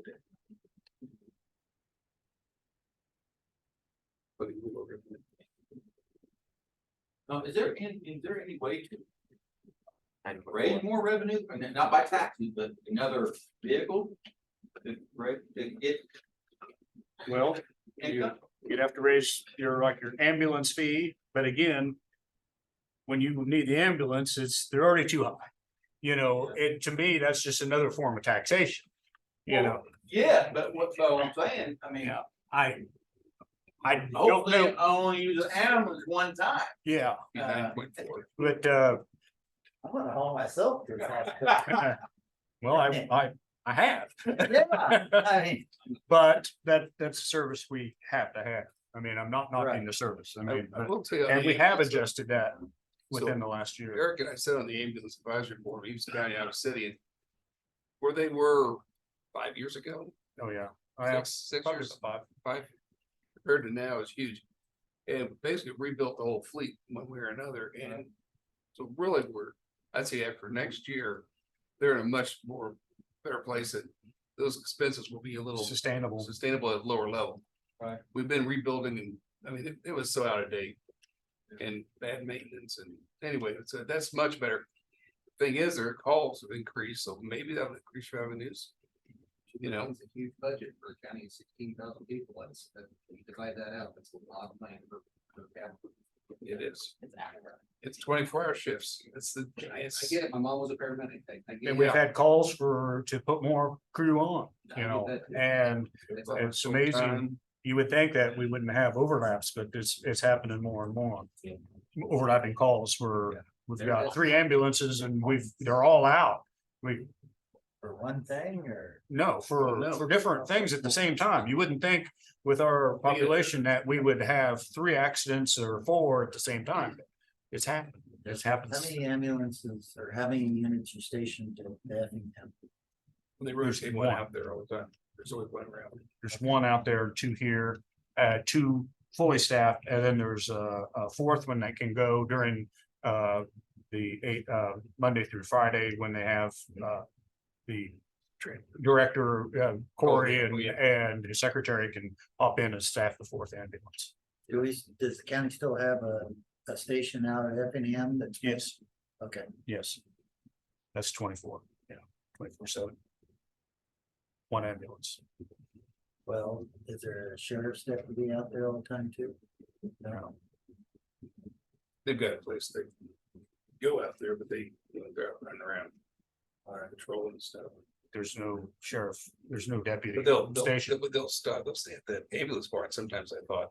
What's that? But they go to the ambulance place out there sometimes. Not that I've ever. Oh, I thought they did. Okay. I misunderstood Wes when we were out there. I thought they were doing something out there. Maybe they keep some stuff out there. That's probably what it is. They could, Yeah, but I think they're actually, if they need to make a call or something, I think they've got keys to the city building. I've seen them Oh, in the maybe- city maybe building, that's what they're but doing. not the, Oh, okay. they're not at the ambulance center. okay. And there's nobody stationed there, or No. even regular hours, nothing like that. That's what do you think? Well, I'm just looking to see, that's the cuts you're thinking. Cause some of them, if I'm looking at that spreadsheet, exceed the number. Which, I'm looking at the one you gave me from back, July 27th. with the total bottom of 1.637865, okay.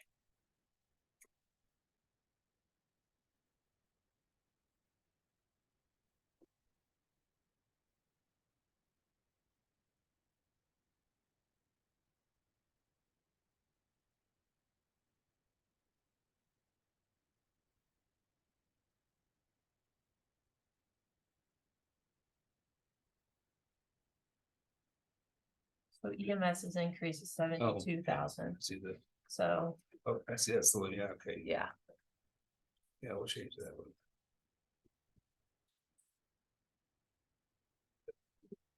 And the ones that say added back in based on R&R, All that, I yeah. think we can do away, with them. So I think. That may be some of the ones that you said earlier of. They have to have this set amount every year Mm-hmm, to function mm-hmm. because of however they have it averaged out or something. I don't know the ins and outs of all that. Because we've never had that information before, Mm-hmm. but I think that's the magic numbers, is those. Is in the budget year after year after year. So I don't know what. Will happen if you take that out. I don't know.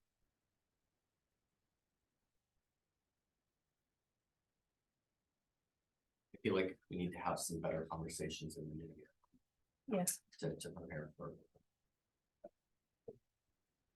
The process all over. But also like. If you have to have it, then you find it from somewhere else. Right, or you just. Defer until later.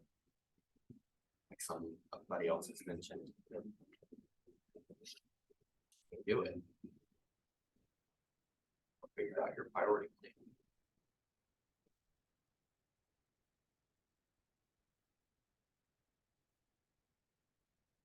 What the EMS out of that is, that is 325.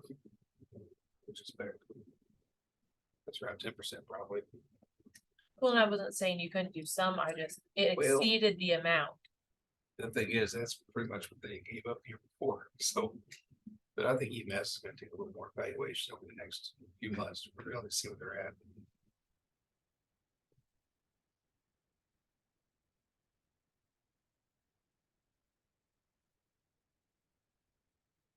Yeah, no problem, it's money out of maintenance, because we already have the other reserve funds, and there's capital outlay funds are doing this models.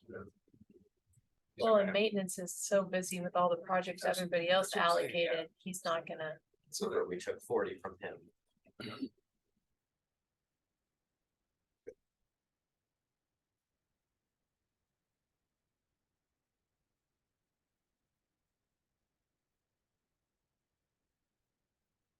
And I don't know how much carryover we'll have. In 24. You know, I ran those reports and. We didn't have a quarter left, I don't know. Is it 300,000? Yeah, definitely, but I don't know how much. Well, we've leaned out these budgets a lot, so there's a lot of. There isn't gonna be carryover at the end of this, or what we're gonna pass, because Right, we've leaned them out.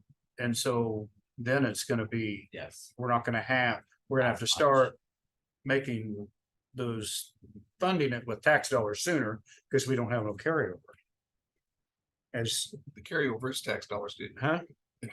Yeah, but what I'm saying though is if you've got, I don't know, how many 100,000 a year that if it's not been spent, it gets rolled over. Then you don't, the next year, you don't have to start collecting ad valorem tax on $1. You start at the 800,000 or whatever's rolled over. So what I'm saying is when the budget gets leaner, then you can't count on any or you have very little carryover if you are underfunded on something. But that's good. If we have Right, I'm not saying it's bad, As we have reserves, so we're going in that direction. but it changes the way though that. Yeah.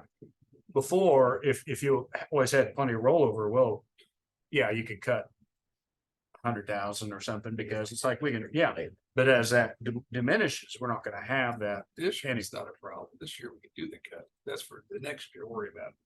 And there's still money there, it's reserves. Well, we're counting on that reserve quite a bit.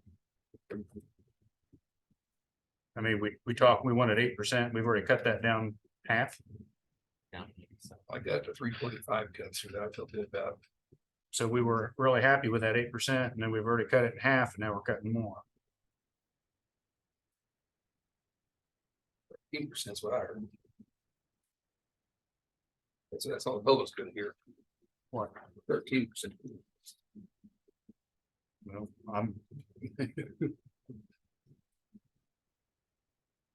the taxes. Yeah, tax dollars 13.37.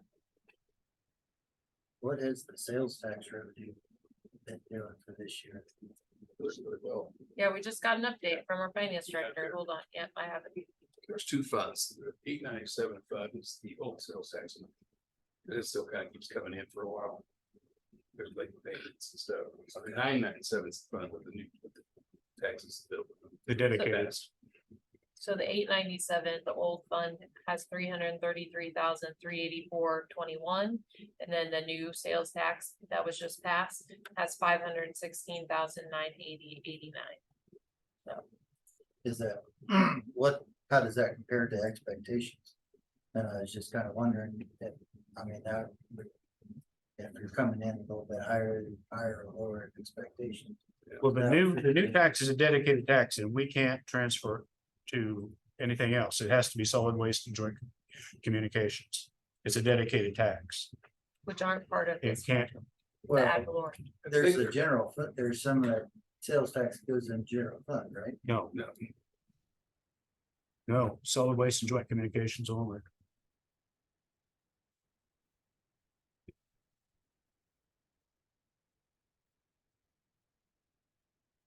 So the county doesn't have any sales tax that goes straight to the general fund. No.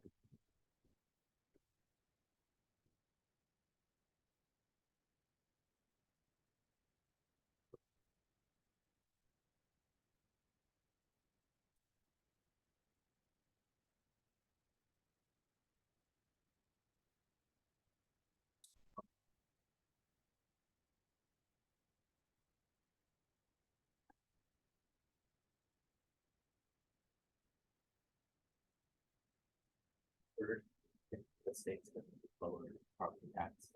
Yeah, or a lot of tax.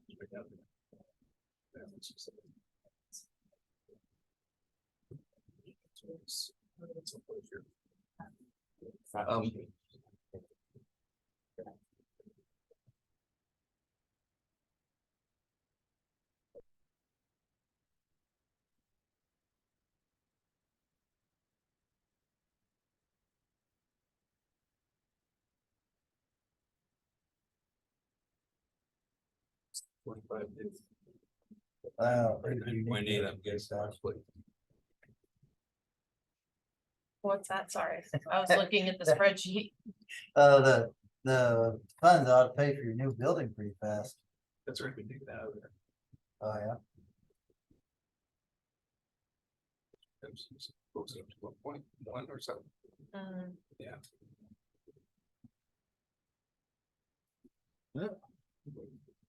Yeah, that new scale house. I'm stuck living in town, jump my day going, monthly bill 25. I wasn't there. Thank you. I wasn't there for that. I didn't do that. That new scale house cost, to die. that new scale house cost 420,000 alone, which I can't get. I can't believe that they voted to approve that at 420,000 for a scale house. 10.15. For what? That's what the scale house replacement cost. Okay. But I mean, that, when we voted on that, that wasn't the only project, or that No. wasn't the reason we voted on that. No, that had, Yeah. that wasn't nothing to do with the vote, but I'm just saying that that money was there. And it was. That's how it was spent. So I voted against that. Yeah, I just Casey. What's that? Any other ideas? Well, I just didn't know. So are you planning on just walking down through and Let's just go through. Chop it off. what you wanna chop and why? And Why is the same reason we've got to reduce? I know. And these folks that run these departments will be able to handle it. Okay. And they're all sitting on capital outlay money sitting there. I mean, not all, but nearly all. Why didn't we do this before? It's trying to. We were happy with what we had here. 13%, end of story. Well, I mean, at the end of the day, I didn't hear any more proposals to cut until tonight. So, I mean, evidently that's where we were at. That's what we were happy with because. Week on the call, I wanted more cuts. I mean, let's be honest, I make proposals all the time about cuts and they just Yeah. don't happen, so I can't say it the same, like I say the same thing for years on years, so I'm still here. So emergency management, 25,000. If I remember watching the video right, when you decided on the set budget, it was just you two. So, I called in for a few minutes, kind of talked about it. yeah. Yeah, so. It's hard being on the inside, I'm just gonna tell you that, because our job is to listen to the outside, and when you're on the inside and you start making this stuff or questioning people, it's like, here comes the, like. Right. And so having having this much public participation is incredible, because that's what we're here for, and it just gives us the confidence more to continue doing what we're trying to do. So to your point, like after listening to the public, we need to do more.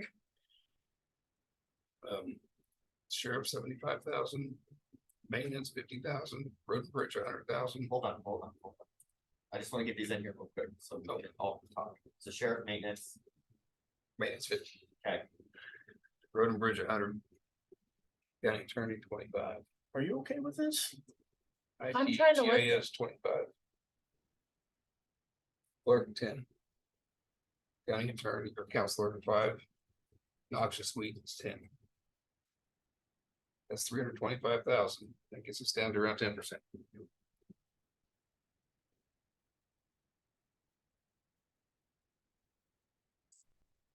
There might be something else in there. What do you think? Yeah, what was EM? Noxious weeds 10. Emergency management. 25.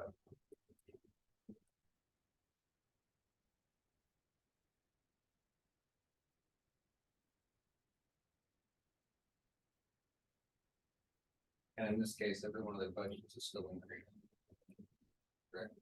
What's that? In this case, every one of their budgets is still increasing. I'm not sure about that. I don't think they know because it's arbitrary. Well, the county attorney was at 0% increase. On the line that I see.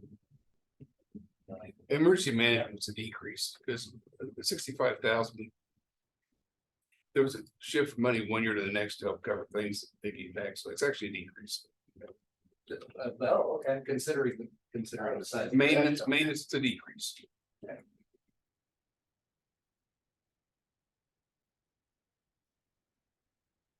Our maintenance guy's got plenty of projects with the capital outlay money. He's gonna be so busy anyway that.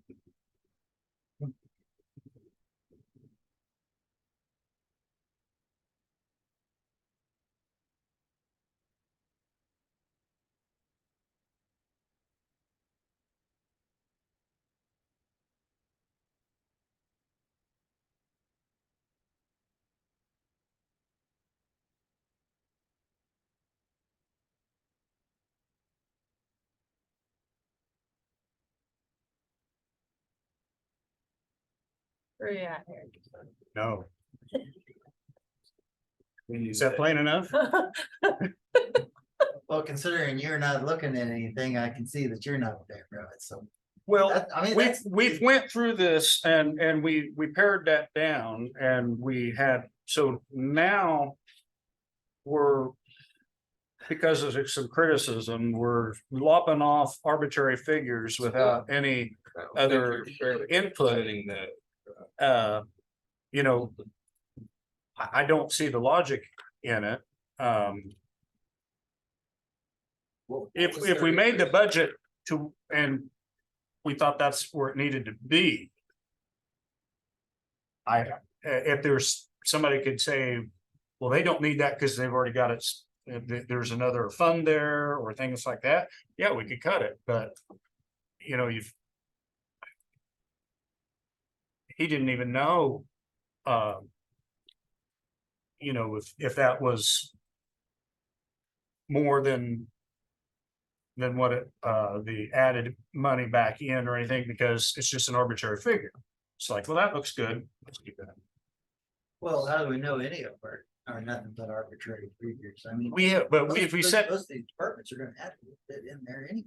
well, we sit there, we whittled this down from 30 to 13 together, and I'm not seeing where just I wouldn't do my own budget that way. It's like I can only spend so much. If I had to spend, if chemical costs $100,000, I'm just gonna make that 80 next year. Well, what am I cutting? You'd have to figure it out. Well, right? Because I mean, I've been stuck in that spot. Yeah. And I've done it. I had to do it. But again, this isn't like your personal finances either. So my thoughts are, I would be more inclined to not drop. My concern on the county attorney is just that new victim witness coordinator. I don't know that they can sustain that. But I think that based on all of our ARPA expenses on IT, that we could do 50 there, because it's 53,322. Can just switch that to more IT? I was trying to remember what we're at in the county. Because attorney with that, because it was the victim witness coordinator. We separated out the juvenile, that's separate, I guess, and so. So, like, to try to work with your numbers, what you're saying, I would be more inclined for that, which you'll keep your balance of what you're trying to achieve. Just I gotta go. Not the Y'all doing great. Thank you. thank you, sir.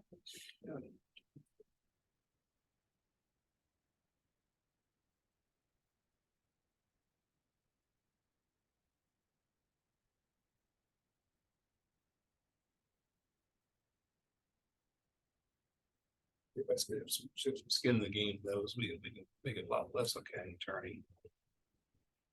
It's just 5,000 something, I think we do. Well, then if we're doing that, I think everybody needs to, I mean, I don't like across the percent things though, because it doesn't seem.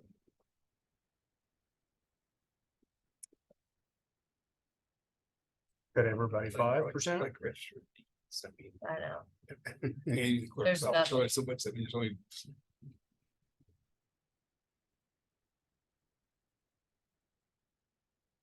Right, So can we take the, I thought we had, We did, we reduced it. well, but it's not, the other spreadsheet shows to be in the same amount. Look, here's the, maybe I haven't updated yet. It's not updated on here, maybe. county counselor.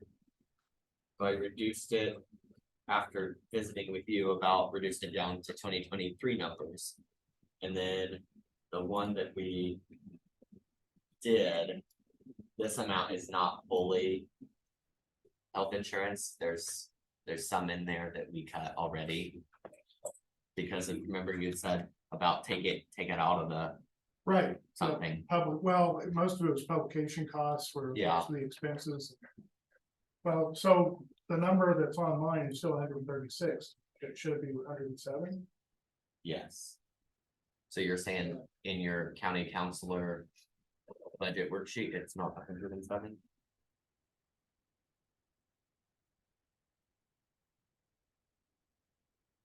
flag. Okay, so, well, I think I was just looking at the other spreadsheet. Oh, is that, this one here. This one is the one from, this is the older one before we took health insurance out.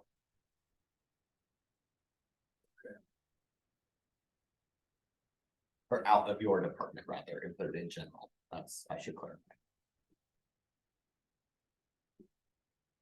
So we had reduced some out of yours already due to some publication.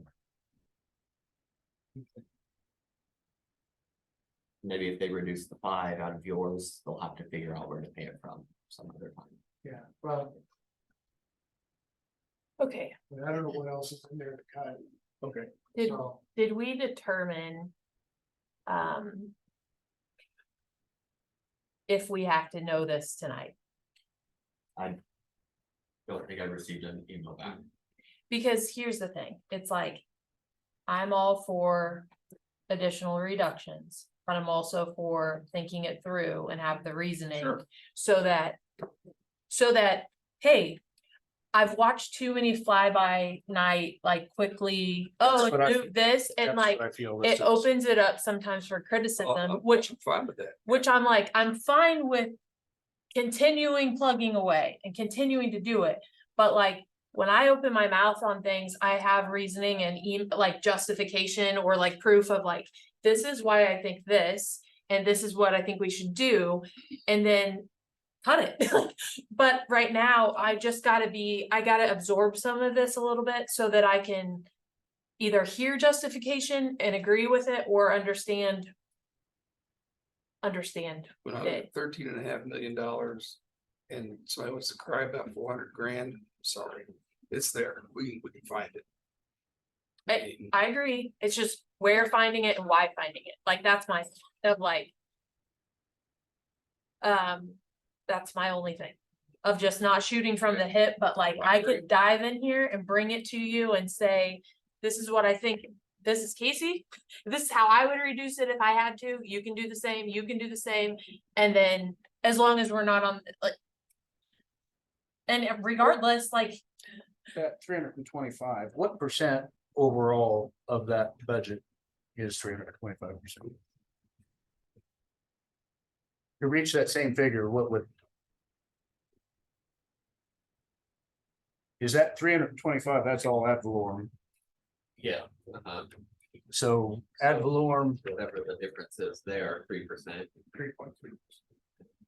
It'd be what? The difference between our original percent and this is 3.1.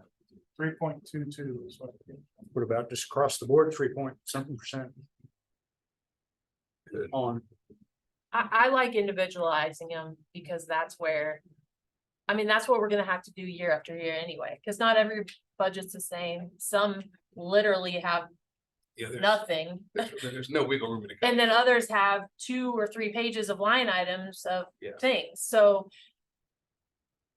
If we're not on a crunch of having to walk out of here with exact number tonight, or even tomorrow. Tomorrow at 4 o'clock, you want? I'll keep that open. Now you see what's on my calendar right there. Read that. I can't. Date night with my My bride. wife put that on my calendar, so.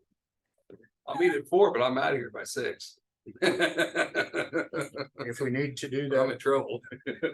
we want to do it here or do we go to the courthouse? I don't think your room is ready. I don't wanna waste my time, so it's either we're gonna show up and we're gonna, I mean, because we're gonna have 3 different opinions. You're gonna have opinion, I'm gonna have one, you're gonna have one, and if we're in gridlock and we just wasted our time and everybody else that joins us. I'm not saying you even have to meet. I don't know. We could wait until Tuesday. Really play it safe. I didn't play it safe for me. I mean, those things. I could do noon, but then not really, I'm not an hour or so to go before I get a couple hours.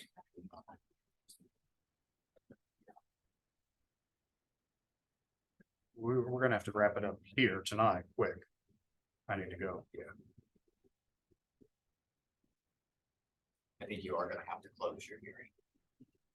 Oh, yes. I'm staying. Okay, and then what's our timeline?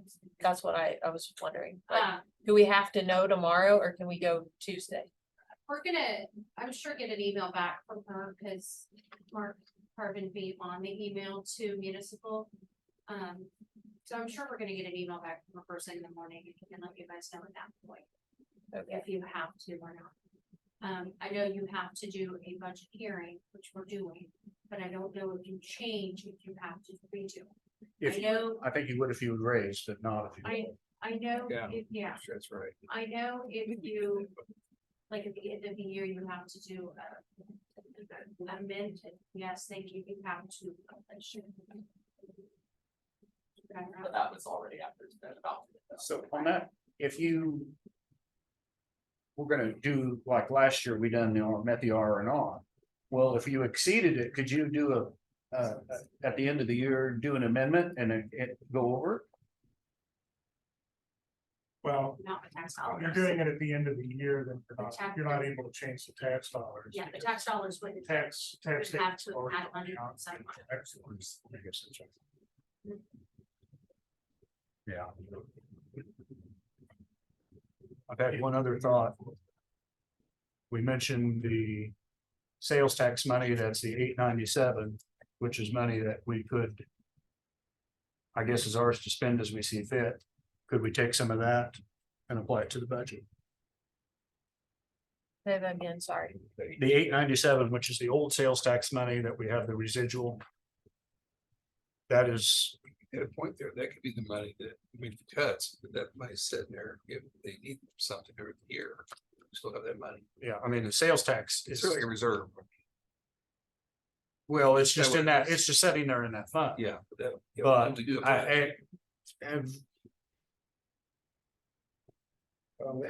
that's going back. Where that came from, because not all of that came directly to the county, so some of that came from the municipalities.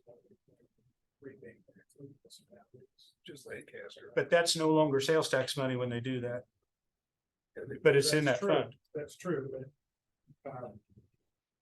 But There'd be a discussion about rebating some of that back to people that contribute. So It'd be a very small amount. that's a policy decision for the law. I'm not suggesting we spend it all, but that could be. What was that figure that from the 897? Cuts. How much? I said I just prefer cuts, I think, at this point. I prefer the cuts, but knowing that's sitting there, if there's a critical need next year, that someone says, oh crap, we actually do get something, we do have some money sitting there. Now, the new sales tax fund we can't touch. Right. That's, I'm not suggesting. Right. We got options.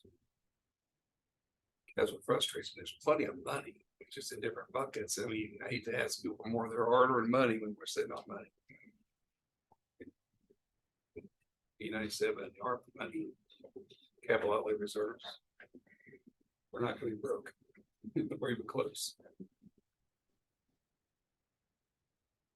Okay, so to be continued sometime. We don't know when yet, because we might not have to know something tomorrow. If we don't need to have it done tomorrow, we won't need to meet tomorrow. Right. We And I will don't- resume Tuesday. I don't think I can meet tomorrow, just to. Okay. So, there's that. I don't think Brown County was having another meeting on it on theirs until next week. So. Well, we're talking about having to republish if we submit a new budget. And if we would have to publish it, And there's it's just. so many days that we have to do it by, and we don't think we can squeeze that all in. 10 days So- ago, Brown County was in the same Which is spot. Friday. They So are to- Monday, the 18th, they and our were meeting's the to 19th. Table. Okay. So we would, Their and we have budget. to have it Work done by on the it 20th. as well. So we would have one. Last Thursday. So they're not figuring on republic. Right, if Figure we it out. don't have to republish, yes, next Tuesday. Figure better off just to go ahead and do that. Be ready to do that anyway. So, next Tuesday? We'll talk about it next Tuesday, and if they have to publish, they can still publish on Friday for the following. No, it has to be Tuesday, or whatever. due tomorrow. It has to be to the paper. But she'll know tomorrow. She has to do But we have to approve it before we can put it in paper.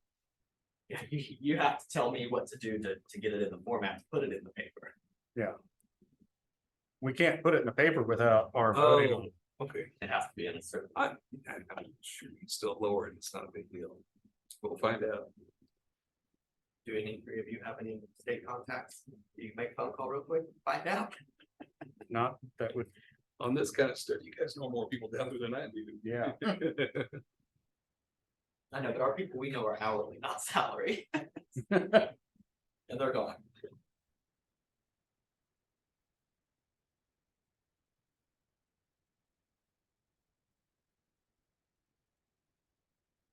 Cause they don't even publish their supplemental.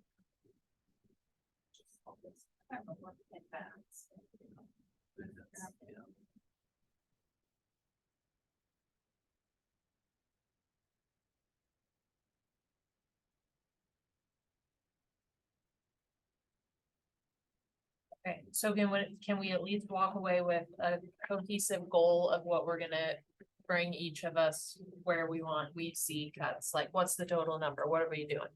3.25, 4, what? We can shoot for 4, we're better off. It's gonna get us under 10 for sure, close to 9. Okay. So each one of us has an assignment to bring back where you cut 400 out of what we have left. Okay. And it's just your opinion. We'll transfer 400 from 897. Yeah. Probably where I'd be. So in that case, you would leave the budgets how they are, we would put in a revenue column. That says we're gonna bring it from this fund, you guys will do a resolution or whatever at the beginning of the new year. Transferring that money over here, so that would show the county general is increasing, not more tax would decrease. So leave the budgets how they are. Because if you decrease, if you cut a budget and show income coming in, you're kind of double dipping. You'd be reducing it 800,000. Oh, yeah, interesting. So you have to leave one the same and bring in 4, or just cut 4, knowing we're gonna move 4 later. Or do 2 and 2. Cut 2. Cut 200 and move 200. Either way, whatever your Either proposal way, is, it's the the total same. is 4. Okay. You wanna go that route, just use the money from the 897 fund. No, I don't, but I want to cut. I have suggestions. I think I just need to take some time to put them together.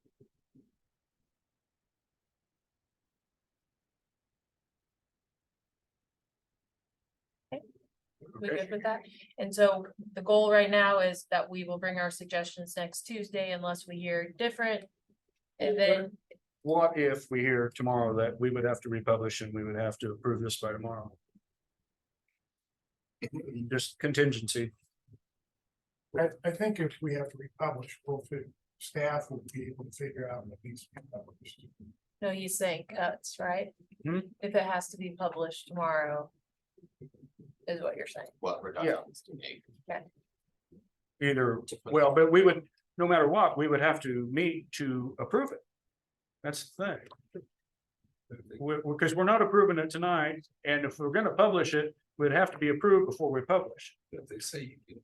We're meeting at 4 o'clock for, Publish the same budget. can we say 1 hour? At 1 o'clock, No. I think it's When? but I can take that.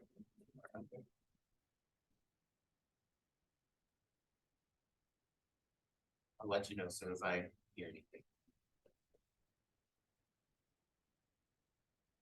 How long do we need? If they give me either by phone or whatever, how long? Did it give me an hour of notice? At least an hour publication, I mean, on the website, because when I send it to the website, I also send it to Mary and to Brian. Well, then at the radio, if you're talking special meeting.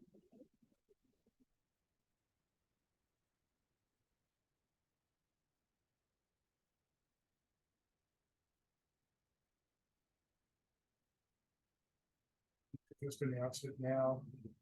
And then. You could just announce tomorrow that you're continuing. Right?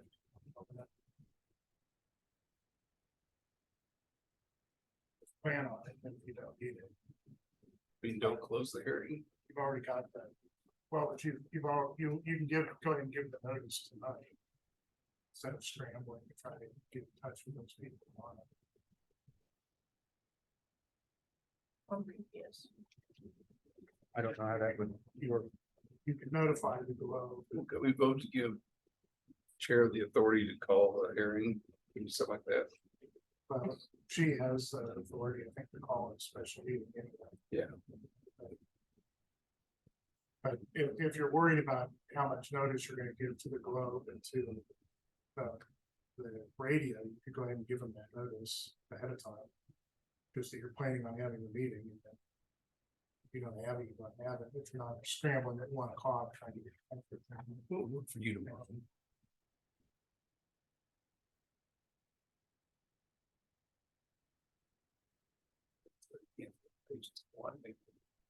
$1.45. I could do that. I have a meeting at 2. I have to be at, and it's gonna be long, so. Over the noon hours, Yeah. did you say yes? Yeah, 12 to 1? like 1, I do 12 to 1. If we all come with what we have, it shouldn't take us long, like. Here's the 3 proposals, Mark, like, I mean, we're gonna have to, this is my prediction, we're gonna have to give and take with one another, because we're not all gonna be like, oh yeah, I agree, it's like. Yeah, it's there all right tonight. I think that's the way to do it. Yeah, so I will, I'll put a pencil to it this evening as well, and we'll see what we come up with. What time? Can we do noon tomorrow?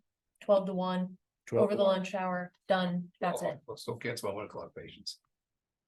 okay, Don't put them up to 1:30. I think they're at 1 and 1:30, so we'll move to 1. So I'll be all right. Okay. I'll probably be here about 5 after. I'll get here as quick as I can. Here? Yeah, I guess here, right? Well, I mean, I'm assuming that it's available. I don't know. We don't know. Parking lot. We could get one of the stalls out here. I mean, or we could just go to the courthouse and sit in there's room. All we all gonna do is. Let's so- just do that.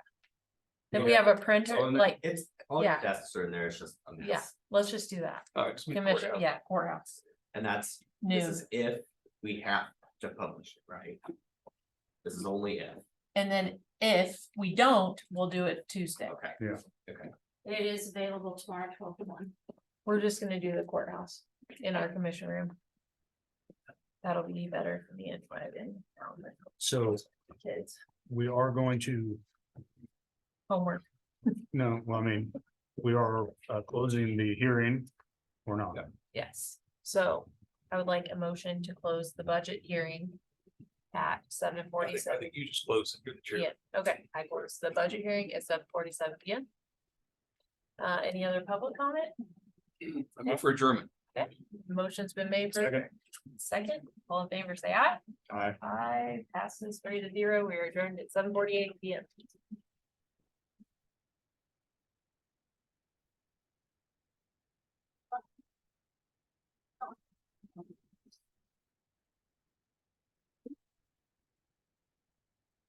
I give that to Michelle. Yes, please.